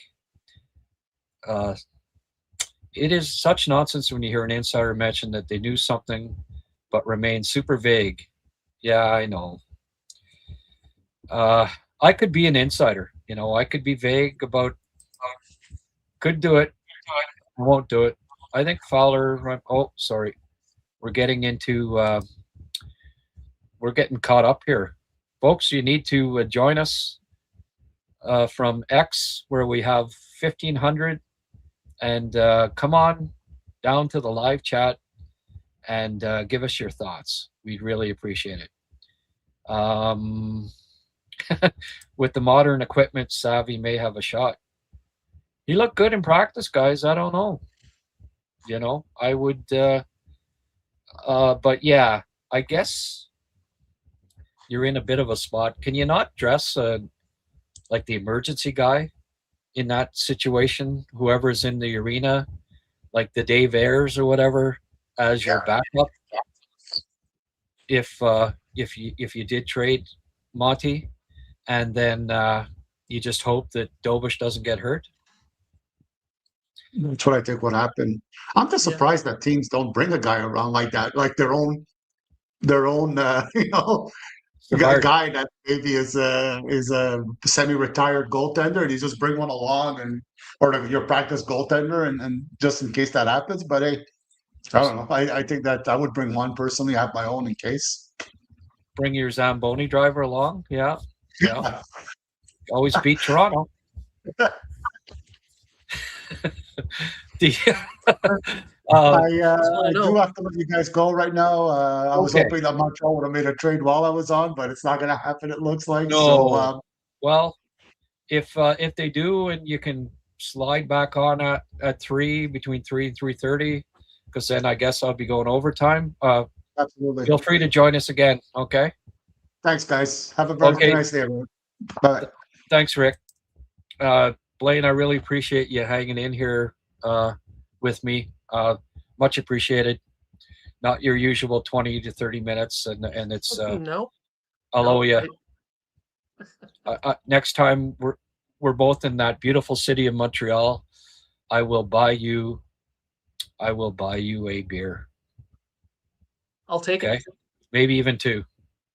Oh, and Ferrio's saying goodbye. All right. Bye now. Didn't have to ban him. Thank goodness. Same. What happens to the Habs brand if Quebec separates? Okay. Well, now we're. Dave Ayers will never buy his own beer in Carolina. No. You won't. Yeah.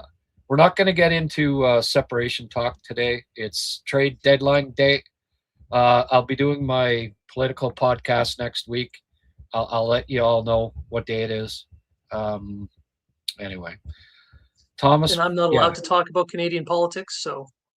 No, no, I don't. I don't want all my subscribers to unsubscribe, and I try to avoid that. It's funny. I said something yesterday, and it was completely in jest about something, Christy Nome or something, and I said something that I thought was funny, and it wasn't disparaging either side or anything.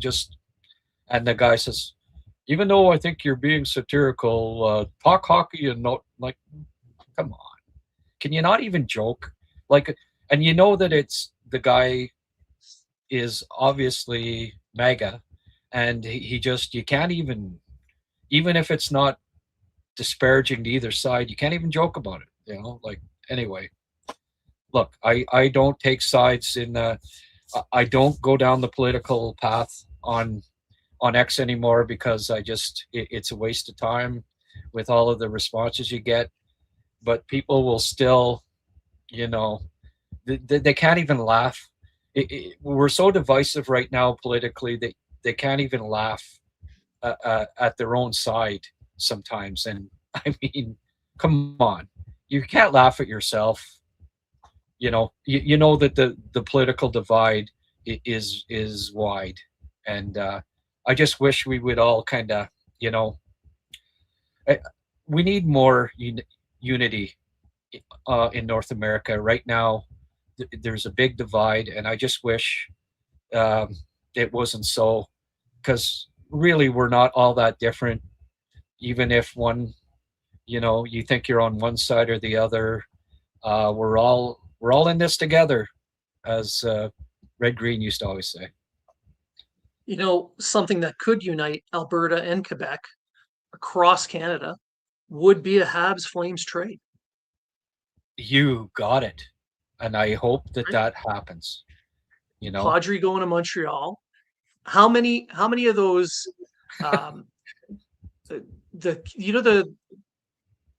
he was a kid, he was wearing pajamas, Habs pajamas. Like, they're going to be showing that for the next 4 years. It'll finally overshadow the Maple Leafs bed sheets for Tavares. Make Habs great again. There we go. See, like, it doesn't, Yeah. Like, come on, like, if you can't laugh, I mean, what are we doing on this planet if you can't laugh on occasion, right? Do you remember your emotions reaction to the PK and Weber trade? Fun times. Yeah, I remember that quite well. And I remember having to defend the trade till I was red in the face and finally just giving up on it, and actually muting the word Subban on my Twitter account at the time, because it was just, the amount of Habs fans that were no longer going to be Habs fans because they traded PK Subban. Well, I'm sorry, you were never a true Habs fan if the trading of one player meant that you were jumping ship. That's not a Habs fan. That's a casual follower, as far as I'm concerned. What was your reaction to it? My wife's going to remember that day very well, because all she heard from the other end of the house was, "Holy fuck!" Nice and loud. I was a little shocked. Well, yeah, it was shocking, and it was what, summertime, right? Kind of June 29th. Kind of out of the blue. Yeah, a couple days after the draft. Right, and I mean, I really liked it, and I had some inside information at the time that, PK was prone to, PK me. He missed or was late for close to 30 practices at that point in his career. Something along those lines, yeah. He wasn't beloved in the dressing room, it's fair to say, because of it. He was... it was a little bit too much about himself and not about the team at times, and it rubbed guys the wrong way, and it was time to move on.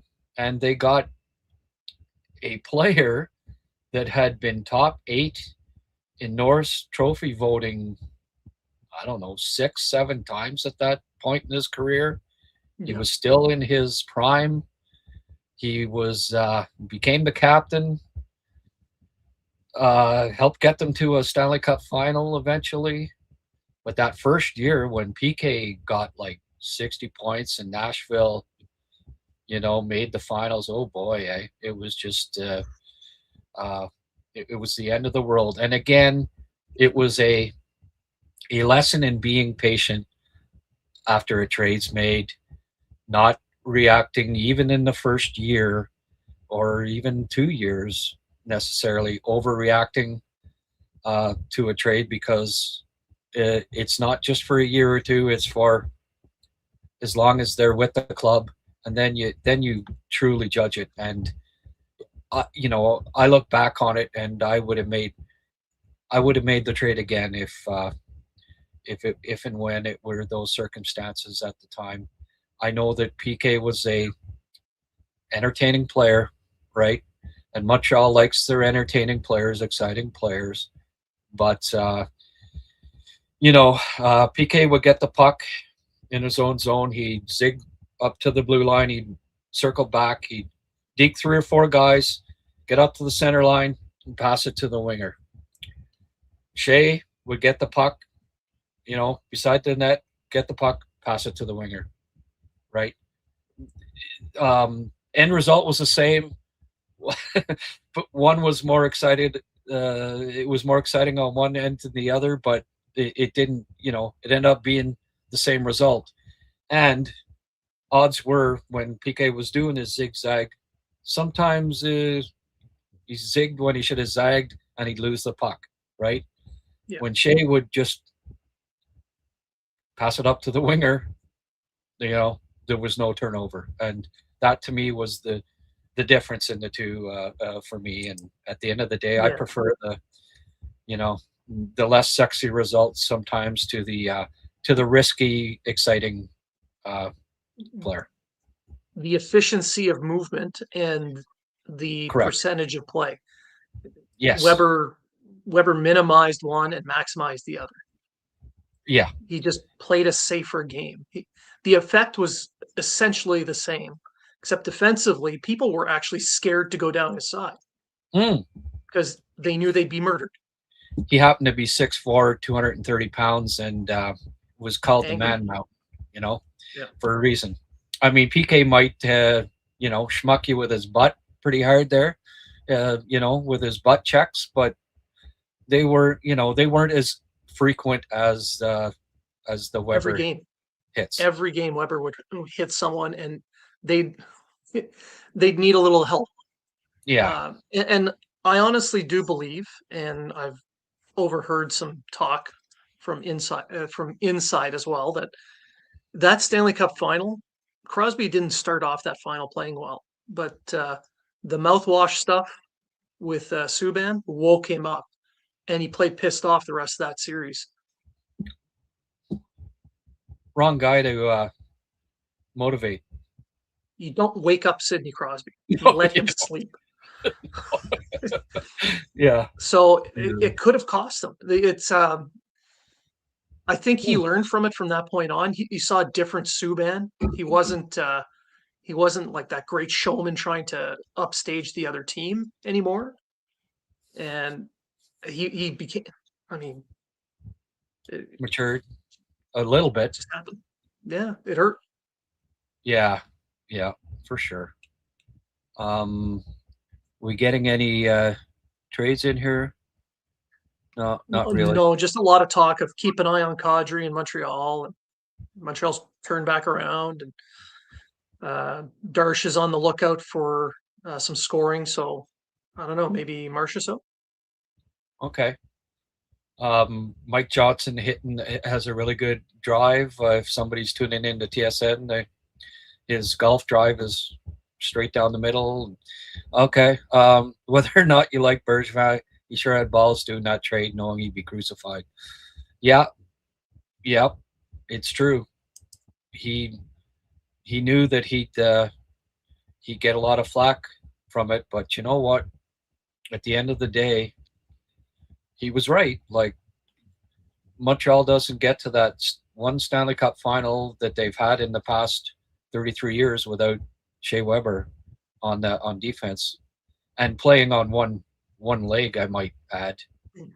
Like, that was, as it turned out, for him to play every one of those games and then never play another NHL game, like, how much of a warrior was Shea Weber, right? He'll always have my respect for what he did that playoff series. Apparently he could barely walk, put on his skates, And then there was the shots from the point. I mean, ask Brendan Gallagher about it, right? Ended up hurting the team, I guess, in a sense, if you want to look at it that way. The slappers that hit, but PK had a pretty hard shot too. And if it would have been him, if it would have been him shooting 100-mile-an-hour slap shot off of Galley's hand, it probably would have broke it too, right? Weber's influence lives on. Every so often a Habs player mention him. Thanks, guys. Back to work. Okay, Spoolie.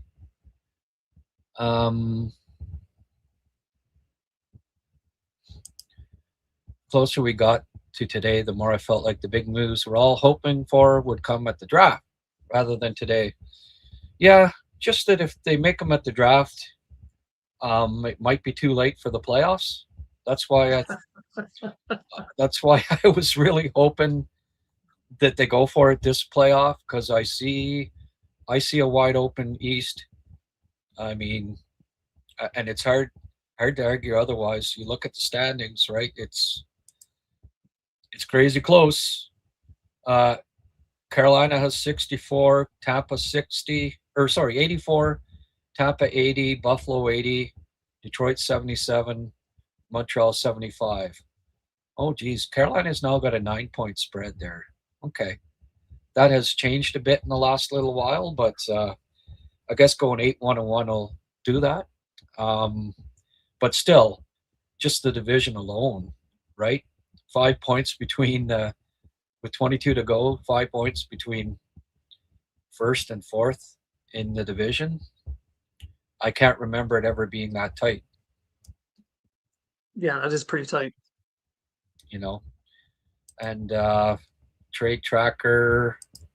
I wonder if that did they flip Bill Guerin to another team? Apparently. No, not even that, eh? Son of a gun. Son of a gun.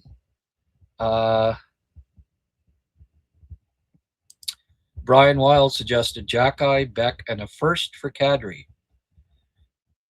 Oh. I would say pass. Are they retaining salary? Right. Would be ideal. Well, yeah. Even if you did, I wouldn't do it, but there, what has I just find amusing, Blain, since Montreal's in the past 29 years, the second most productive center, 21 goals. Okay, so their second line center, the most that one has scored on the club in the past 29 years was 21. Kapanen has 19. He's on pace for 26. But yet there's just this hue and outcry that they have to upgrade second line center no matter what.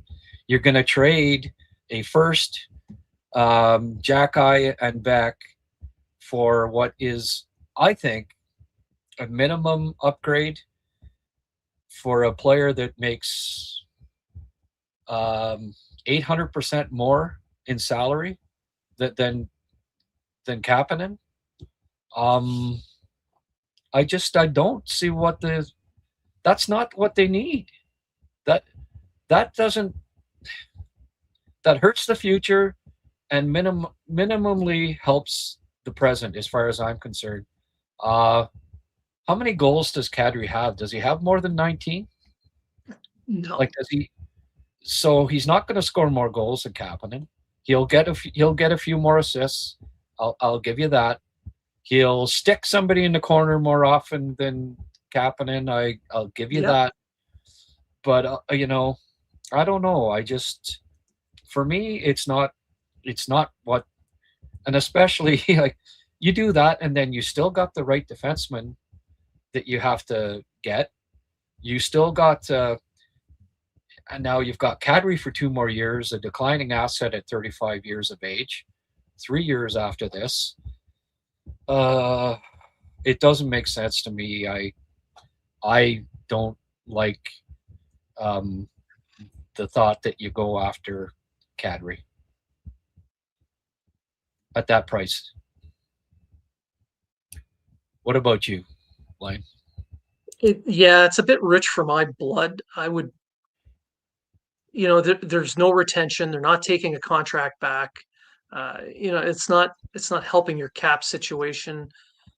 Does he bring something more than Kapanen? Sure, he's got the experience in the playoffs. I mean, last season he had 35 goals. Maybe he can get back to a 25 goal pace, but that's where Kapanen is right now. So the experience side is probably the one area that he really upgrades on. But I mean, if I'm going to pay that or even more, I'd rather get a younger, more surefire piece. Yeah, for sure. But and I'm not crazy about Nazem Kadri was in Toronto for a decade, and I hated him, and I'm never gonna quite get over that. Where I'm not a Kadri fan. I saw so many stupid things that he's done. He cost Toronto at playoffs, and it's why they freaking traded him with his stupid 5-minute majors. Who's to say that doesn't rear its ugly head again? Like, who took the costly penalties in the gold medal game for Canada in the playoff rounds? Sam Bennett. Like, was it a surprise? Like, Leopard doesn't change his spots necessarily, and I just who's to say that Nazem Kadri doesn't do something really stupid when a series is on the line and cost your team with a 5-minute penalty because he's Nazem Kadri. Like, he's fully capable of doing that again. So do you pay a first-round pick? Ding. Nick Delorier to Carolina. Oh, okay. Somebody had mentioned Nick Delorier. Carolina. Okay. Yep. They're fixing up their bottom six. They finally did an actual good playoff addition. That in the past, I think maybe they're starting to get it that, hey, maybe we need to get tougher at playoff time. They definitely did. When you got the toughest player in the league, or maybe second to Olivier, I guess that's getting tougher. I like that trade for Carolina. That's exactly what they needed to do. It also maybe tells you that they're still trying to get Trocheck or Thomas or along with it, right? And giving it a good go. Hey, they're leading the conference. They've been pretenders the last few years. They've top 2 or 3, it seems like, every year in the conference, and then don't fizzle out at playoff. But they were soft. They were too soft when it came down to it in playoffs in the past. And Nick Delorier addresses that. I like that. Any suggestion here of what the return was? Did you? Futures. Guerin again. Oh my God. Yeah. Future considerations moves again. Yeah. Dave Pagnotta says the Kadri trade. There's a lot of smoke around Kadri, eh? Yeah. There is, yeah. So are Brian. Yeah, Brian was not a Leaf fan. He's from Edmonton, Brian. He still is an Edmonton Oilers fan. Yes, he is, yeah. Yeah. Oh, yeah. Would be great to fill some needs now, just don't seem like the way management team works. Well, yeah, but the past has not, they weren't in this position in past years that they're in this year. I think they're doing something. We still got an hour and a half probably, because trades kind of trickle in after 3 o'clock sometimes. But, it's not the first time that Kent Hughes has done something kind of at the last hour. Like, was the Deneau trade not, minutes before the Christmas trade freeze or whatever, if I recall correctly? Yep. So, I'm holding out hope that that's just the Hughes way. He waits to the last minute. All right. Kadri has only scored 12 goals this year. There you go. Cappy's got 19. He makes 900% more salary than Cappy. Cappy's got chemistry with Demidov. And you just have to replace him with longtime Leaf idiot Nazem Kadri. Oh, okay, I'm not going to say idiot because he could be a Montreal Canadian in a half hour, and then he's a great guy. But personally, I'd prefer Ryan O'Reilly over Kadri. I think O'Reilly would fit in a little bit better with what they need. Yeah. Sorry, I'm just Nazem Kadri is not, but I get it. Where he's he's got some sandpaper to him, even if it is kind of dirty, kind of sandpaper. Very gritty. Gritty sandpaper, right? Dirty, gritty. Morgan Barron would be nice ad, but I don't. Just like Dylan Sandberg, I don't think Winnipeg's giving up on these young guys that are part of their future that are cheap and probably not going anywhere. But yeah, I had on Connor Hradchuk, and he might be joining us here, although I didn't hear back from him. But he was telling me that if you were to get a piece from Winnipeg, that Morgan Barron's really playing well and would be a nice fit for Montreal. But I don't think they're trading him. They're dealing him. I know you guys are eagerly awaiting a move, but the Flyers fan in me wants a quick 30-second thought on Urychek. Yeah. Hey, GLG. Yeah, this is a Flyer fan. I heard rumors of Delorier to Montreal. Yeah. Well, he went to to Carolina. He did. And well, I did talk about him earlier, and my thoughts are I don't like David Urychek a whole lot, but I mean maybe Flyers are going to give him more opportunity. He's got more opportunity there. They're not going for a cup and all that stuff, so he'll get opportunity. He'll be in the lineup right away. Don't be expecting an offensive defenseman.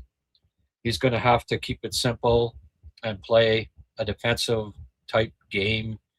Maybe you hope that he gets a little grittier as time goes along here, but properly developed and staying within his limits, I think he can become a number 4 defensive defenseman for your team with size and that can, that can move pucks as long as he doesn't try to get too fancy. Second pairing defenseman, I think, is his upside if he puts it together. And his skating is still he's not the fastest or the fleetest of foot. Right. And the way Philly plays is not this wide open style either. So he would fit in a little bit better there. Yeah. They're not speed demons. They play more east-west than they do north-south. Mm-hmm. True, but it's not at a full-out sprint the whole game either. Like teams like Montreal are built for playing with speed, whereas Philly, he would fit in with them a little bit better. So I think it's a good fit. Yeah. Why not a defenseman? They need help keeping the puck out of the net. Yeah, well, number 1 on my list would be a right defenseman here. And we'll see. They're still out there. There's still a couple left. Maybe, the Habs are trying to finalize some sort of deal here. Get their heads out of the cloud and get White Cloud. Right? Yeah. Get their head out of the black cloud and pick up Zach Whitecloud. I'm not sure I would describe it as wide open. Yeah. Yeah. Well, when there's 5 points separating second place team and like the 10th place team, you know, I think it's wide open. It's wide open. There's no one team to look at and say that team's walking away with it either. Because there's so many good teams. Yeah. That's why it's wide open. Like it can be wide open because it's good teams. It doesn't have to be wide open because there's no good teams. It's wide open because there's 11 teams that could win the East yet, you know, including the 3 that are just outside of the top 8. So that's why I think it's wide open. Tampa isn't that far ahead anymore, because of the way they played. Well, you just look at the standings here. They're 6-4-0 in their last 10. Lost 4 in a row. So, they're coming back down to earth. I guess Braden Point is out right now? He is, yeah. Point has been out, and that obviously hurts him, but hey, if he stays banged up here down the stretch, Montreal can still catch him. Do you know if they have any games left against Tampa? Maybe one. Let's see.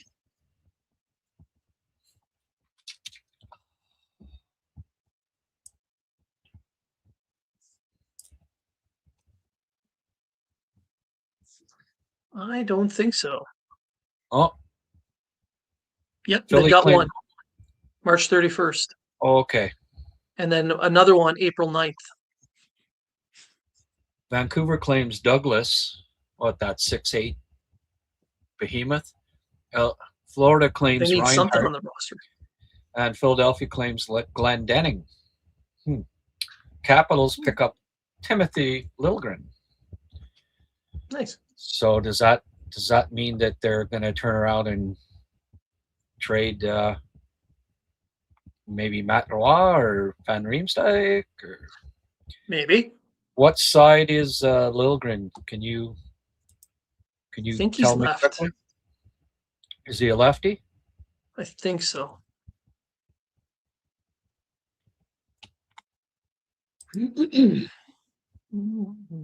Nope, righty. Yeah, I thought so. So, hey, there you go. Maybe that means Montreal will pick up one of Washington's right D-man. See, they don't need to go out and spend a ton of assets on a big name. They just need somebody to help set their defense up in the right chairs and actually play a little defense. They've let in way too many goals. Their their penalty kill is one of the worst in the league. Bring in a defensive player. Let them solidify the blue line. That'll do a lot more than bringing in Kadri, I think. I think it's safe to say at this point that Kent Hughes has no intention of overpaying, or he would have done so by now, right?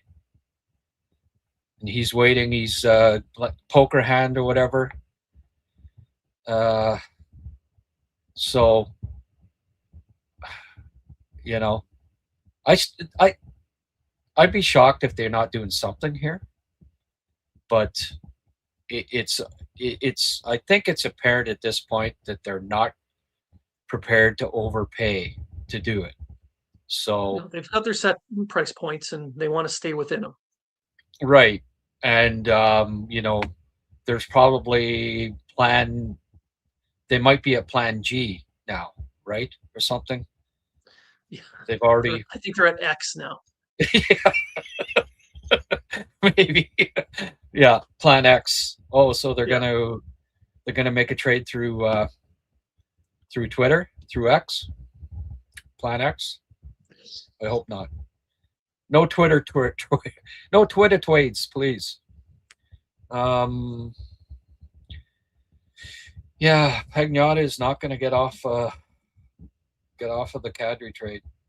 But he's also saying Montreal's interested in White Cloud. Well, yeah, if you follow Pierre Lebrun, you already know that, right?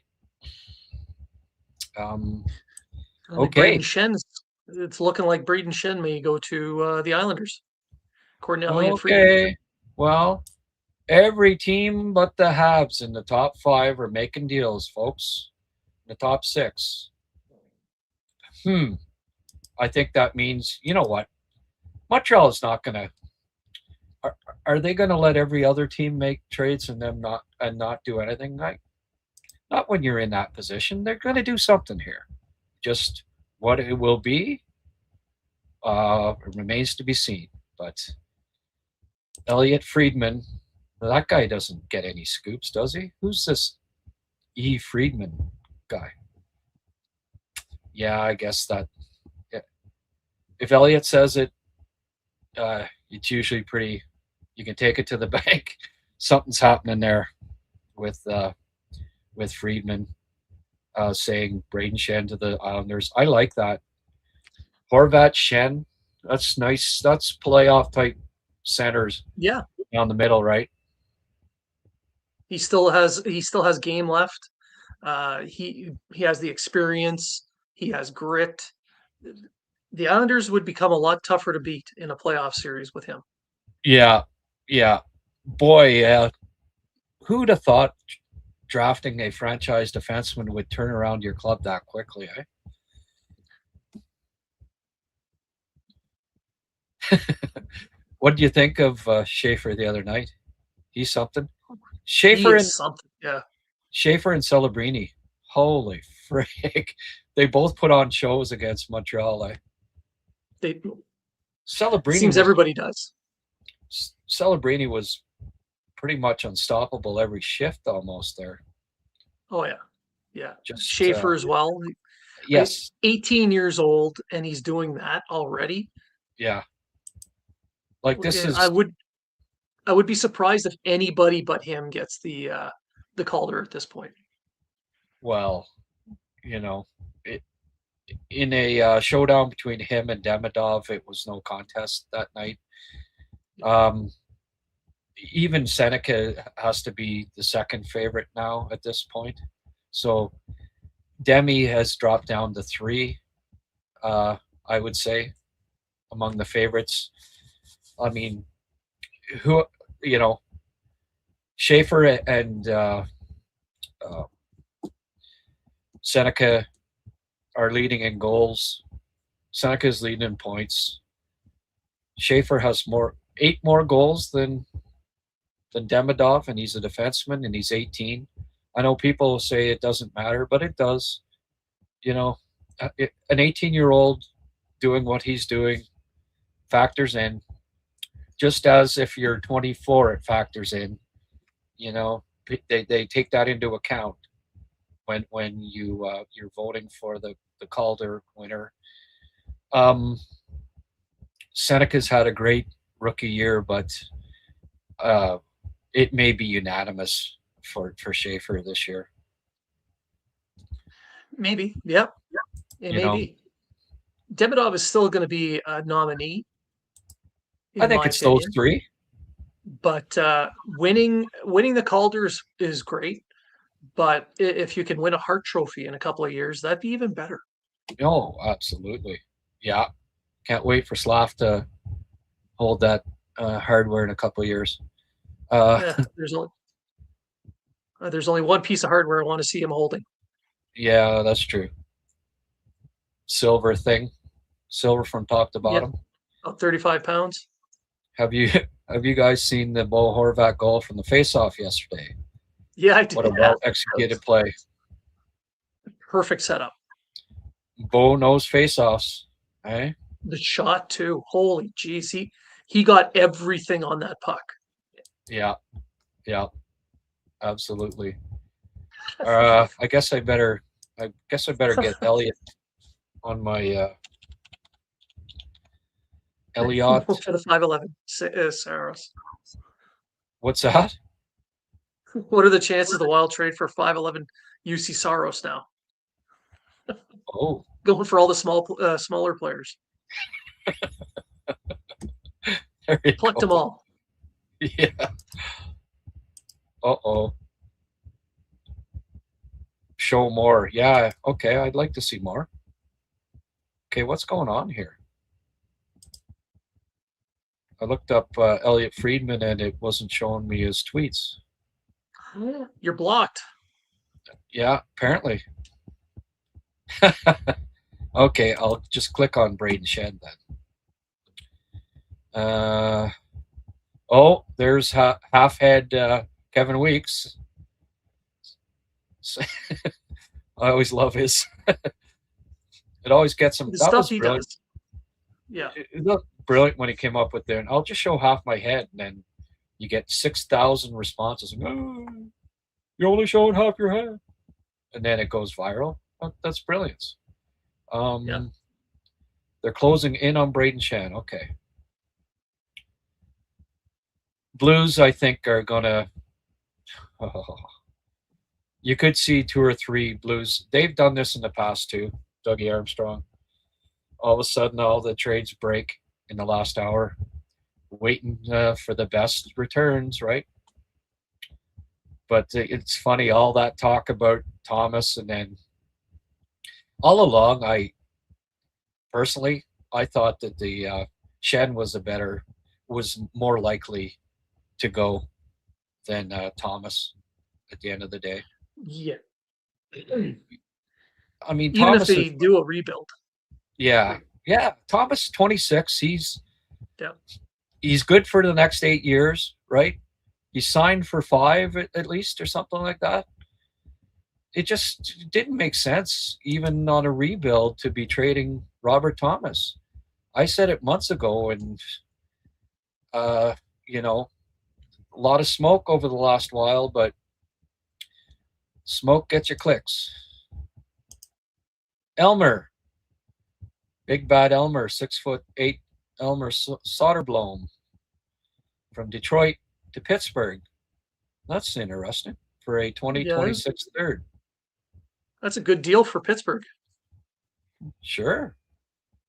Add some size there. Dubas has been, he's been picking up draft picks, but and now he utilizes a few of them because he's got a ton of them.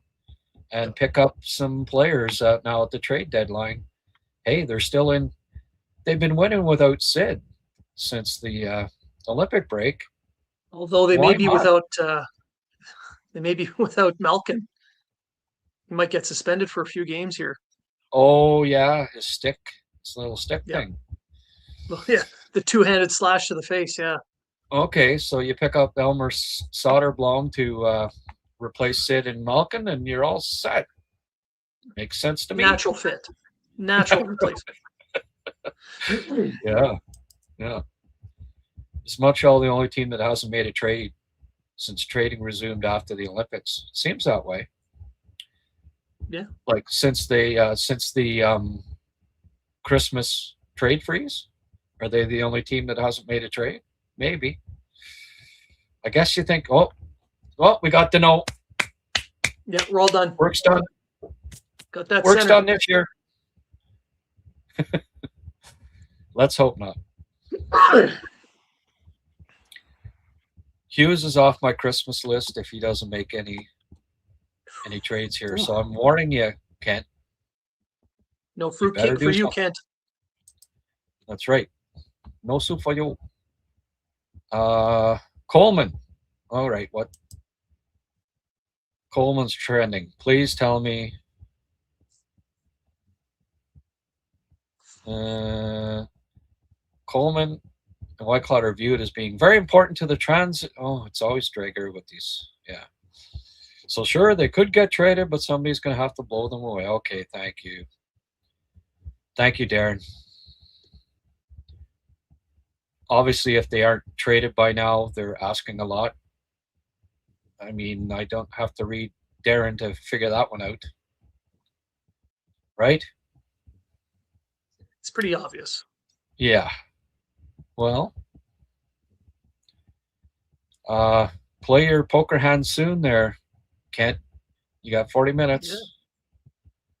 Lay down those 4 aces anytime now. Yeah, I'm not. Why? Nothing new. Why do we have to wait this late? So why is Coleman trending if there's? I'm not reading anything. They're just talking about him, I guess. Keon Coleman. Oh, well, there you go. Yeah. I see more tweets about whoever the hell Keon Coleman is than I do about, okay, I give up. Now, what I'm really impressed with right now are the Rockets' little PR jerseys that they put together of the firefighters. As a volunteer firefighter myself, I'd love to get a hands on those. Those are nice. Is that right, eh? Looks just like a fireman's jacket. You talking about the Laval Rocket? Yeah. Okay, you said Rockets, so I thought you meant Houston. Thought maybe you meant Houston Rockets there for a sec. Okay. No, if I was talking about fixing games or cheating, then yes. Yeah. I did not catch. A couple of people have been saying that Reinbacher looked really good on Wednesday. I didn't see the game, but I mean, he's been really good in general lately, as far as I'm concerned. They lost 2-0. He's playing with a chip on his shoulder again. Yeah, like he did before he was drafted. He played with a bit of an edge. But I think we had to give him 100 games at the North American pro level before you could expect that. I don't think that was unreasonable expectation, right? Give him a little he'd be there time a lot sooner without the injuries too. Yeah, exactly. It's unfortunate, right?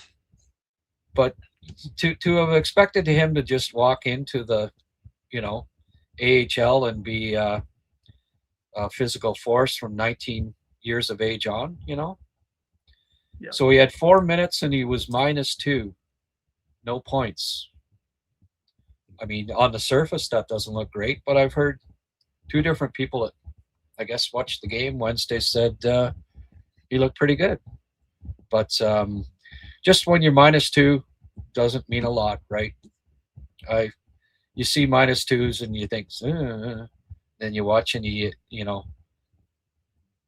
often the goals against don't necessarily have anything to do with the guy. I take it that he didn't, both goals were the result of him flagrantly turning over the puck to the other team. No. Did you see any of the game? I did see some of the game, yeah. Okay, and he looked good? He looked good.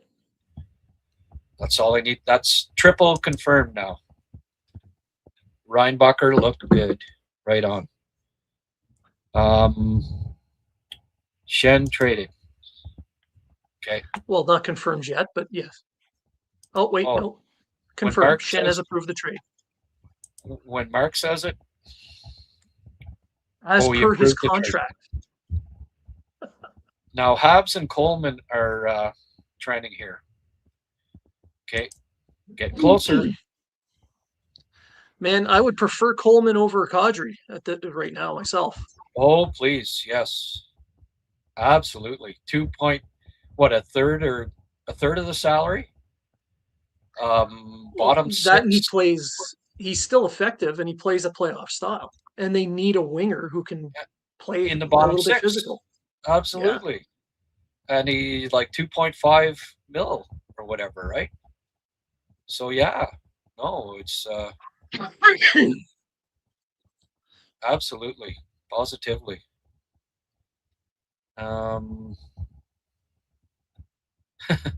Kadri's too old. I don't like Kyrou as an option either. I don't think that's the right. I don't see the Habs going for Kyrou. Well, I don't see them paying the price to get him.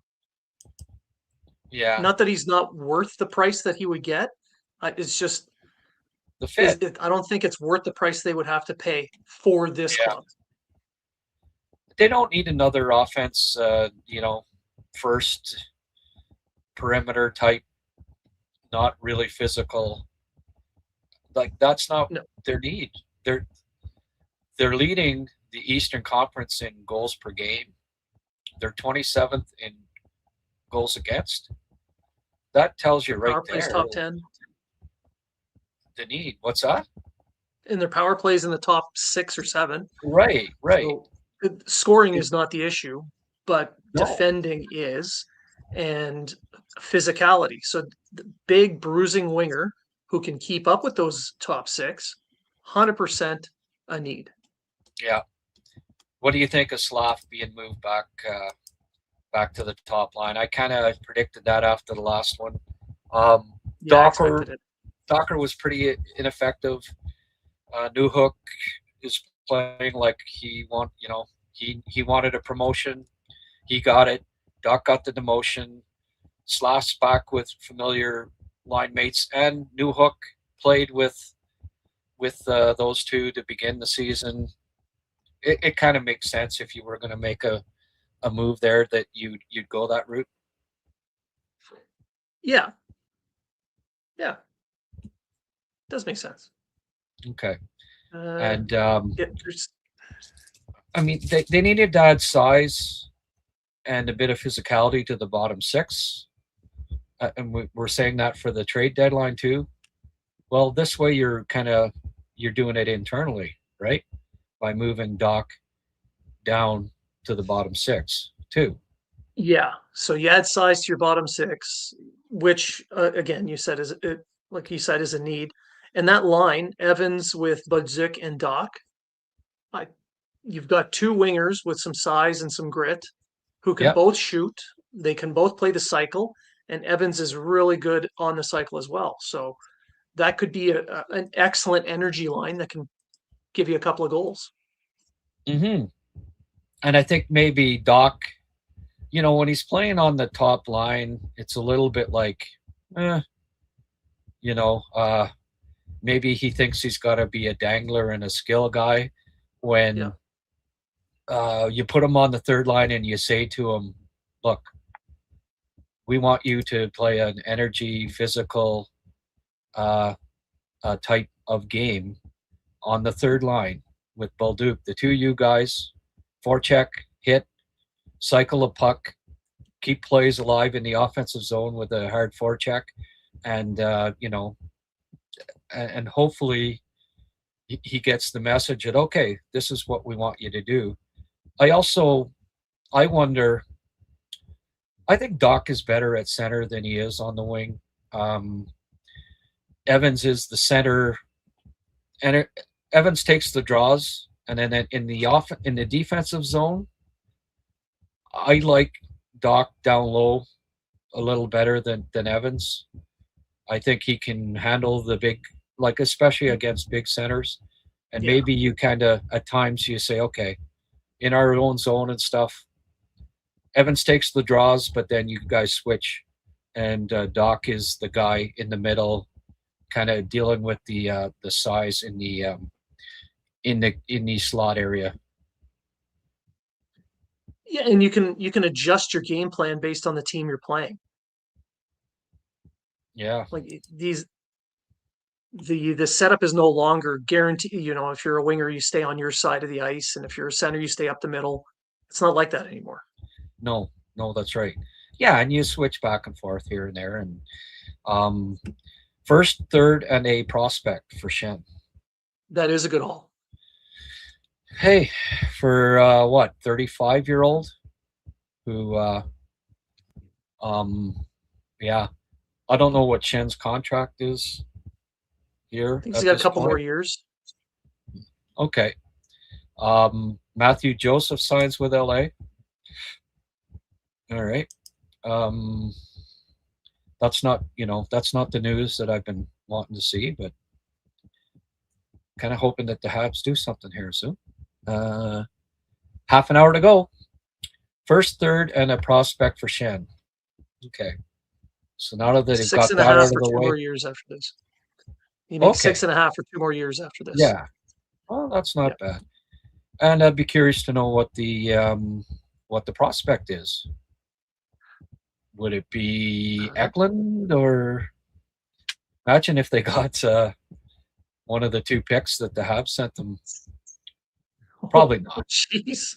I I don't doubt think. it, but yeah, that'd be Yeah. funny. Yeah, that would be. Detroit fans had high hopes for Soderblom a few years ago, just like Arbor in Montreal. Fans love size and dream they have the next Dustin Byfuglien. Yep. Yeah, for sure. I feel like Jim Carrey in Dumb and Dumber, so you're saying there's a chance. Oh, absolutely. It ain't over till it's over, as the Yogi Berra used to say. There's a connection for Jim Carrey in hockey too. He won a Vezina. Yeah, and this is the spelling of. That's how it was spelled too, right? With the 1 R. Yeah. Who's left on your wish list?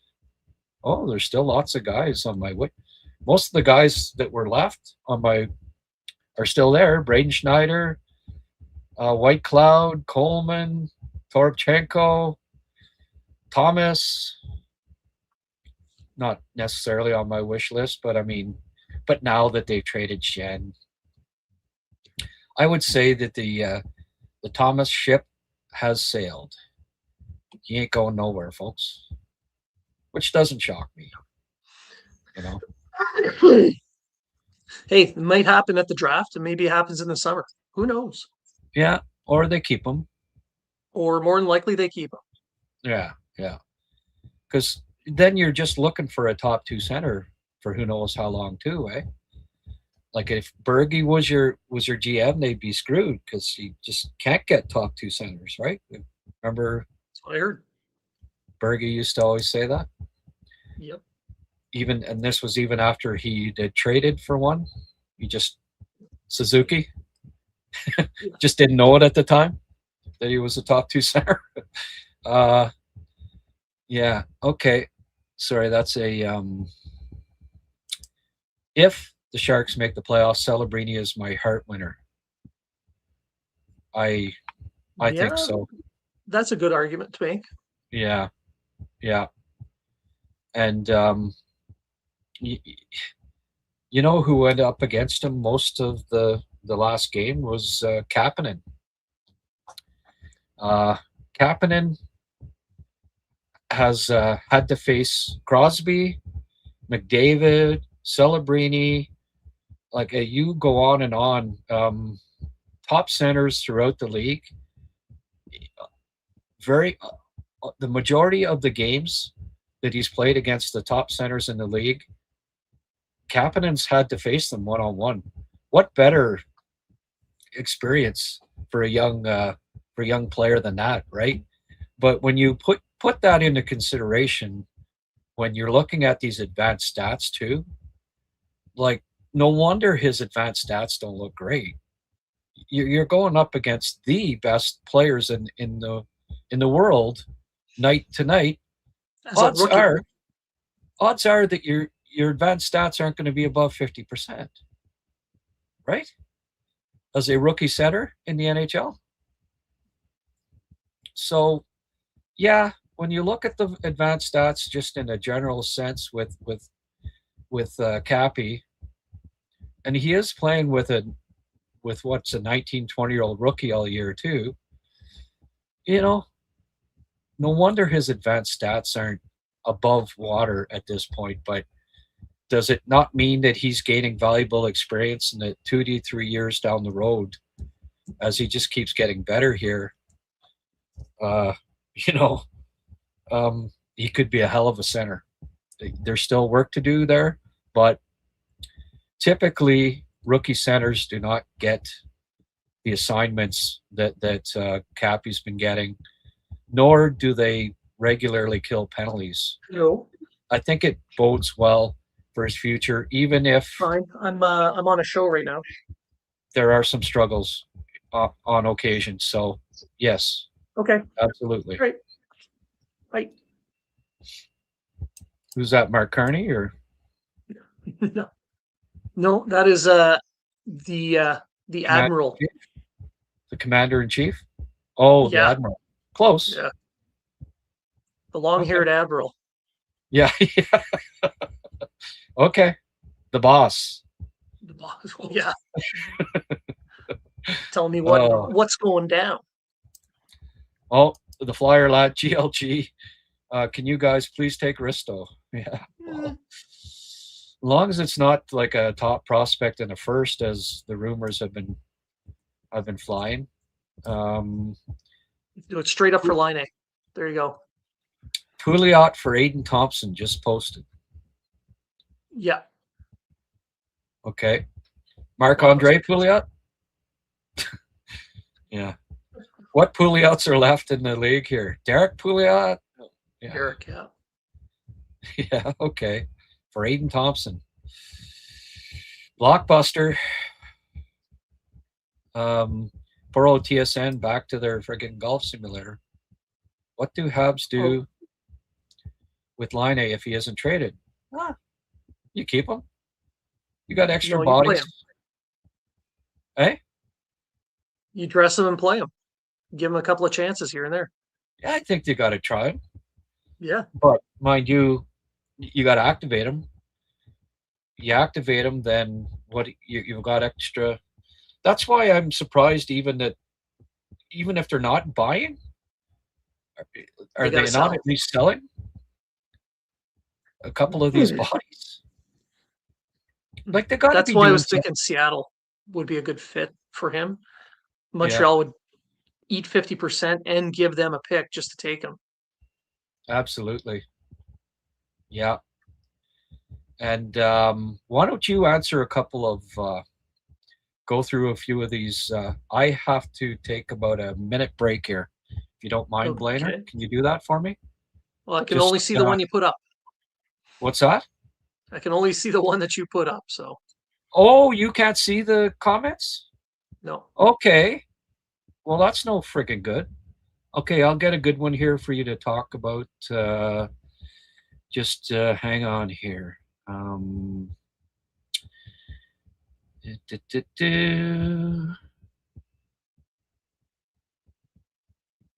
Yeah, teams can have more than 23 players starting tomorrow, right? So no problem activating. That's what I was getting at. Like, you don't worry about the rosters there with Line A, and you can activate them, which is right. And but I mean, you still don't just because he's activated doesn't. You still got to take somebody out of the lineup, right? Now, like Texe is already sitting, their newly re-signed player that is now sitting. So you put in Line A. Okay, you have the floor for a minute here and tell us who sits when Line A, if and when Line A comes into the lineup. Well, who would sit? That is, it all depends on who you're playing.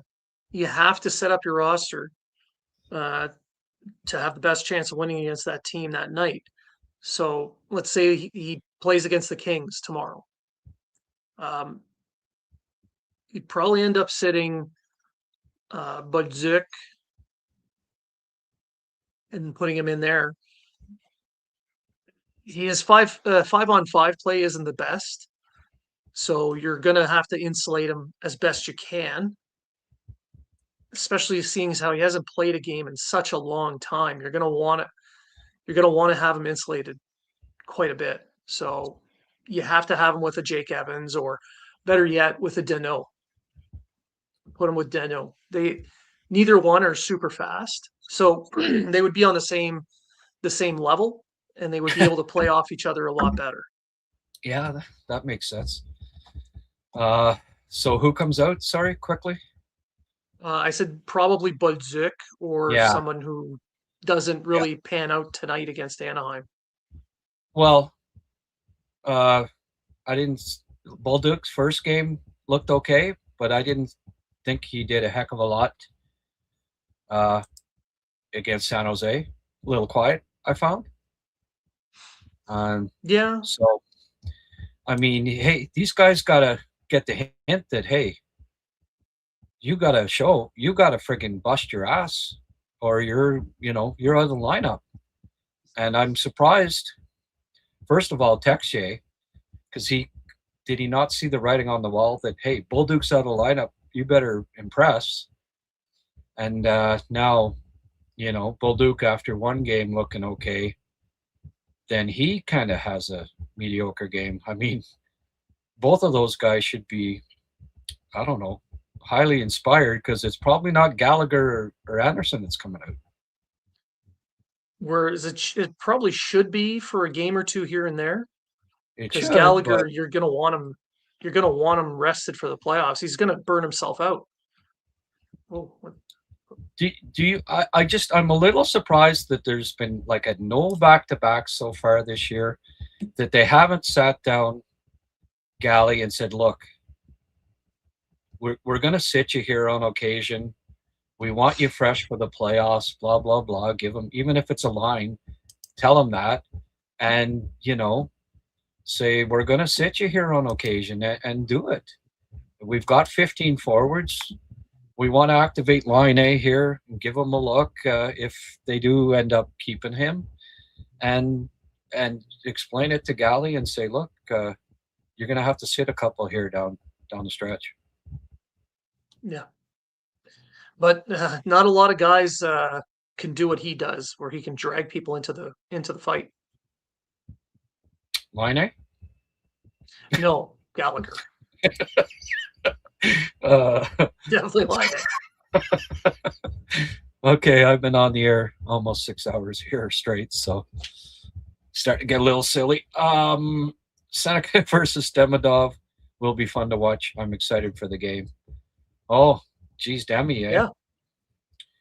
First he gets Schaefer, now Seneca. So I was hoping he'd be a little more inspired against Schaefer than he seemed to be.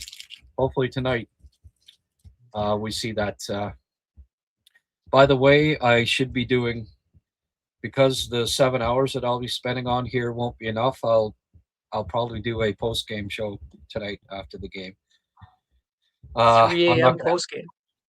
What's that? The 3 a.m. post-game. Yeah. I'm not going to ask you, being in the Maritimes and putting in this long shift, I'm not going to ask you to join me post-game tonight. Okay? Yeah, I don't think I'd be able to make it. I get it. It'd be like, what time's the game start? At my time, I think it's 11 p.m. Okay. Even if it's a Friday night. Nope, 10 p.m. Super early. 10 p.m. your time? Yeah. Oh, no. Oh, so it starts 9 Eastern? Okay. Yeah. Oh, well, that's not that bad. Maybe I can talk Rick into coming on later and talk about all the trades that the Habs made. Still nothing, eh? Yeah, still Gary nothing. is actually a fast player. I don't know if fast is the right word. I know you measure the top 7 speeds or whatever, but it's got to be more than a 2-second burst twice a game, I don't necessarily go by those stats for when you take the whole game and encompassed in what his average speed is over a game. It can't be at the top. I'm sorry. The eye test doesn't lie when it comes to that. He's burnt after about 3 seconds, 10 seconds into a shift. So, when playoffs come, Gally will be key. Can't wait for Gally talk to calm down. Oh yeah, he's Gallagher. If they make the playoffs, if they don't make any trades here, I'm not guaranteeing it, because they've got holes and they better fill them, or I would not be surprised if they miss the playoffs. I'm starting to worry a bit here. I'm sorry, but they've got the assets. The window's open.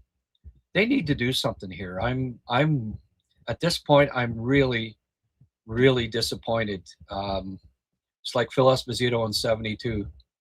I'm really, really disappointed. Anyway, they better do something, or I'm not gonna be happy. I just think it's a mistake. I agree. Okay, good.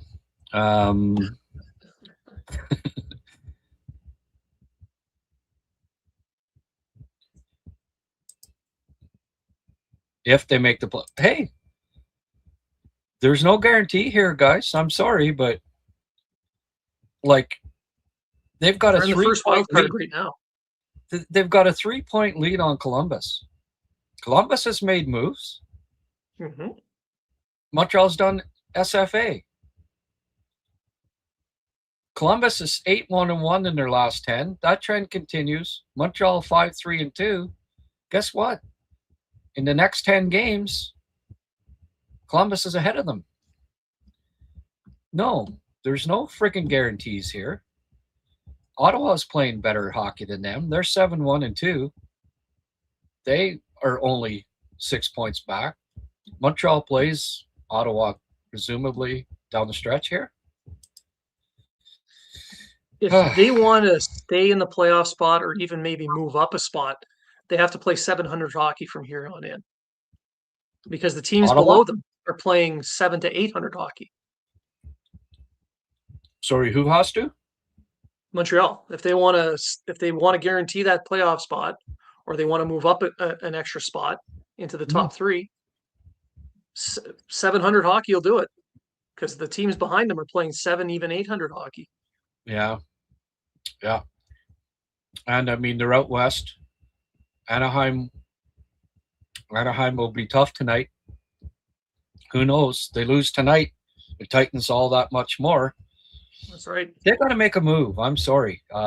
If they miss the playoffs and they didn't make a move now, Kent Hughes will. It'll have been a mistake, and it's possible.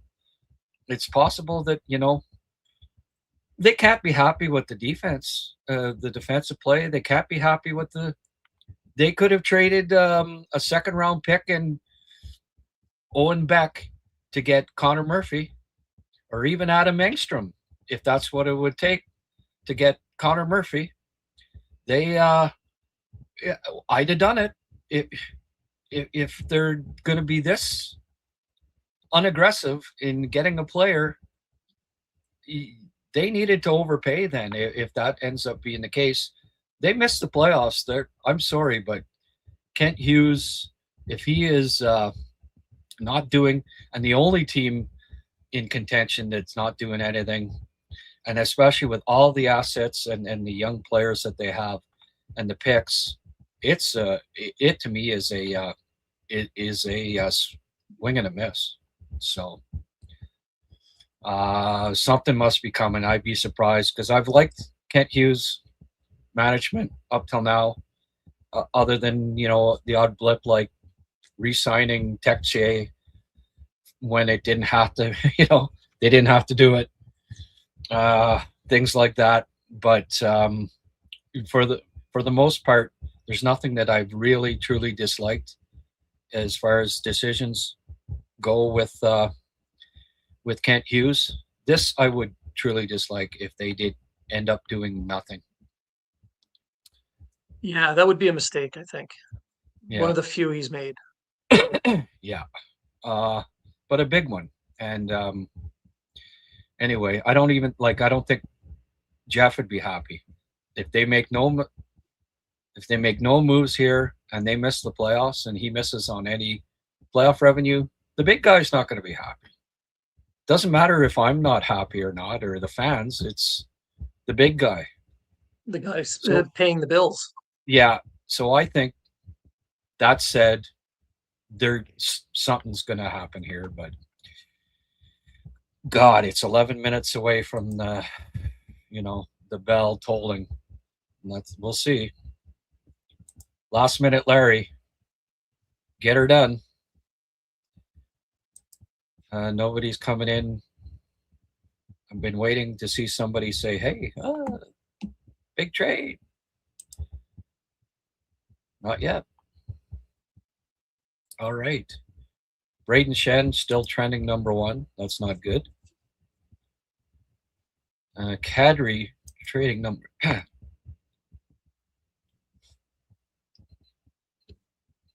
Still not seeing anything new. Renaud Lavoie saying, what? Oh, I think Tony's being sarcastic. I think Renaud is saying that it could be Kadri, so Tony's saying Kadri's not coming to Montreal, folks.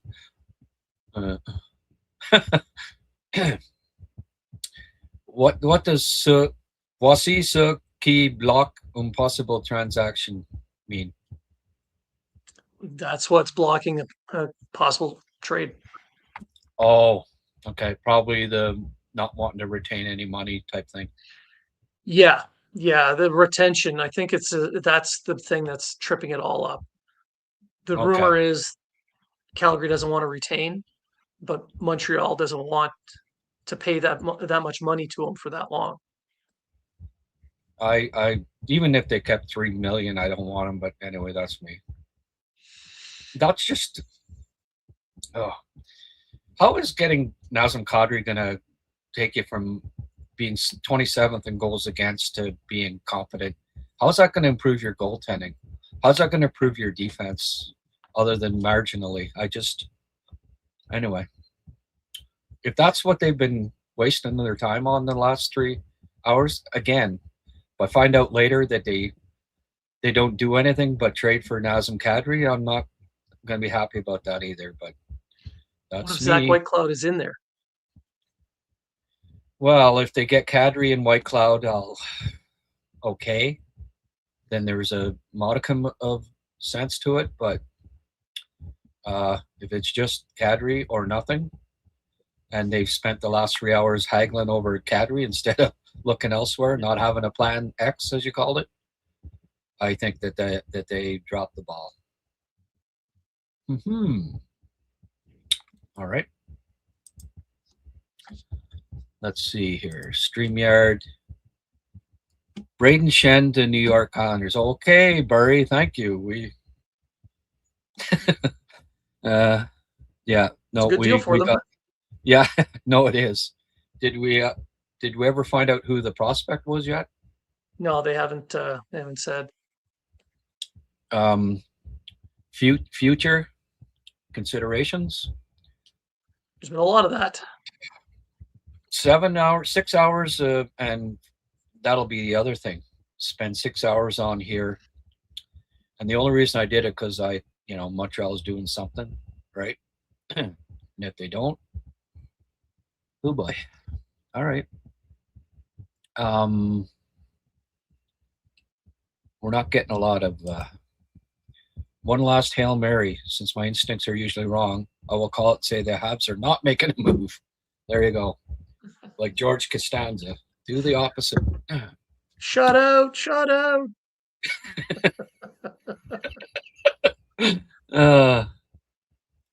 Even without a deal, I believe Montreal will make the playoffs. Maybe. Yeah, it's just this deadline was an opportunity to get a piece to add to the team that they really needed. Something that they don't have in the system right now, like that bottom pairing right-handed defenseman, or another physical presence up forward, or move one or two of the forwards that you have up there to get pieces to get the other ones that you need. I'll tell you right now, if they don't and they miss the playoffs, the honeymoon will officially be over for Kent Hughes and the management staff. Yeah. They'll take a lot of flack, and including from me, if that ends up being the case. And I'm telling you, every other team improving and them not doesn't help their chances. It doesn't, So I don't know. This is shocking to me that, they can still do something here, but with 7 minutes left. Yeah. Oh, and sorry, I don't want to hear the Nick Suzuki told us not. Like at this point, it's stay out of it, Nick. You're not GM here. Yeah, you don't want, I don't want to lose a buddy, or well, this is a business. At this point, sorry, you have to make deal. You last year, okay, they were kind of on the bubble, and it didn't really matter if they made the playoffs or not. You keep the guys, it's a couple of buddies and their UFAs, this and that. I get it, but this year it's not, trading UFAs. Last year it was selling. Didn't want them selling. Nick can't say, well, you can't buy, right? You can't improve. Last year it wasn't to make deals to improve. It was didn't want them to trade Dvorak, Evans, those guys. They thought that they could help them get into the playoffs. Nick was right, but this year it's a different story. They're in the playoff spot. They don't have UFAs to sell. They need to add, and you want to improve the team, right? I'd be surprised if Nick went in and said, "No, don't try improving the team," right? And we better not hear that this time from if they didn't make any trades, and I don't want to hear that. Well, Nick said, that would only just make me even more despondent, maybe even angry. Almost all trades are about teams adding players, not a lot of players going the other way. Teams don't want to break chemistry. Mm-hmm. Well, adding a player kind of messes with your chemistry right there. If you're selling, if you're moving a guy out, you don't really care too much about the chemistry. Right. Yeah. Another trade deadline done. The NHL has to do something about NTCs, even the cap restrictions. Well, it's not over yet. Let us remind you that trades always come in after 3 o'clock. Revealed potentially 30 minutes after. Yeah. Oh, yeah. I mean, we've seen big deals not get announced till, 3:30 or whatever. So I guess I'm going to thank you, Kent. I'm going to stick around for another half hour here after the trade deadline.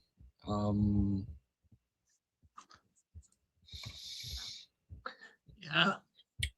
Somebody's saying Habs contention window is next year. No.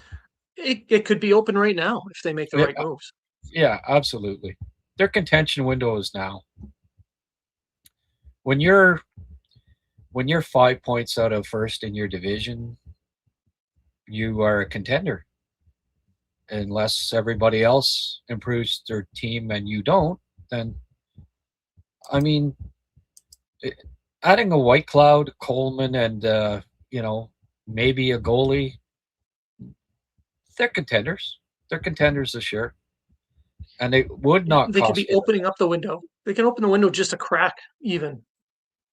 Yeah.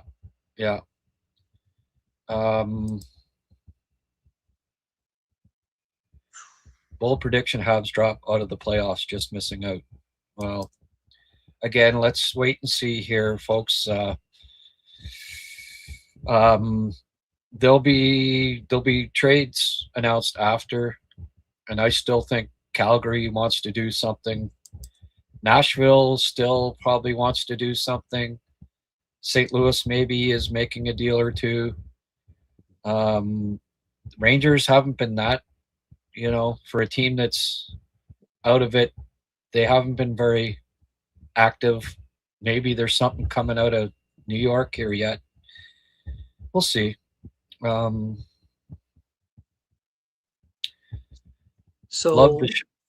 ahead. Yeah.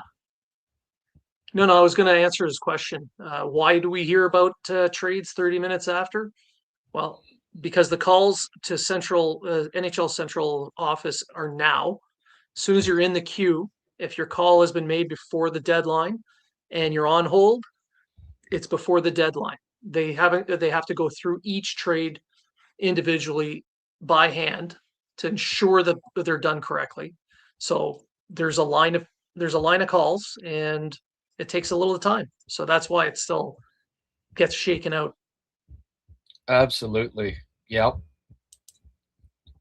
By the way, folks.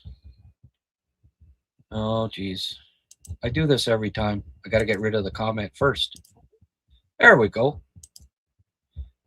Just to waste a minute here so I'm not just frustrated.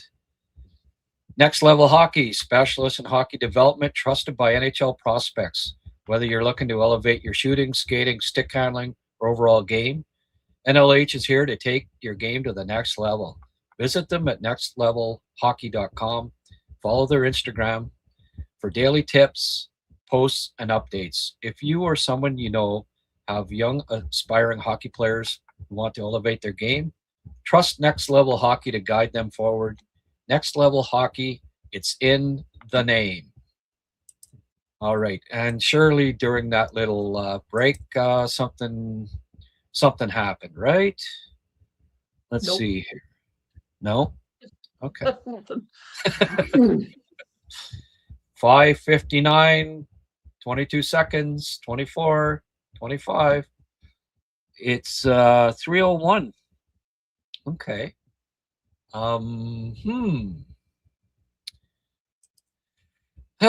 Hearing a lot about adding, but not much talk about what the cost to add. Expensive. Yeah. It was a seller's market for sure. Prices were paid for some of these players. Yeah. Not cheap. I hope I'm wrong. It is just too much, and the Atlantic got better today, and the Habs did nothing. Yeah. Well, Connor Murphy, for instance, okay? So Edmonton paid a second-round pick. Could Montreal all not have offered a second-round pick and Owen Beck? Would Edmonton not have, or sorry, would Chicago not have preferred that to a second-round pick from Edmonton? And if not, why wouldn't you do it? Do you have to have Owen? Like, Owen Beck has been given many opportunities and hasn't grasped it. They trade for Deneau, which tells him, oh, okay, no, we don't believe in you. They re-signed Jake Evans, which said, no, we don't believe in you taking this spot down there. You know, Hage is going to be signed, and he'll jump ahead of him in the pecking order. Like, he may never get a regular spot in Montreal. They sign Texier, which says, okay, Beck, we don't think we'd rather have Texier on the wing than you. They trade for Bolduc, which says to him, okay, we'd rather have him on the wing than you. Like, all of these signs point to them not thinking that Owen Beck can take a spot on this team. So why not trade him? Why not offer Chicago Owen Beck and the second round pick if it needed to sweeten the pot because Edmonton offered a second round pick?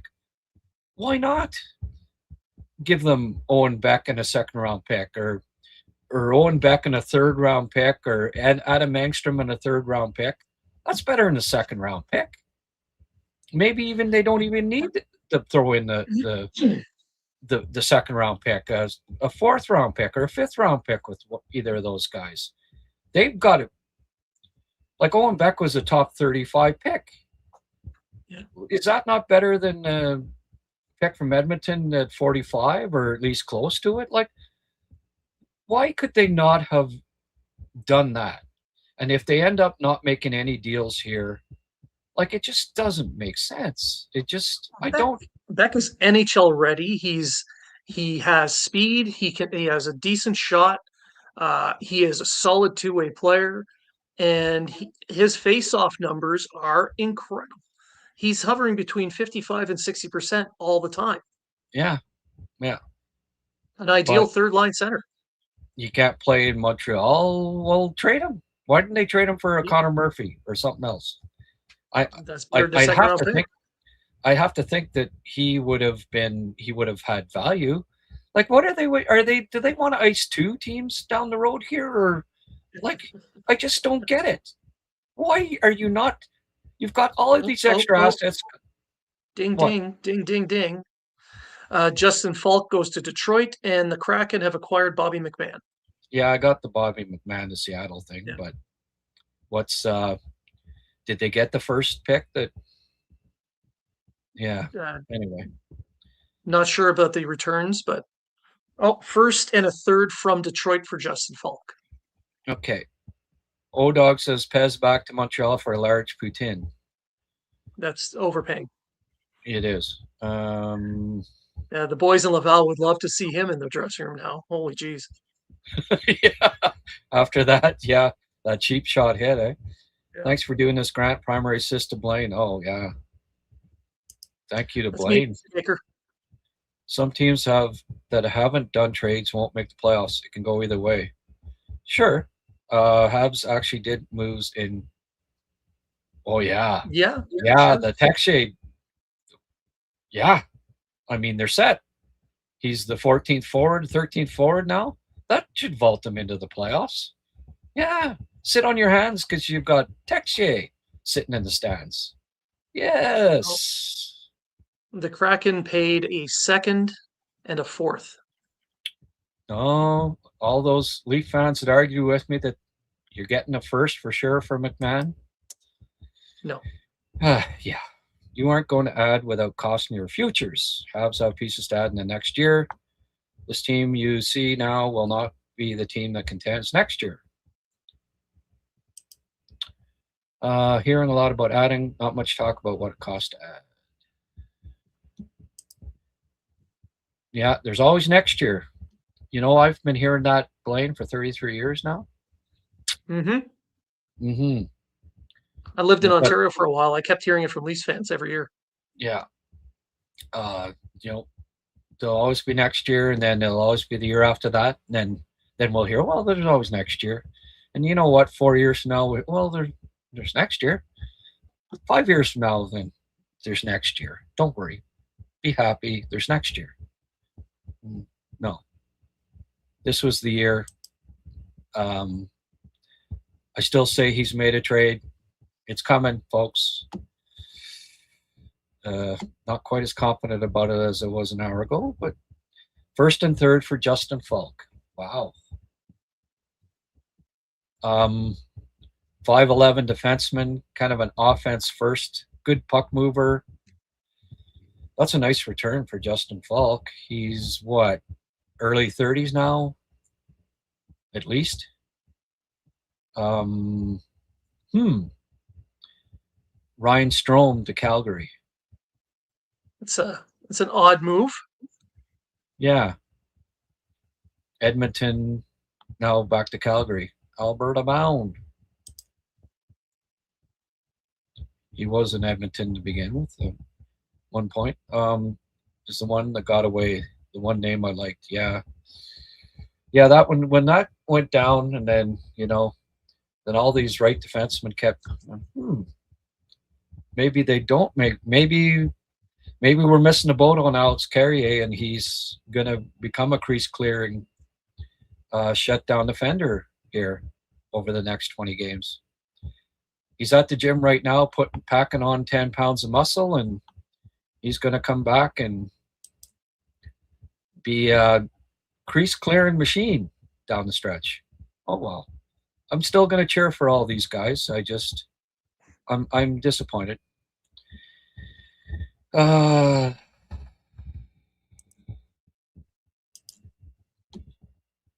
Seems many Habs articles say Habs fans will be fine missing because it's a young group.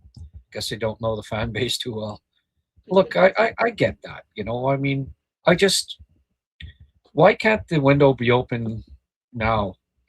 Why wait another year? Last year we heard that, and okay, fine, but they're in 5th place, and that's with all the injuries they had all year, right? All those injuries. Now they're healthy. Okay, well, they're not playing great while they're healthy, but they're healthy. Well, if you add to that an upgrade, and then you're healthy, why can't they be a contender? But a true one. The goaltending hasn't been great, and they've had a lot of injuries. I think they're contenders if they fix the spots where they needed to fix. 27th in the league in defense, goals against. There's things that could have been fixed here. There's been a lot of right defensemen move. They could have picked up one of them.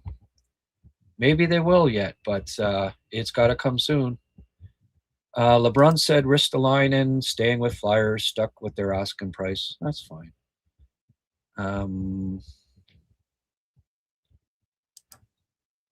Let's try to win a playoff series before we try to win a cup. Yeah. Okay, Apache, you keep, I'm not even saying that this is their year. You're misunderstanding what I'm saying here. What I'm saying is that... Give them a chance. Well, they won one playoff game last year. There's not one thing that's going to help develop this group better to win a Stanley Cup than to win a round or even win 3 playoff games as opposed to winning 1 again. As things turn out here, they may not even make the playoffs because of this. How is that going to help this team become, to gain that experience to win a Stanley Cup? Which would be better for them? Missing the playoffs this year or losing in 5 and so having 2 games of playoff experience, Lane Hudson having 2 games of playoff experience, Demidov having 2, or, well, not 2 games, 2 wins, at the playoff, or to maybe win a series or 2 in the playoffs this year, and, building that up to where you figure out more what you need to do to win it all, or losing, missing the playoffs or losing in the first round in 4 or 5, 6 games. They have an opportunity here, I think, to make some noise at least this year if they improve like everyone else around them is, like the Islanders did. Islanders are basically tied with the Habs in points. They made a big move. Yeah, apparently, around them. What's that wasn't a prospect. It wasn't a prospect in that trade. It was Jonathan Drouin. Oh, well, there's a prospect. Yeah. Yeah. Calgary must have made a trade, I would think. No reason to acquire Strome unless they need to hit the floor. Oh, that's a possibility, right? Yeah. Rick giving us hope. Yippee, we get to see Monty in net. Way back in the net. Yeah, pretty much, man. The whole team could be injured next year and in a lottery positions. Should have went for it, in my opinion. That's a good. Yeah, who knows what happens next year? You could have a couple of key injuries. The goaltending could be even more suspect next year. Who knows, right? It could be seen as a reward for playing so well up to this point. Well, Florida. Did anyone expect that Florida would miss the playoffs this year? So where's the guarantee that next year Montreal even makes the playoffs? There's no guarantee. So, it's a year where they have an opportunity to maybe win the East. And if you wait till next year sometimes never comes. So I don't know. I think this is if they don't make a deal, I'm going to be extremely disappointed. And I think that they lost an opportunity here. Blain feel like suiting up in goal for the Habs. Can't be worse than Monty. I can guarantee I am. Yeah. Worse than Monty. Yeah. I don't like, I've been disappointed with Monty, but yes, can confirm. And he might even be better than me. So I don't have the knees to be a goalie anymore. No. The NHL tracker certainly is. The last trade the trade they have up, the most updated one is Nick Delorier for a 7th round pick too. By the way, yeah. Montreal couldn't even they couldn't even trade a 7th round pick. Just they're standing pat. All of these draft picks that they've got, they're going to make the team. Don't you know? I mean, Owen Beck can't even get a spot, but got to hold on to every draft pick because their 7th rounder from next year might make the team. All right. Let's see here. Besser. Greer. Yeah, there's nothing. The last one I've seen on the ticker here is the Strome trade. So, what was the trade, anyways? Just future considerations? 7th round pick. Another 7th, eh? Okay. Yep. AJ Greener, when that's the big news happening. What's Elliot Friedman saying here? 2nd round. Oh, okay. It was 2nd rounder for Corey Perry. Yeah. Okay. That's weird that when I load on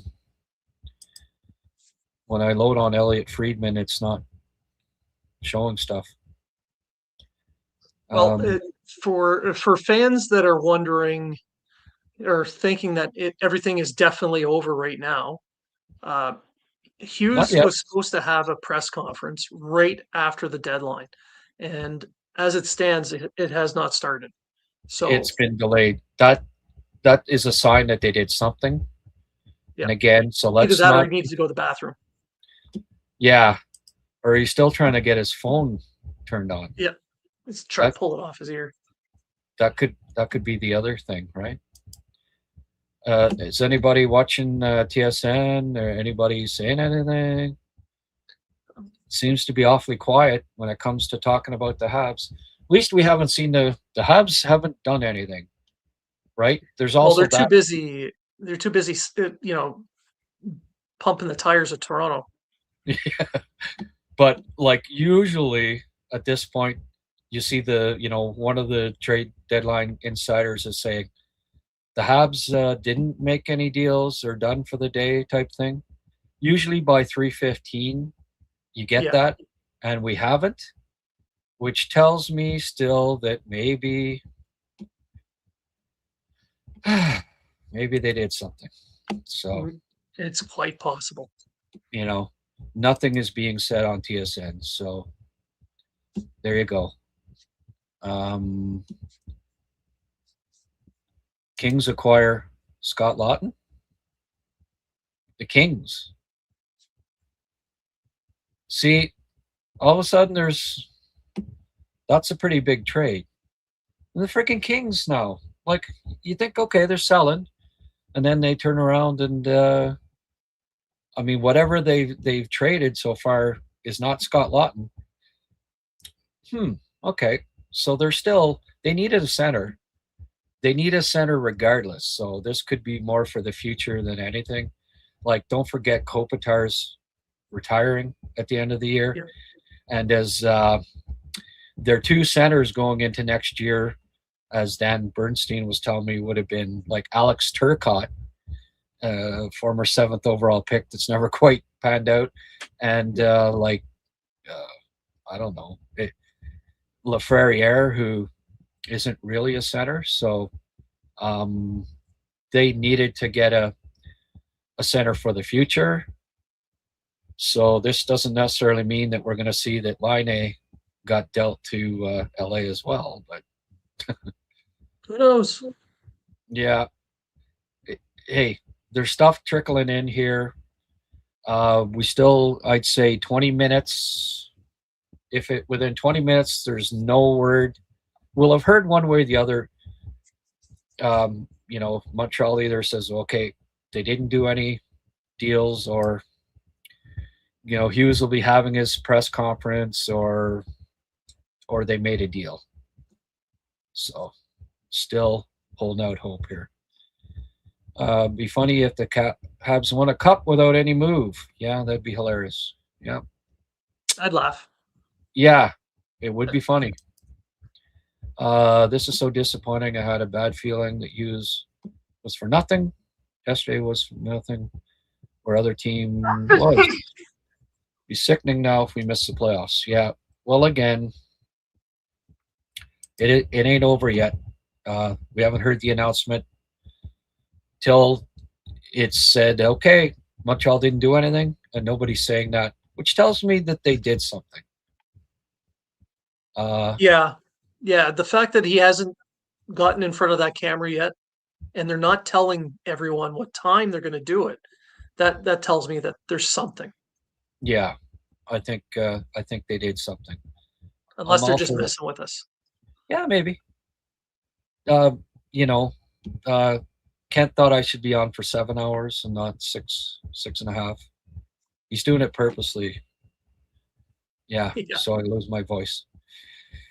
I'm all for waiting for the off season for the best deal, but like you said, what better motivation for the whole team to add a piece and let the boys know all the top brass believes they can do it. Yeah, which is different than what Suzuki was saying last year. Like, I think he was saying, don't trade Armia, don't trade Evans, don't trade Dvorak. We think we can make the playoffs with those guys. Stay put. It's a different situation this year. It's not, don't trade these 3 UFAs. We're outside of the playoffs or we're right at the bubble, but, it's a different situation than last year. Are we hearing what the cost was for Lawton? Toronto, for the first time in forever, is going to have a lot of high draft picks. Or just draft picks, period. Yeah, draft picks and Scott and Austin Matthews. Okay. What is going on? McMahon, Columbus, Justin Holl. Did Justin Holl go to? I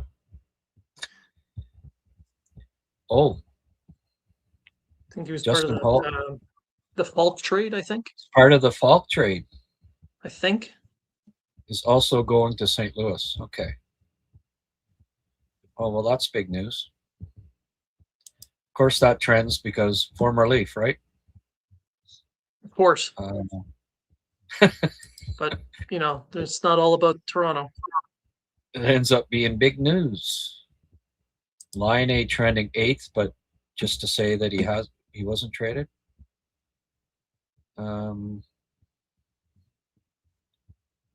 Yeah.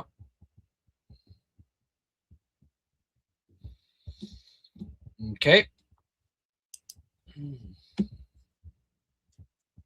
Well, so RDS just announced that Hughes is going to speak somewhere between 3:25 and 3:30. Yeesh. That's from Kedin Hayes. Okay.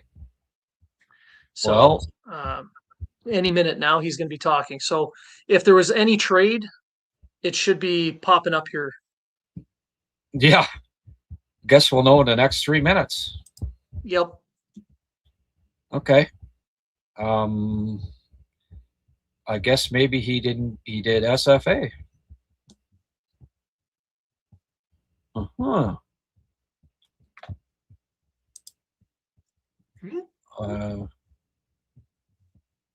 Nothing. Apparently, not getting Coleman is staying in Calgary. Oh, okay. Okay.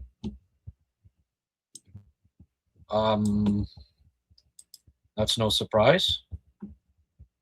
I'm not hearing anything on White Cloud. Right now, there is nothing on the Robert Thomas front. Yeah, that. Uh-huh.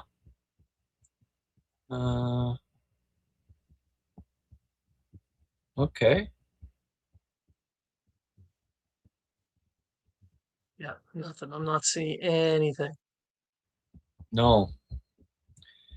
Like Ryan Rashog says, 24 minutes ago, so nothing late coming from the Oilers. They're done for the day. We haven't seen that one yet on the Canadians, right? Yeah, exactly. Which still tells you, usually you see something like that. Is it possible too that he's that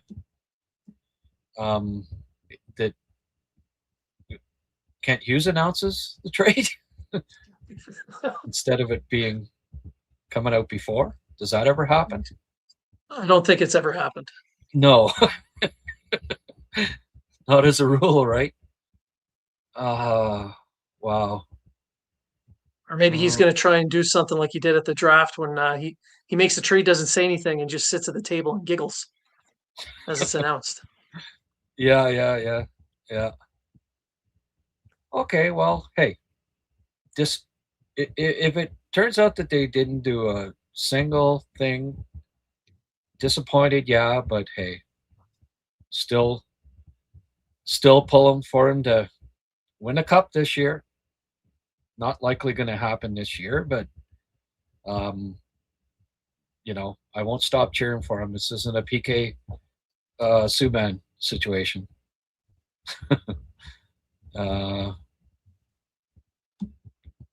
I gotta say though, like even in the quietest years, they did something at the trade deadline. Something, right?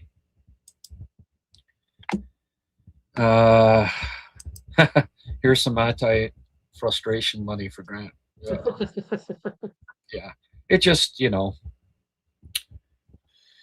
really would have helped my numbers if they made a trade. But I guess they don't make trades based on what I want, right?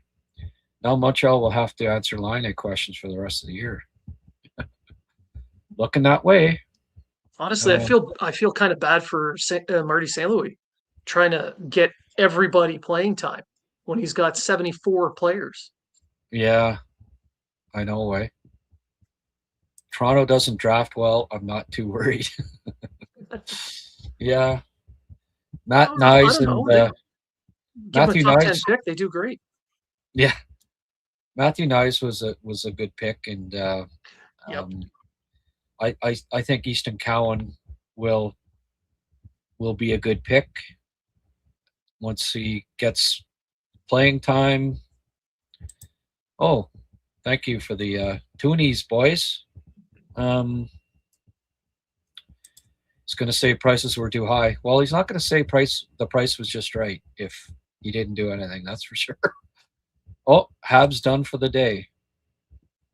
We kept our own rental. Laine can put the puck in the net. Okay. Is he speaking right now? So I'm looking up right now. With there's no trade.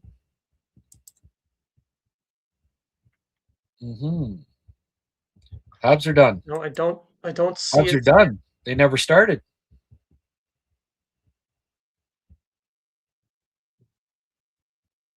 I don't see him. Let's see. Okay. Minton was a good pick, right? Just not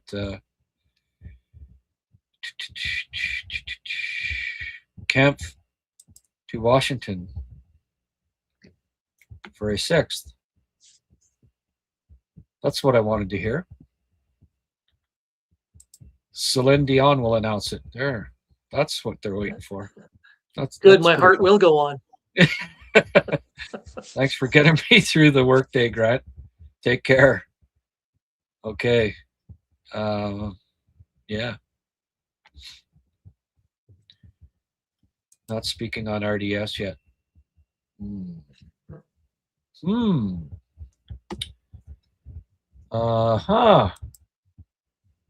Sorry, folks. I'm just hoping to see something here.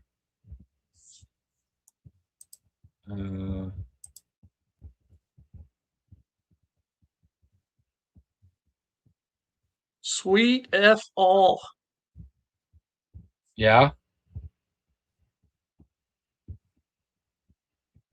Not seeing anything.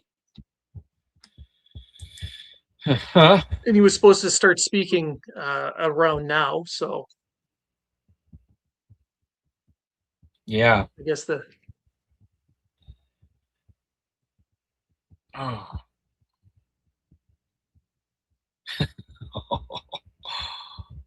Yeah, nothing. I'm not seeing like always there's a whole bunch of whatever, even just saying Montreal's not doing anything. Things that come up Yeah. on and nothing. Either way. Vancouver trades Reichel to Boston for a 6th round pick. Okay. Lucas Reichel moves again.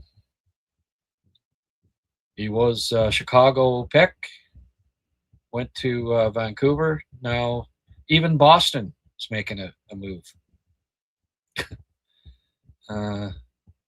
Every team but Montreal. Okay.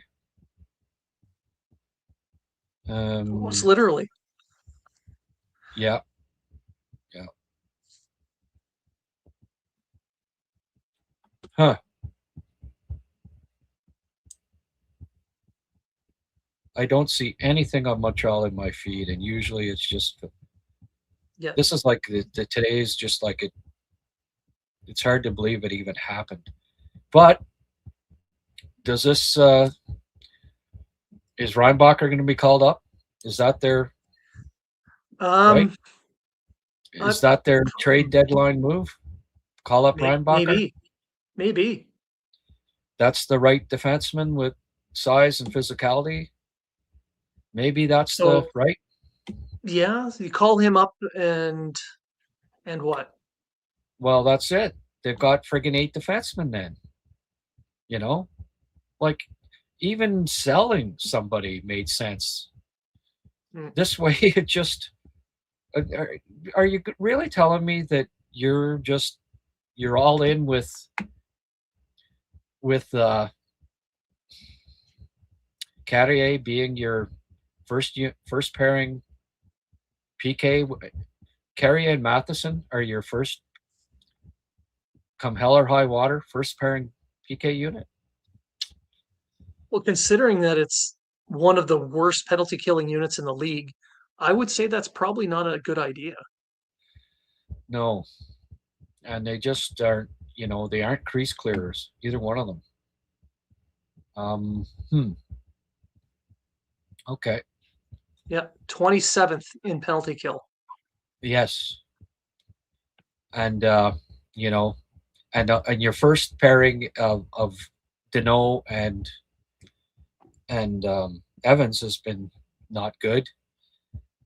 They were 27th in penalty kill with Evans in the lineup. He went out of the lineup. They got up to 20th. Since he's been back in the lineup, they're back down to 27th.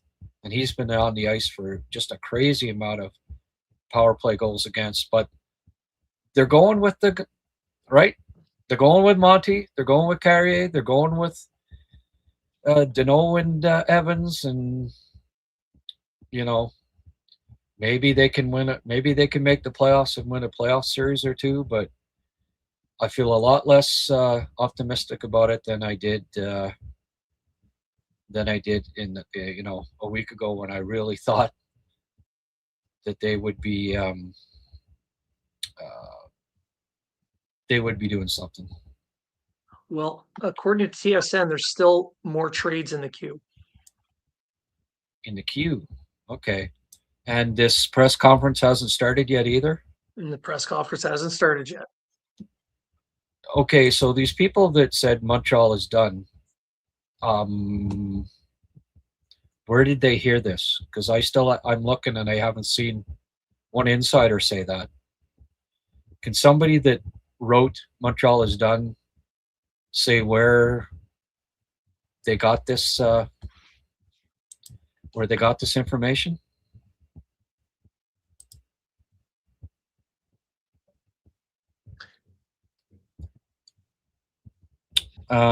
Phil Kessel just signed with the Habs. Okay.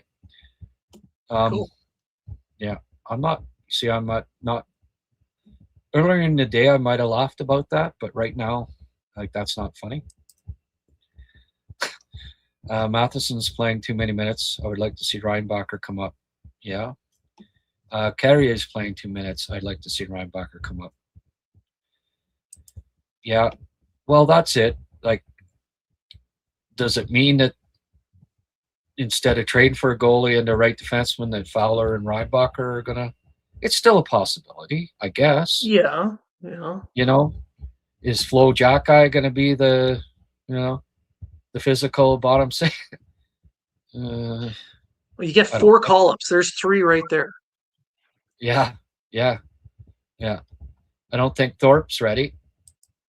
Florida didn't make any moves either, if that makes you feel better. Yeah. They're the same team that won the cup, though. Yeah. They'll be there next year. At least they have 2 cups in their back pocket from the last. It's not over till the thin lady sings. That's right. Keep the faith.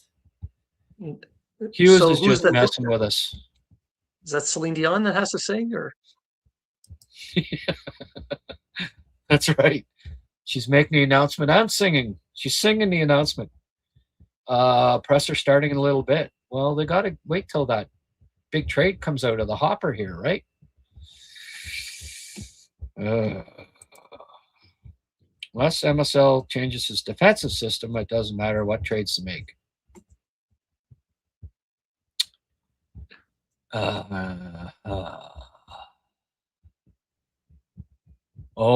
Done. I think it was a sarcastic done, like Montreal's done. Like done.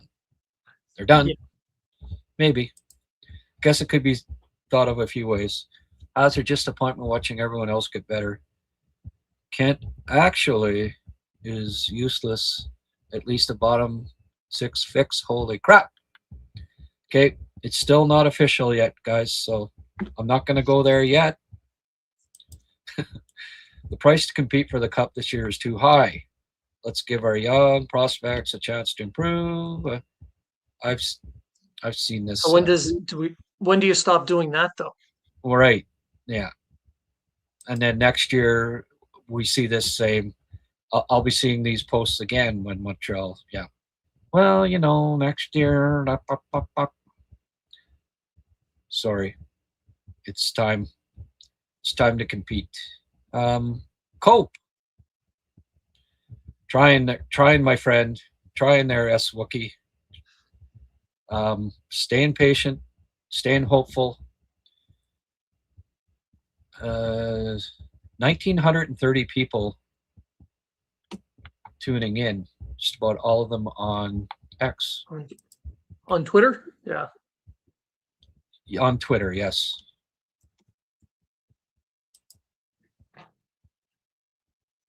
Oh my Jesus. And either make the trade or start talking there. Kent, holy cow. I got stuff to do. I know, eh? Okay. So Blues first round pick and Shen deal is Colorado's from the Brock Nelson deal. Blues will have 3 first round picks with them in the 2026 draft. Well, there's your retool. Canucks made a couple of minor moves waiting on trade calls. Did they already announce one? This was 38 minutes ago. So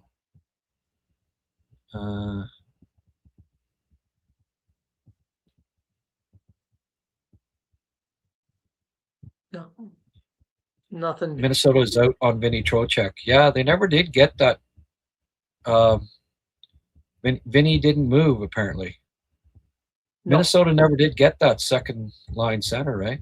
They made about 40 moves here in the past month, and none of them were for second line center, which is interesting. See, and that's the thing. Making trades, at the deadline, fine.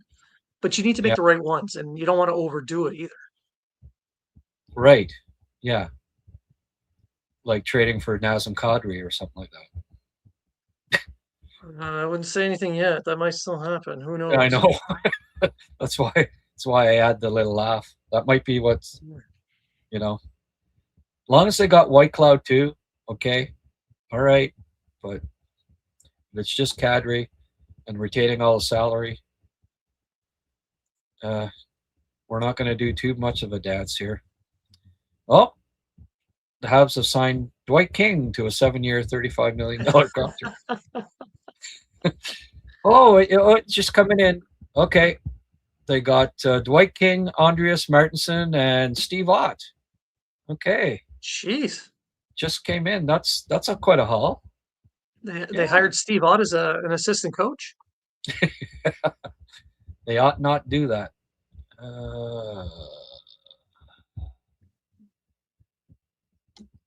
Did anybody pick up? Oh, Sens pick up Dadonov on waivers and trade him to Las Vegas. Yeah. Yeah. But they say he's not injured. I could come back to haunt them. Grabenkin. Who's Grabenkin? So does Sleepy Kent work for a nickname? Start calling him Sleepy. Sleepy Kent. I don't know. Not really. Not really. Kadri.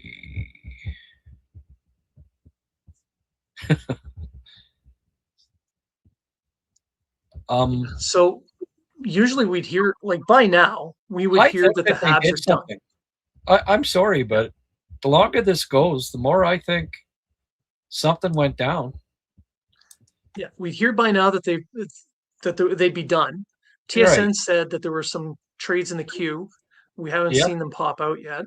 And they confirmed that Coleman and Lomberg were not moving from Calgary, but they didn't say anything about White Cloud. They didn't say anything about Kadri. So I don't know. Yep. You know who Jonathan? Maybe there's still hope. Jonathan Salvati with 267 followers, or following at 167 followers, says they're working on Line A's contract retention. Yeah, it was done. Someone in Calgary's side is very hesitant. This is not over. Kadri will be a Montreal Canadian. Okay. Who said that? Jonathan Salvati with 167 followers. Sports reporter / trade breaker. So Sure. Yeah. So if this ends up being true, all of a sudden he'll have a lot of more followers. Yeah. True. Yeah. I guess he's taking a stab at it. How many people do that? I'm going to make it up, and if it comes true, all of a sudden I'm going to be popular and an NHL insider. So it's worth a shot. Kadri, O'Reilly, lots of people here, right? They didn't get picked apparently or moved. Lomberg. Some people were saying maybe Lomberg goes. I like his competitiveness for sure, but just not a big guy, right? I don't know that he was the kind of guy that they were looking for anyway. Okay. It's weird that there's so little, Montreal talk one way or the other on Twitter. Yeah. Like, how complicated is this? If there is a trade in there, how complicated is this thing? Because it's taking a long time. And is there not one insider even saying, "Oh, Montreal is right"? Probably, probably not telling anybody anything, because some Habs fans were all over them for breaking trades that players hadn't agreed to yet. Yeah. Oh yeah. Well, we're not going to do it. Well, I mean, Montreal's always pretty good. It's usually not coming from that, and I can speak from personal experience on that. But usually there's an agent leaking something by now, or where's an Alan Walsh when you need him?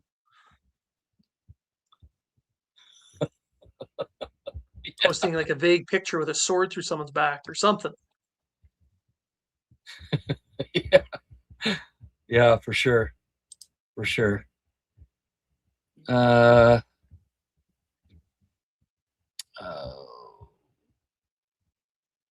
Watching Monty tonight is going to be like watching Canada lose to the USA. Oh, no, it's not going to be that bad. Hoping for a white cloud for Monty hockey trade. Yeah, I'd go for that. That'd be okay. Might have to throw something else in here. Grant, remind me next year to skip the trade deadline. Wayne, you said the same thing last year. You get sucked back in, just like I do. Hey, at least you didn't have to do a 7-hour show for nothing. Presser is on Habs TV. Okay. Let's check out. I guess I should.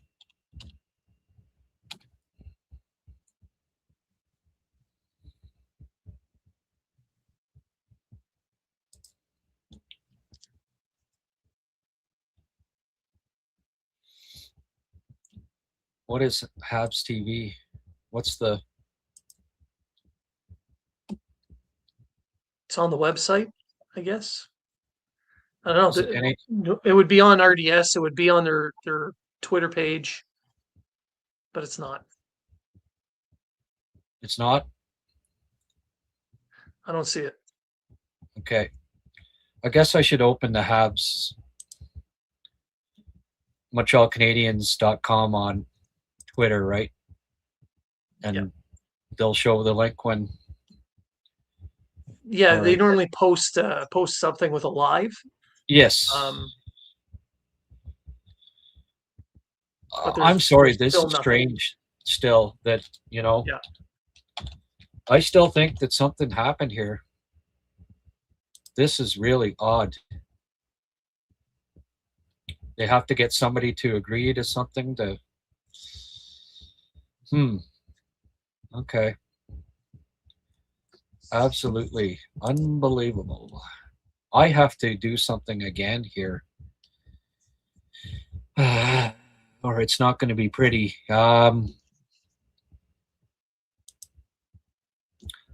Obviously nothing earth-shattering today. Well, just hold the fort here. We just don't know that.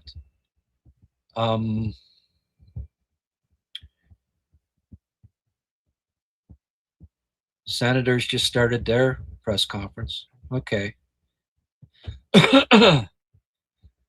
So, Habs tonight.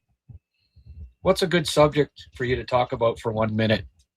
I got to go for 1 minute. Oh, my goodness. All right. I don't know. We're hiring. Anyone wants to join the military? We're hiring. You get out your show us your golf swing. So okay, winners and losers so far in the on trade deadline day. You got any opinions on that? Yeah, I guess for when it comes to sellers, the Blues definitely the winner. They pulled in all those picks. They got a couple of young players. Yeah, the Blues. The Islanders getting Shen, I think, really makes a difference for them. They should be able to go second. They should be able to win at least the first round. Which for the Islanders is going to be a big push forward. And who knows? Maybe Schaefer can drag them into the Eastern Conference Final. It's possible. Calgary has done fairly well. At least he's made some moves. The Leafs picked up some picks, but yeah, I'd still say the Blues are the winners here. So it's not no one that's bought; it's the sellers.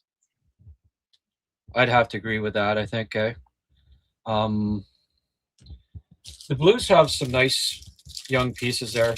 I like kids like Urychek. I think it may take a year or two, but I see a nice winger there. You know, they have some.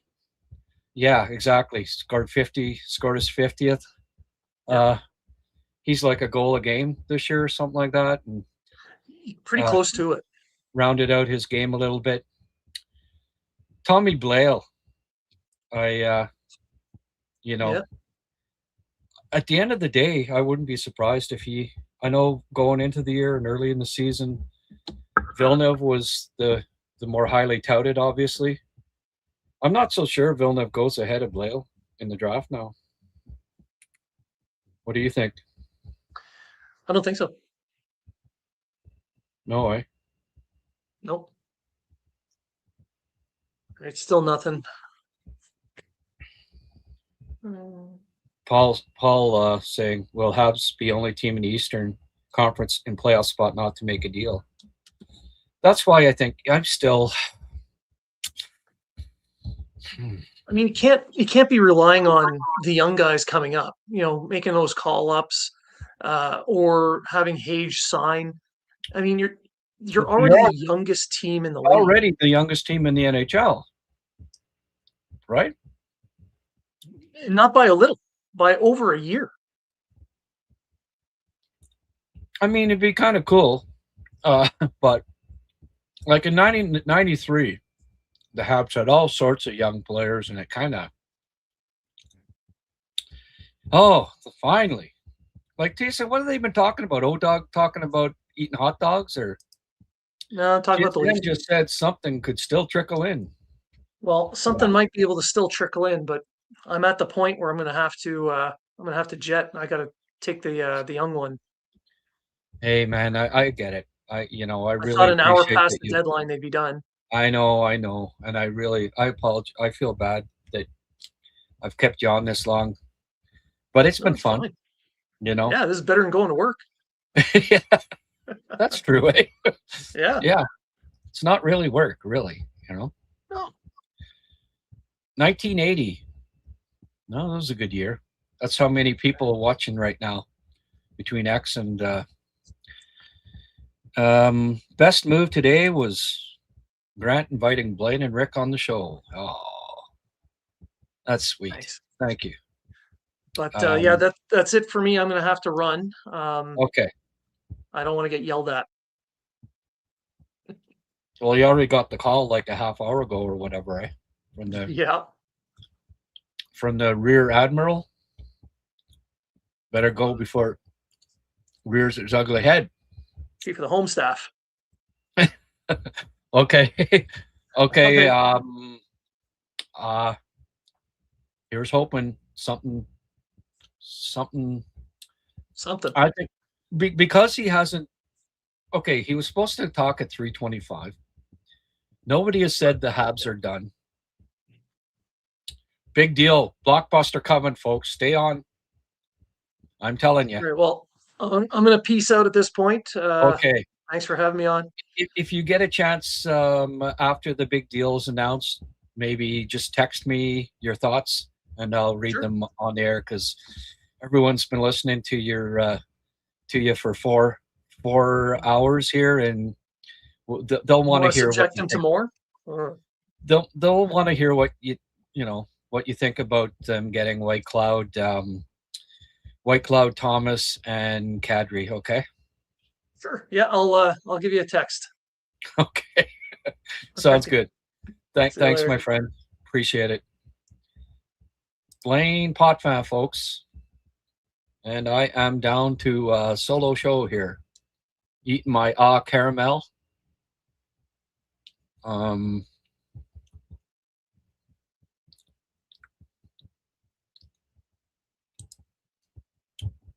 All that noise regarding the Blues, and they finally went for standard selling.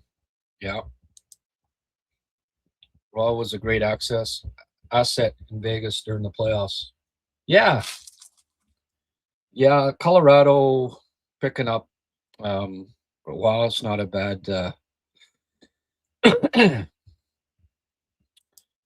Thanks, Blain. Yeah, absolutely.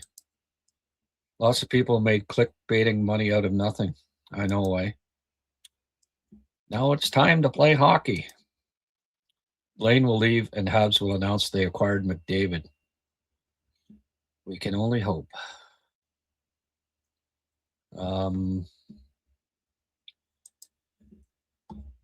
You'll have to pardon me not being at 100% here right now. This is not what I expected. I thought there'd be a trade. That's why I started at 9 o'clock this morning. Whew. 3-hour podcast tiring. This is. I'm gonna have to.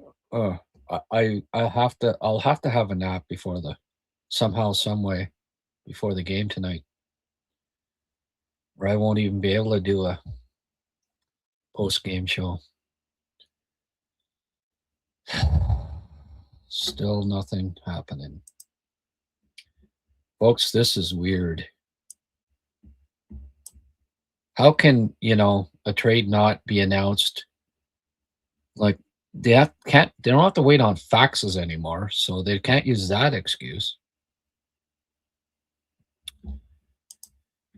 Anyway,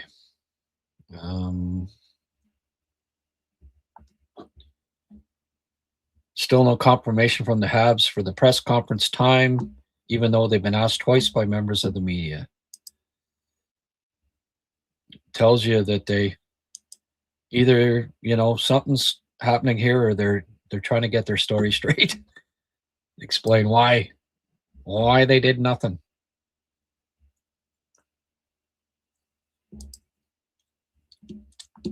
So Jonathan Drouin is gone. So all of those complaining about why was Drouin playing, they were showcasing him. All right.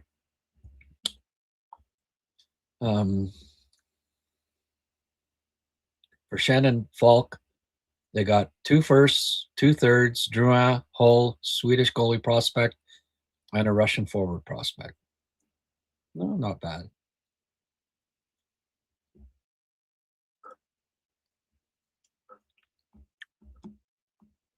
All right.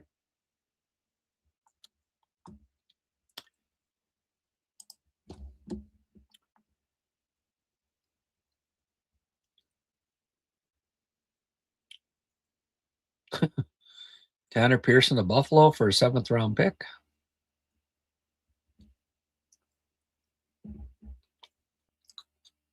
Garland doesn't make Columbus better. Garland's I like Garland. He's got some bite to his game, even though he's not that big. Vancouver, a tire fire this year. He'll be rejuvenated being on a team. He plays hard. Not the biggest guy, but I don't mind Connor Garland. I disagree. I think he makes them better. Some depth to the bottom 3 that can provide some scoring. Do you think the Panthers were asking way too much for Bob? That's why he couldn't get traded? Maybe. I imagine he's got a no trade clause to a certain degree, too. Maybe that had something to do with it. I heard that he wanted to stay, If this is it, I'm also not that out of whack with things. No, well, heading into the draft, yeah. Right, can there still be working out details of a trade? Yeah, well, apparently there's still trades. The Habs would have started their press conference by now. I do believe, or we'd have heard, Habs are done by somebody, unless they did something. So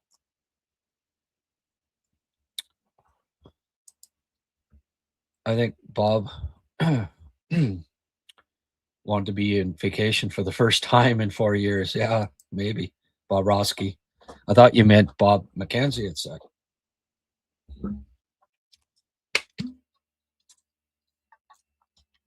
I don't know if it's just a case that Hughes wouldn't give up an A prospect.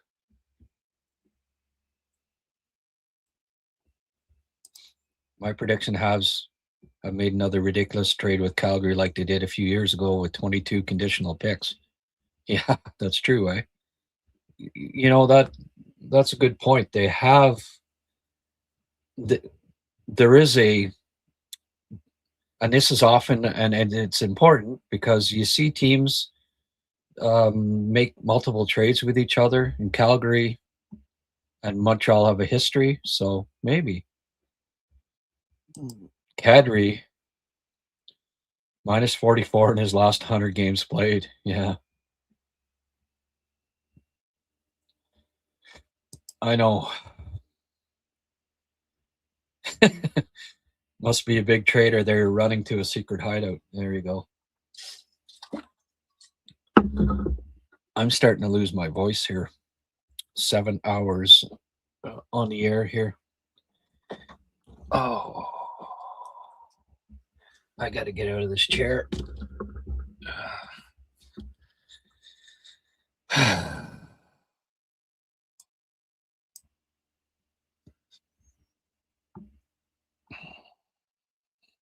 This is crazy.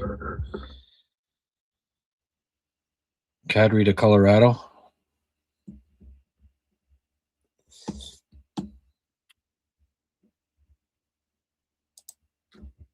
Is that the deal?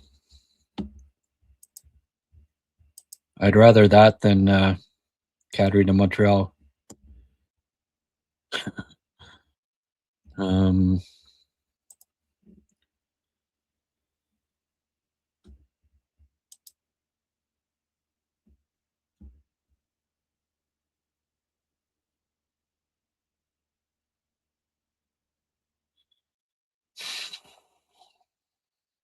Lawton was for a Grabenkin and a first. Okay.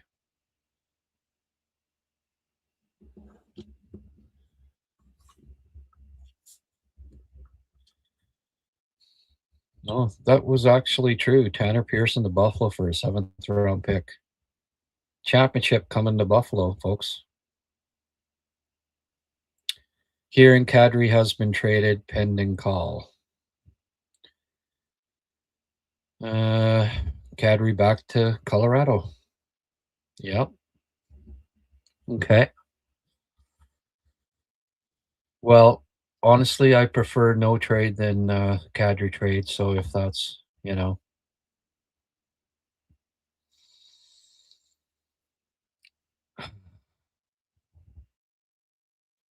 hopefully White Cloud, Montreal. Maybe this is so late because Calgary had so much on the go at the end. They're still trying to get it all straightened out.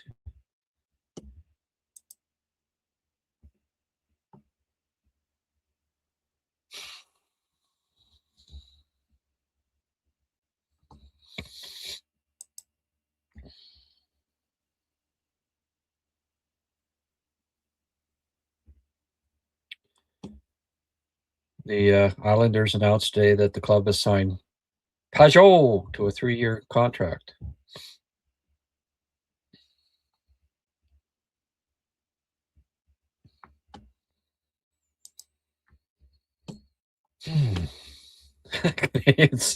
What's this going on? I've never seen this before, folks. That an hour after, and there's no word one way or the other. What's going on? It's nuts. It really is. If I'd have had any inclination of this, I'd have started noon at the that it'd be 7+ hours in. And if they did make a trade, I'm going to be another hour probably. Anyway, I made a big oopsie by starting this at 9 a.m.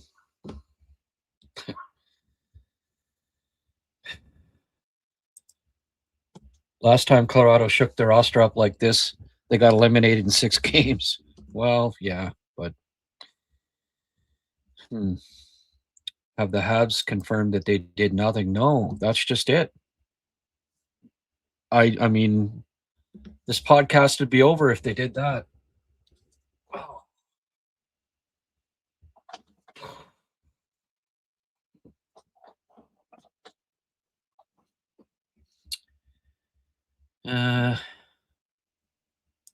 Is this a record for the longest delayed trades at the deadline? Oh, probably.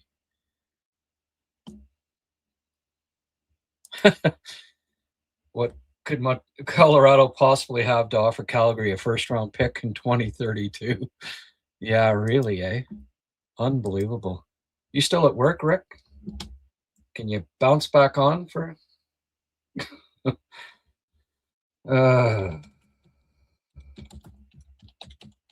Maybe Gulyayev? That'd be a nice pickup for them. If they picked up that Russian defenseman, he is friggin' talented. That might be part of the deal. I'd be asking for him. What do they have here? Del Elche, Nabokov, goalie prospect, Zellers. Ooh, maybe Zellers, or he's probably already traded, right? I don't know. I lose track of these guys, but Gulyayev would be my guess. But yeah, and if it was, he's a nice prospect. 3 years left on Kadri's deal. Calgary must be retaining something, you'd think.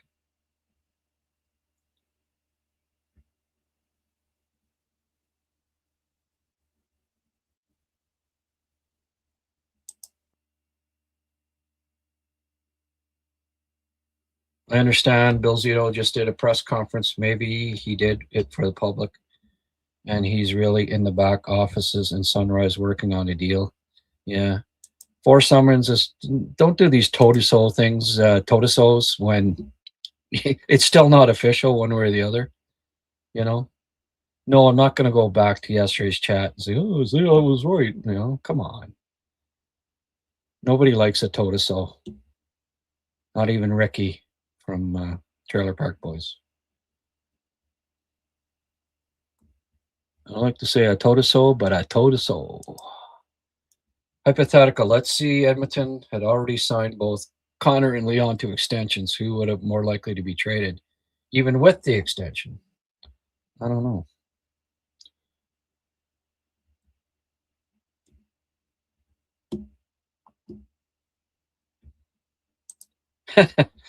Which team didn't have a presser yet? Yeah, that's how you figure it out, eh? I understand Bill Zito just had a presser. Maybe he did it for the public and he's really in the back office working on a deal to send. Yeah.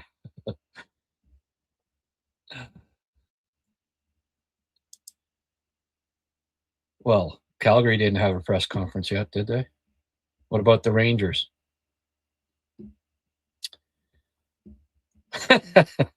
Yeah. Kid could be reading a comic book in the loo, for all we know. Let's figure this out. Well, their team hasn't had their presser yet. Well, I guess they wanted, TSN has coverage till 5. They wanted people to keep watching TSN, I guess, right? Montreal Canadiens.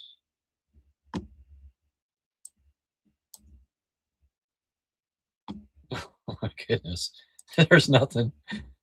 Even the website's not saying anything.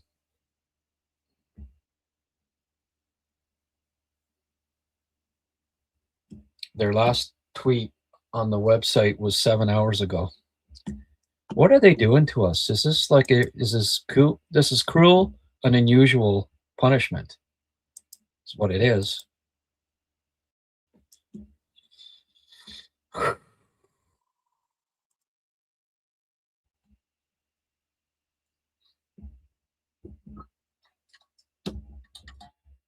Have we got any idea on what the return is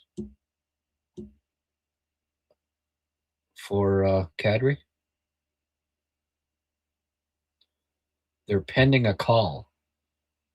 I thought these calls were supposed to be made. Was the trade deadline a friggin' hour ago, or is it this hour? Like, come on, pending a call. Eric Tulsky meets with the media. Okay, so the Habs didn't make a trade with Carolina. Ovechkin says today is the saddest day of his career. Well, I think he might be retiring, folks. Probably the toughest day of my career. Hey, trading Carlson, man. Those two together forever, right? Yeah.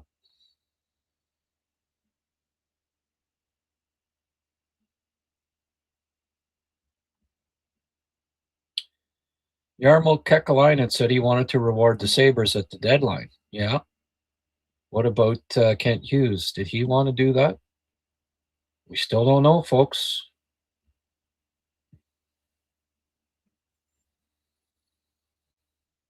I'm not paid enough to do this.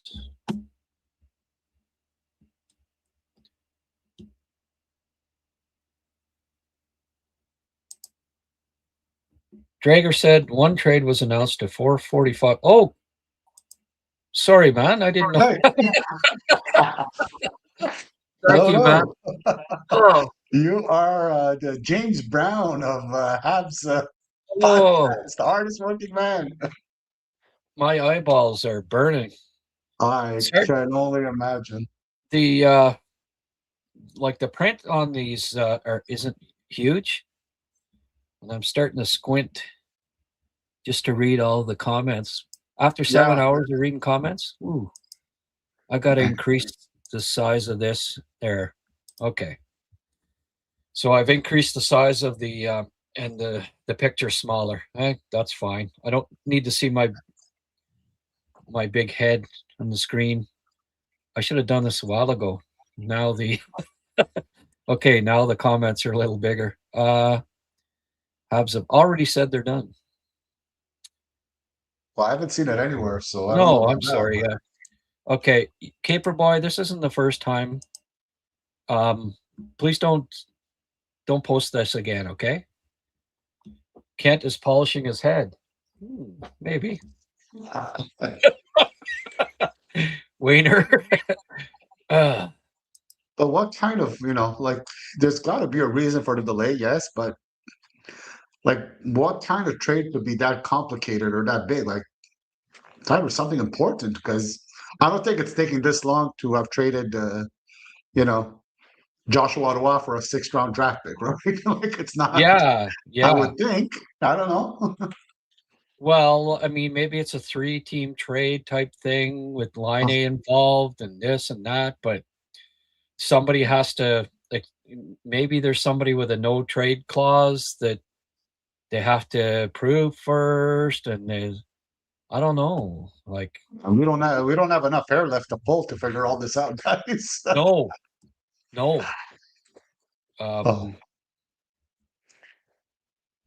Every trade deadline is the same, wasting everyone's time. Yeah, well,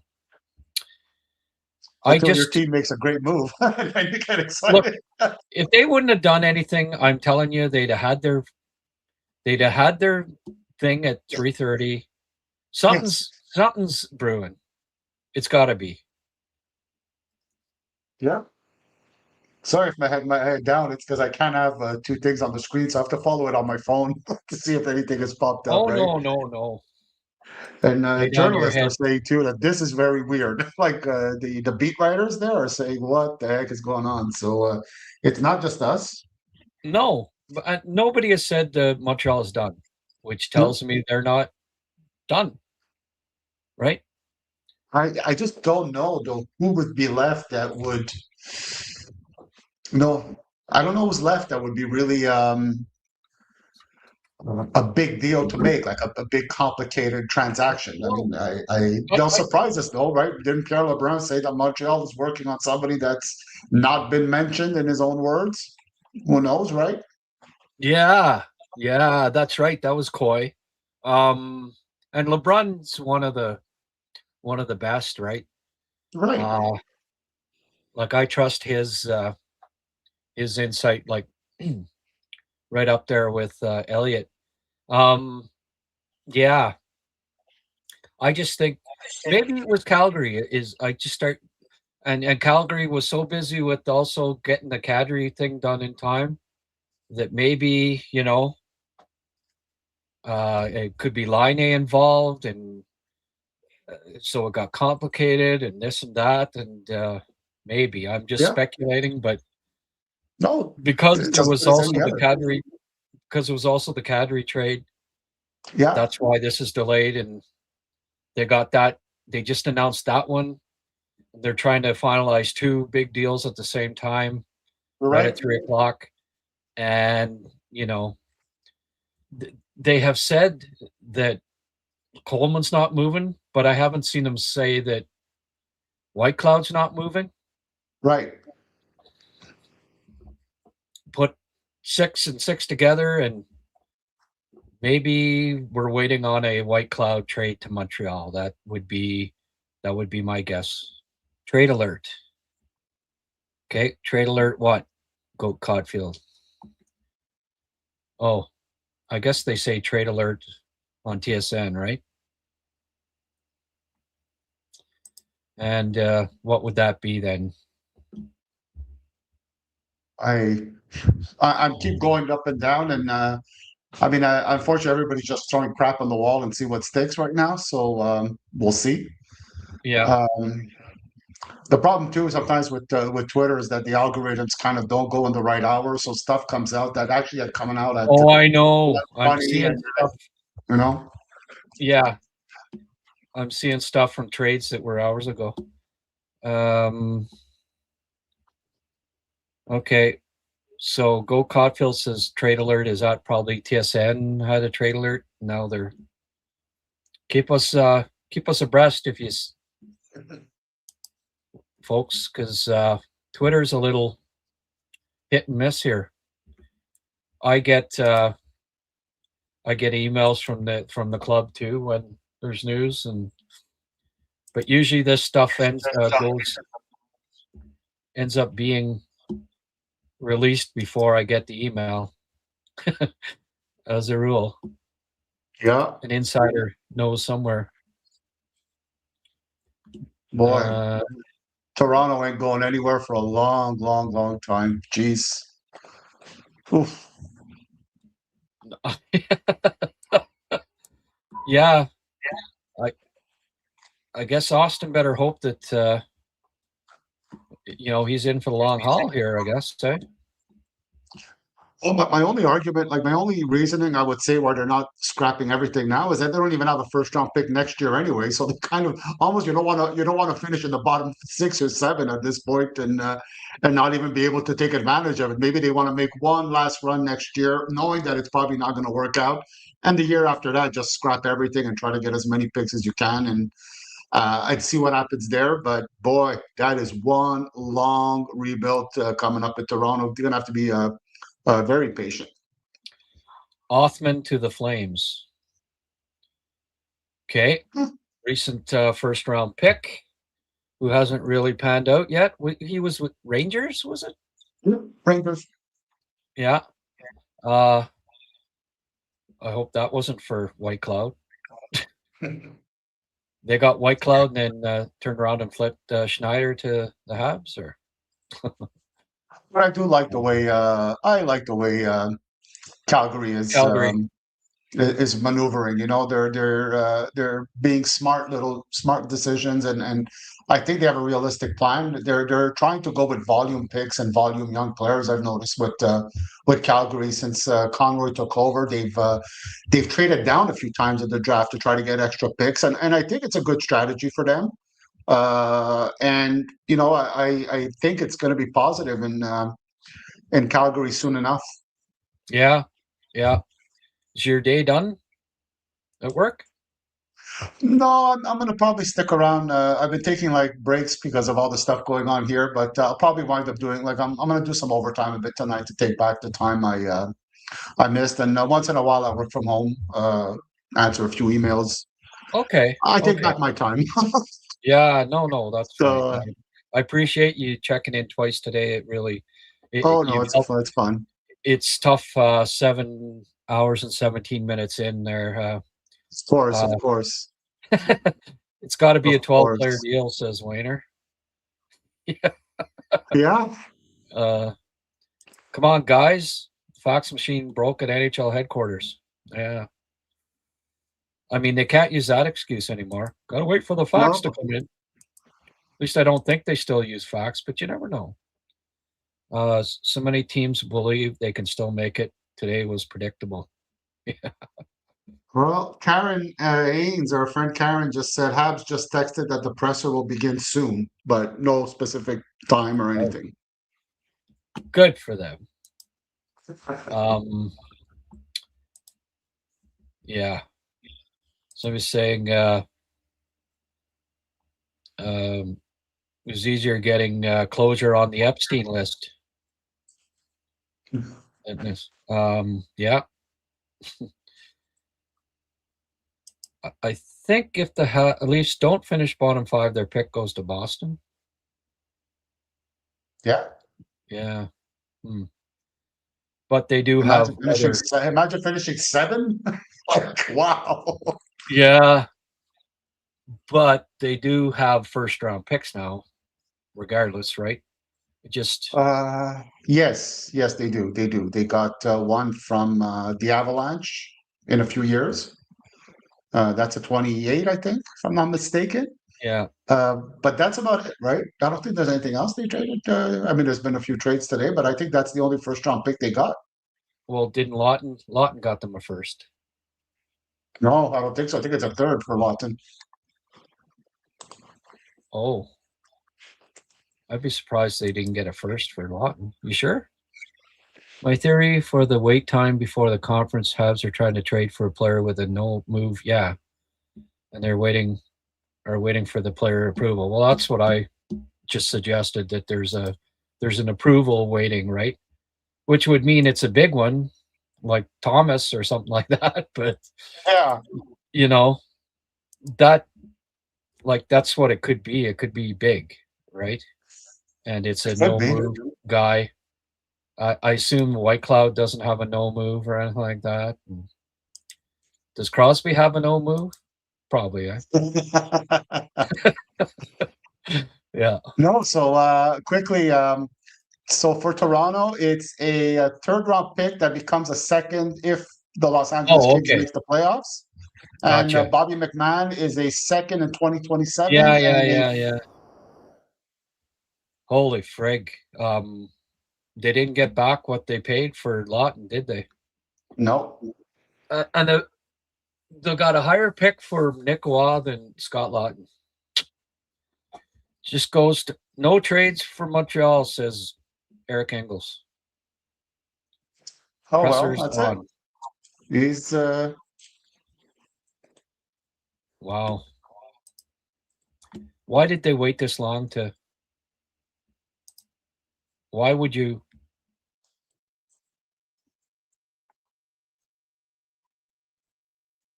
I don't know. I'm really curious to know the answer to that. Maybe a trade was refused by the NHL. Is it possible? Like they tried to sneak it in and it was too late? I don't know. I'm grasping at straws a bit here, but yeah.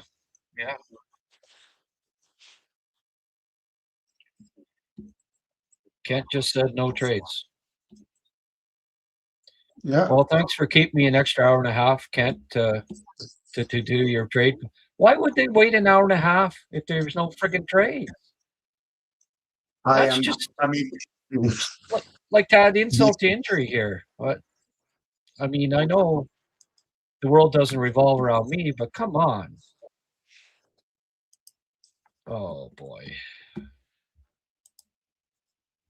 And Anthony Martino is also confirming it that Kent Hughes said it. That there's they spend a lot of time on one particular player, but it hasn't worked out. But they could revisit this summer. Yeah. Well, that doesn't help them make the playoffs this year. Anyway, here's hoping they can do it still.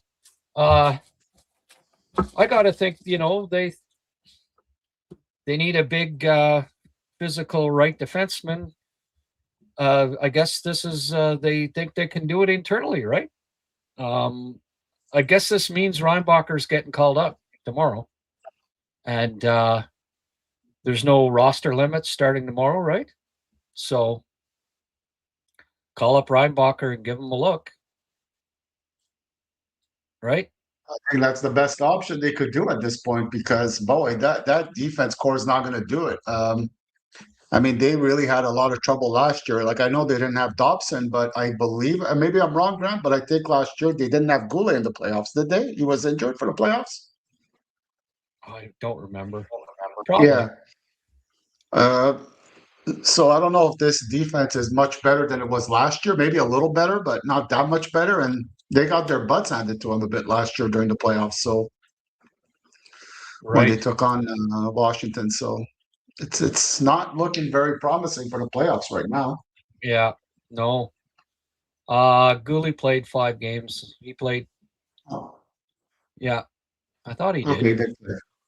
Okay. Yeah, he played last year. Yeah, I mean, obviously, I guess a deal fell through. You know, that it took him an hour and a half to come up with that reasoning. You know, I can understand now why they waited an hour and a half. Well, what are we going to say? Oh, a deal fell through. Oh well, it's a little disappointing, but I guess they're gonna. I hope they give Reinbacher a look now here. I really do, and maybe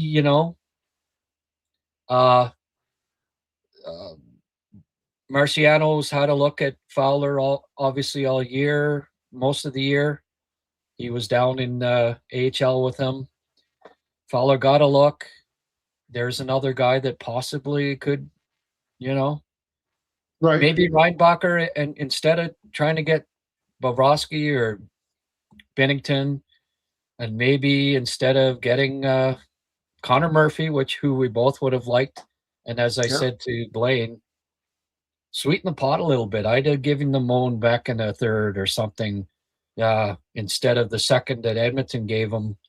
Would that not have got you Connor Murphy? Would that not have got you? Maybe Murphy? there's the familiarity with Stan Bowman that was a bit of a difference maker. Yeah.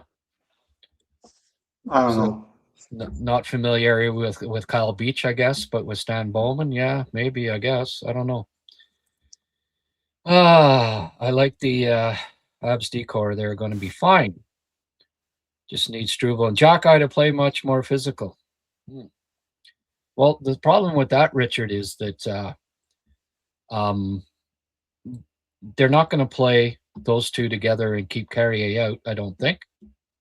That's not been they've never done that, so why would they? They're not going to turn around and do that now. They're not going to have 5 left defensemen in the lineup, right?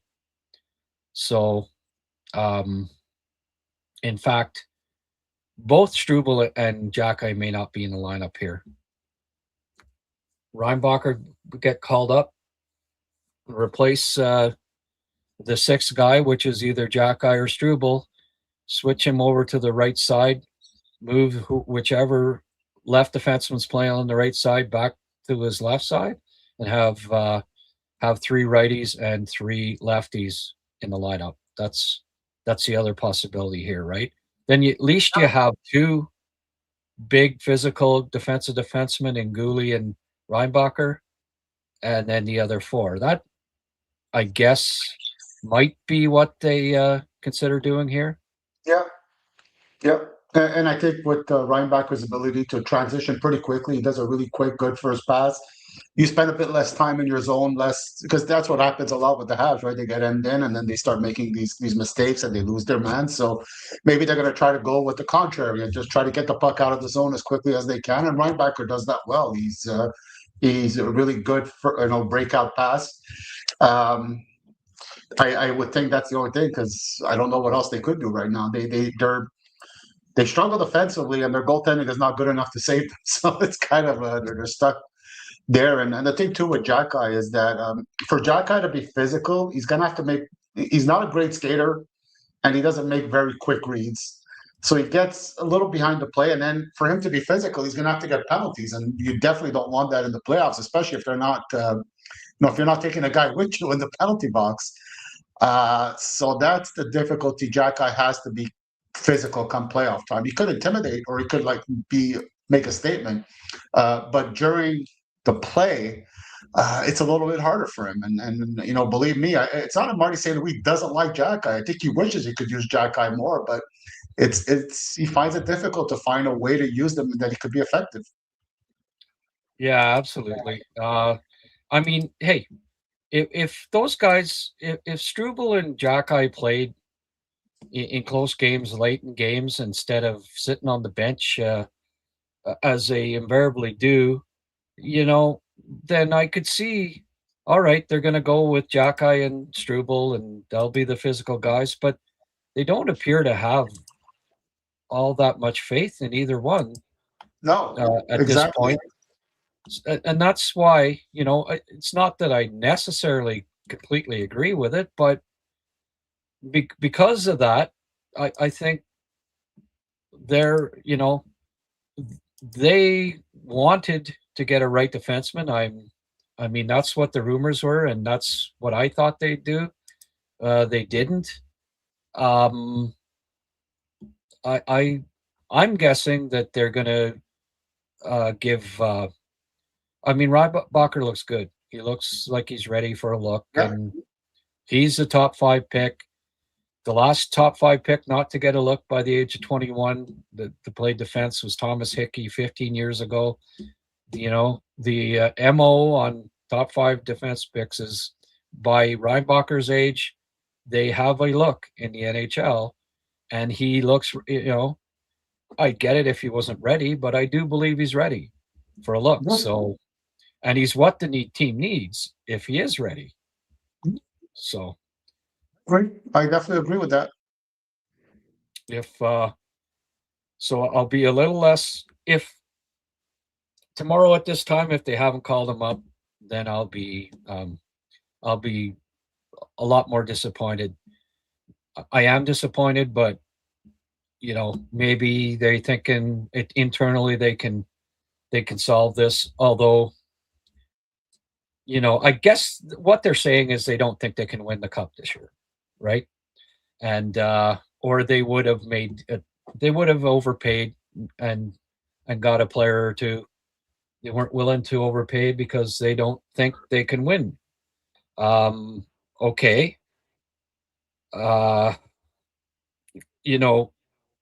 Calling up Reinbacher and Fowler doesn't help, doesn't give them veteran leadership. And I think they're already the youngest team in the league. Yeah, they are. So they're only going to get younger. The odds are that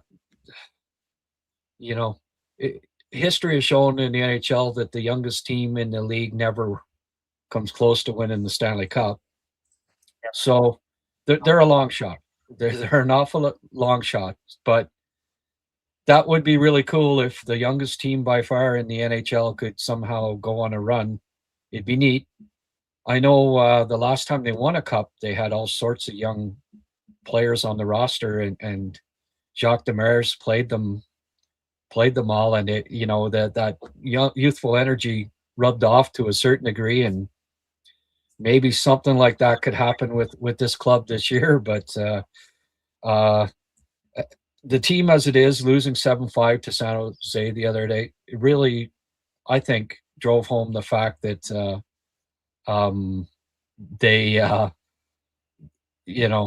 they needed to do something if they wanted to compete this year. And I guess what they're telling us is they don't think they can win yet.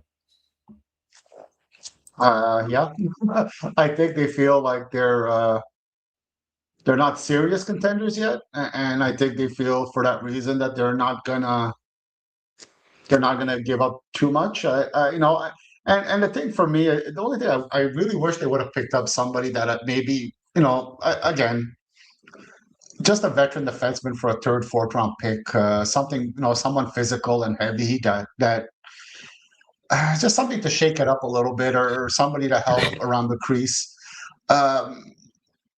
I think my concern right now is that the Habs, man, they're light. They're really light come playoff time, right? I know that center's not really heavy. No, No, Kapanen's played well, but he's not a big, heavy guy either. Evans is not a no, heavy guy, so and Suzuki's not heavy. So at center, they really have a problem.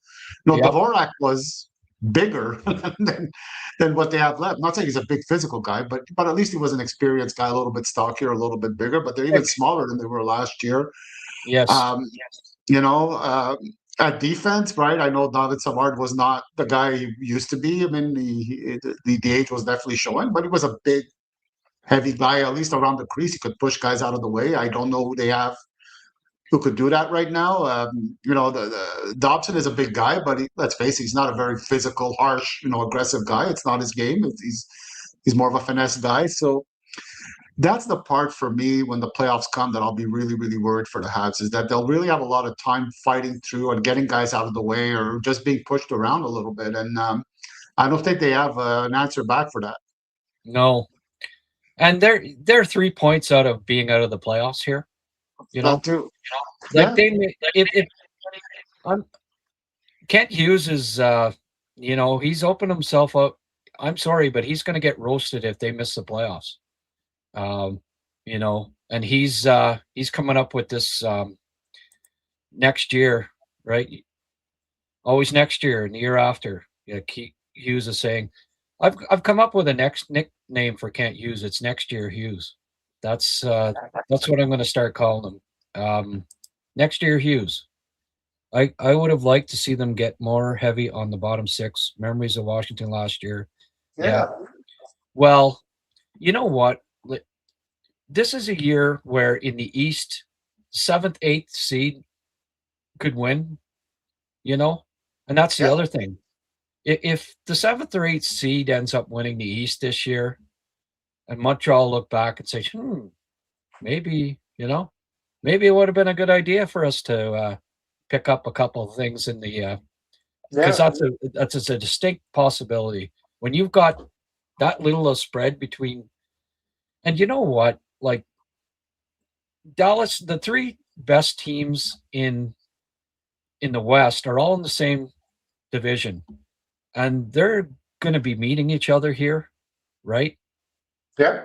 They're going to beat themselves up. Like there's going to be a heavy series there, and who knows what injuries and stuff. Whoever comes out of the West may be all beaten up and lose to the East. So imagine if it's the 7th, 8th seed in the East that ends up winning the Cup, and Montreal can look back and say, maybe next year should have been this year, I really do still think Florida next year with Barkov back and Tkachuk for a whole year are going to be tough to beat in the East. This was the easiest year out of the last 4, including next year. The last 2 and next year, this was the easiest year to get through. So next year at this time, then when the Habs don't win again, it'll be next year. It'll be next year Hughes at the press conference again, I guess. Okay. And they're using the excuse that they couldn't trade Laine, and that's why. Well, maybe they shouldn't have been in that situation in the first place then, right? What are you doing with 15 forwards? What are you doing with re-signing Texier and, these guys that maybe they shouldn't have put themselves into this situation coming into the trade deadline when it's obvious that you're a contending team where if you don't trade Laine, you can't do anything. Like that's not smart asset management either. Kent Hughes dropped the ball. I've liked what Kent Hughes has done up to now, but I'm going to be frank about it. He dropped the ball here. He did not manage this team well this year. This is a mistake, and this I do not think there's no way that this can come back and become a positive because they had extra picks. They had all of these guys, only so many of the prospects that they have in the prospect pool are going to play for this team because they already have 14 under 25 players playing in the NHL. They're all going to be here 5 years from now. 75% of the draft picks or more that they've made are not going to play, and several of the picks that they'll make over the next couple of years, several of the top 90 picks are not going to ever play for the Montreal Canadiens. So why do you hang on to them? Why do you not pick somebody up? Because you couldn't trade Patrick Laine? Well, that was a mistake then. Not getting that sorted out before the trade deadline. Well, he ran out of time and space. He got caught a little bit. Players, draft picks, and cap space are three assets that a team always looks for. And you got to have all. You got to try to have all three of them. And when you leave yourself kind of pinned down like this, it's a bit difficult. It's going to be even this offseason, it's not going to be easy to make moves because the cap floor is going up and the salary cap is going up. Teams won't be as desperate to make moves either, and yeah, for Montreal, it means that they have more cap space, but other teams have cap space too now. So they're not going to be in a big rush to get rid of players if that's what Montreal are looking to do. So I don't know. Yeah. Is he activated? Not yet. Yeah, Laine. Yeah. Well, picking up Danault, we'll see, but they could have, I think, had an upgrade on Danault if they'd have waited till the trade deadline. But then would they have fallen out of the playoff race if they didn't pick up Danault? Maybe, because what happened was right after Evans got hurt. Then, if they wouldn't have had Evans or Danault for a month or two, it might have been, tough. Yeah. Mind you, Veleno arguably playing as well as Danault, when he was in the lineup. Winning faceoffs and everything. Yeah, and I thought Evans or Beck didn't look bad when he was playing either. I think they could have weathered the storm without picking up Danault. And now that was their trade deadline move, I guess, getting Phil Danault. We'll see if it works out or not. I have my doubts, but Phil's not very physical, and no. I just Gorton in New York, the knock was team was too soft, and now in Montreal, they're not building a rugged team, and the only real rugged players they have, they don't play. And they sent down Blain to the minors. He was their biggest hitter up front, and Struble and Jacky are, one of them's always sitting out, and the other one plays 8-10 minutes. I don't know. Does Gorton keep repeating the same? Is he learning from his mistakes in New York? You got to start to wonder if they're bound and determined that you can't have a tough team to win, that you can only, that the way to win is with a team that's not tough, that doesn't have much toughness, size. It seems like it's the Gorton way. It was in New York, and it seems like that's the way it is here. We'll see. We'll see. And the problem is, it's not Devins or Danault. It's Devins. It's not Evans or Danault. It's Evans and Danault. Right. One of them has to be on your fourth line. Redundant. They both should be on the fourth line. So yeah, I don't know. I think that they've made some errors here, and the honeymoon, after 4 years, you can start to question some things, right? It's only fair. Any GM can look good when you've got top 5 picks. You get 2 top 5 picks, and they play well. And yes, Hudson was a great pick. So okay, you get a honeymoon for 3-4 years, but windows are only open so long, as I say.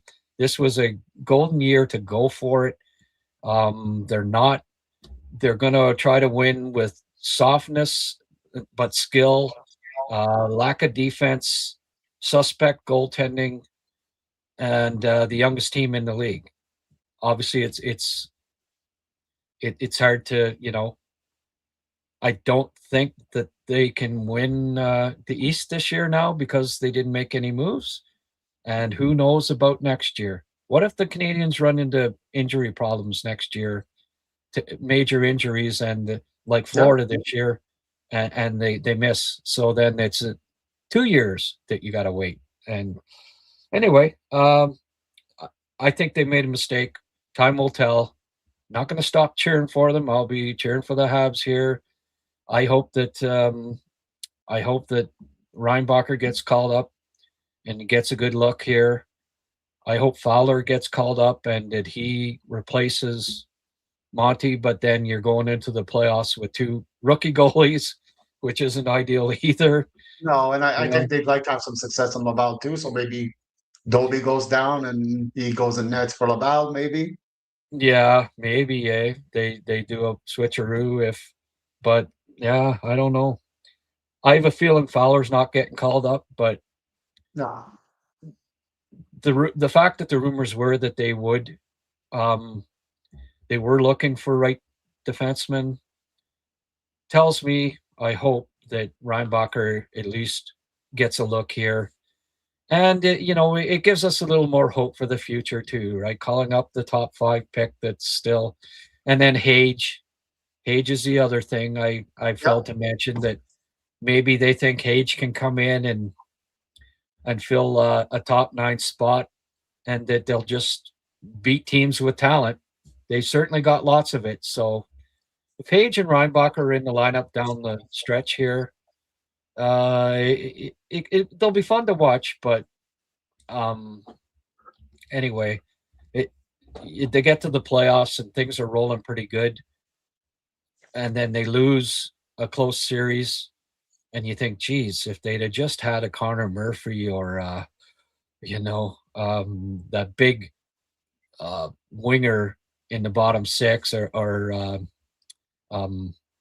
big center, and they could look back and say, shoot, too bad they couldn't have made got something at the trade deadline. So anyway. Yeah. No, I agree. And I think, and you had mentioned it too. I mean, how were they going to trade Line if he didn't even play after his injury? Like, nobody knew how he was going to react. So you're not going to give up anything to get Line if you don't know if you could even play. If you would have played 2 or 3 games and just shown a little something, maybe you keep I know he that's the other thing. Something. And he looked more than ready to, like, he's been practicing for friggin' ever here, Yeah. And he's hungry. I think he wants to save his career. He doesn't want to go play in Russia. I think he wants to play in North America. So he's like thinking, man, give me an opportunity, please. Maybe he plays now for the Habs on the first line, and they go on a bit of a run there. Or no, the third line, sorry, and see what happens there. I don't know. Yeah. Well, I guess, Line A, you take Bolduc out if he's still, last game wasn't great. Maybe, you activate Line A now. Competition. If Bolduc has another stinker here, you take him out for a game, you put in Line A, give him a look. I mean, I would sit Galley on occasion here down the stretch. Yes, I would. You could bring Line A in for him. Yeah. I didn't see the Hughes presser. I'll have a look at it later, I guess, but saying it really disappointing and full of false hope, in my opinion. Yeah. Mm-hmm. Well, okay. 7:46. I think I've done my duty here today. Thank you so much for coming on twice here when you're at work. I really appreciate it. Thank you. I guess I'm going to do a post game. That's going to be pretty late. Are they starting at 9:00 Eastern? Yeah, tonight? 9:00. Okay. 9:00. I don't know if you can hop on a bit after the game tonight, but if you can, you're certainly welcome. If you can't, I understand. But I'll do my best. I'll try to come back for a little visit tonight if I can, and hopefully talk about a nice Habs win. Right. Yeah. Okay, Rick, All thank right. you so much. And, Thank you. Thank you, Greg. get back to work, my friend. Thank you. Have a good one. Bye. Okay, bye. Wouldn't mind seeing Engstrom get called up too. Yeah. The thing with Engstrom is that he's out for a month, so he's not getting called up. Thank you, Four Summers. I appreciate that. 135 likes over 8 hours. That's not a lot, eh? That's like 15 likes an hour. Ooh. Please hit that like button. I'd appreciate it. Novid T Show. Yeah. Hey, appreciate you. And anybody that stuck around for this long, man, I really appreciate it.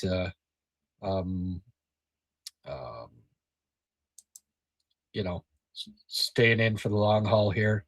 Totally agree we were too light, but the places to upgrade with size grit is vets like Galley, Deneau, Evans, Carrier. Might not be the time to rock the boat until summer. Okay, Kent Jr. Yeah. Still got Arbor, right? Hey, people are trying to find silver linings here, right? All right. Thanks, Francois. Appreciated the $20, $22 very much. Lots of negativity, but when we watch a game, we see areas of improvement that can be done. MSL sure pinpoints the right elements in his presser. Team can improve. Okay, well, it's going to be exciting down the stretch. Going to be rooting for them to make the playoffs, right? That's the next thing to do, and that starts tonight. What a friggin' game. Game of the two best under 25 teams in the league, like under 25 talent. The last one was the other team, San Jose, but especially Anaheim, Montreal. The under 25 talent is stupendous. It'll be an exciting game, and let's hope they can pull this one off tonight.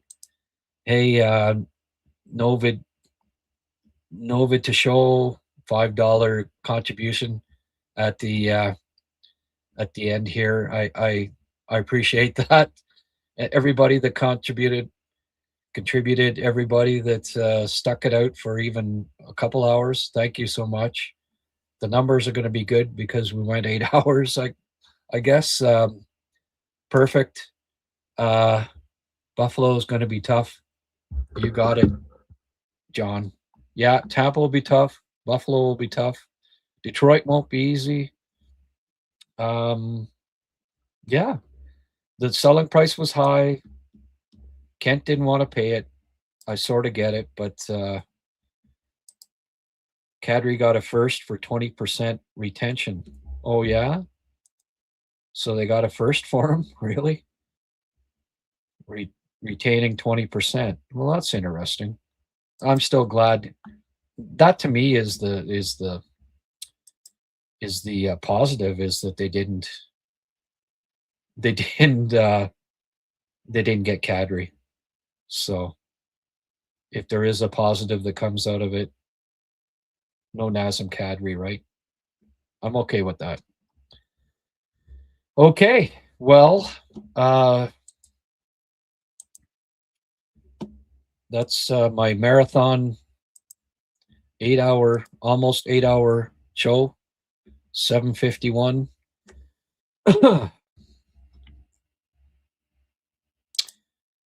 The Habs missed the playoffs, picking up Deneau, Vino, Veleno, and Texier was a waste. Yeah, true. Grant beat your online record, I guess. Oh, by quite a piece. Yeah, I think my record was a little over 3 hours or something, so I beat it by about 4 or 5 hours. I hope I've got my voice back in time for the game tonight. But okay, I got to go get something to eat and all that good stuff. Get off my ass here. Thank you so much, everyone. See you post game I hope. Go Habs, go. Keep the faith. Thank you for tuning in. And honey and tea. Yeah. All right. Go Habs, go. See you later.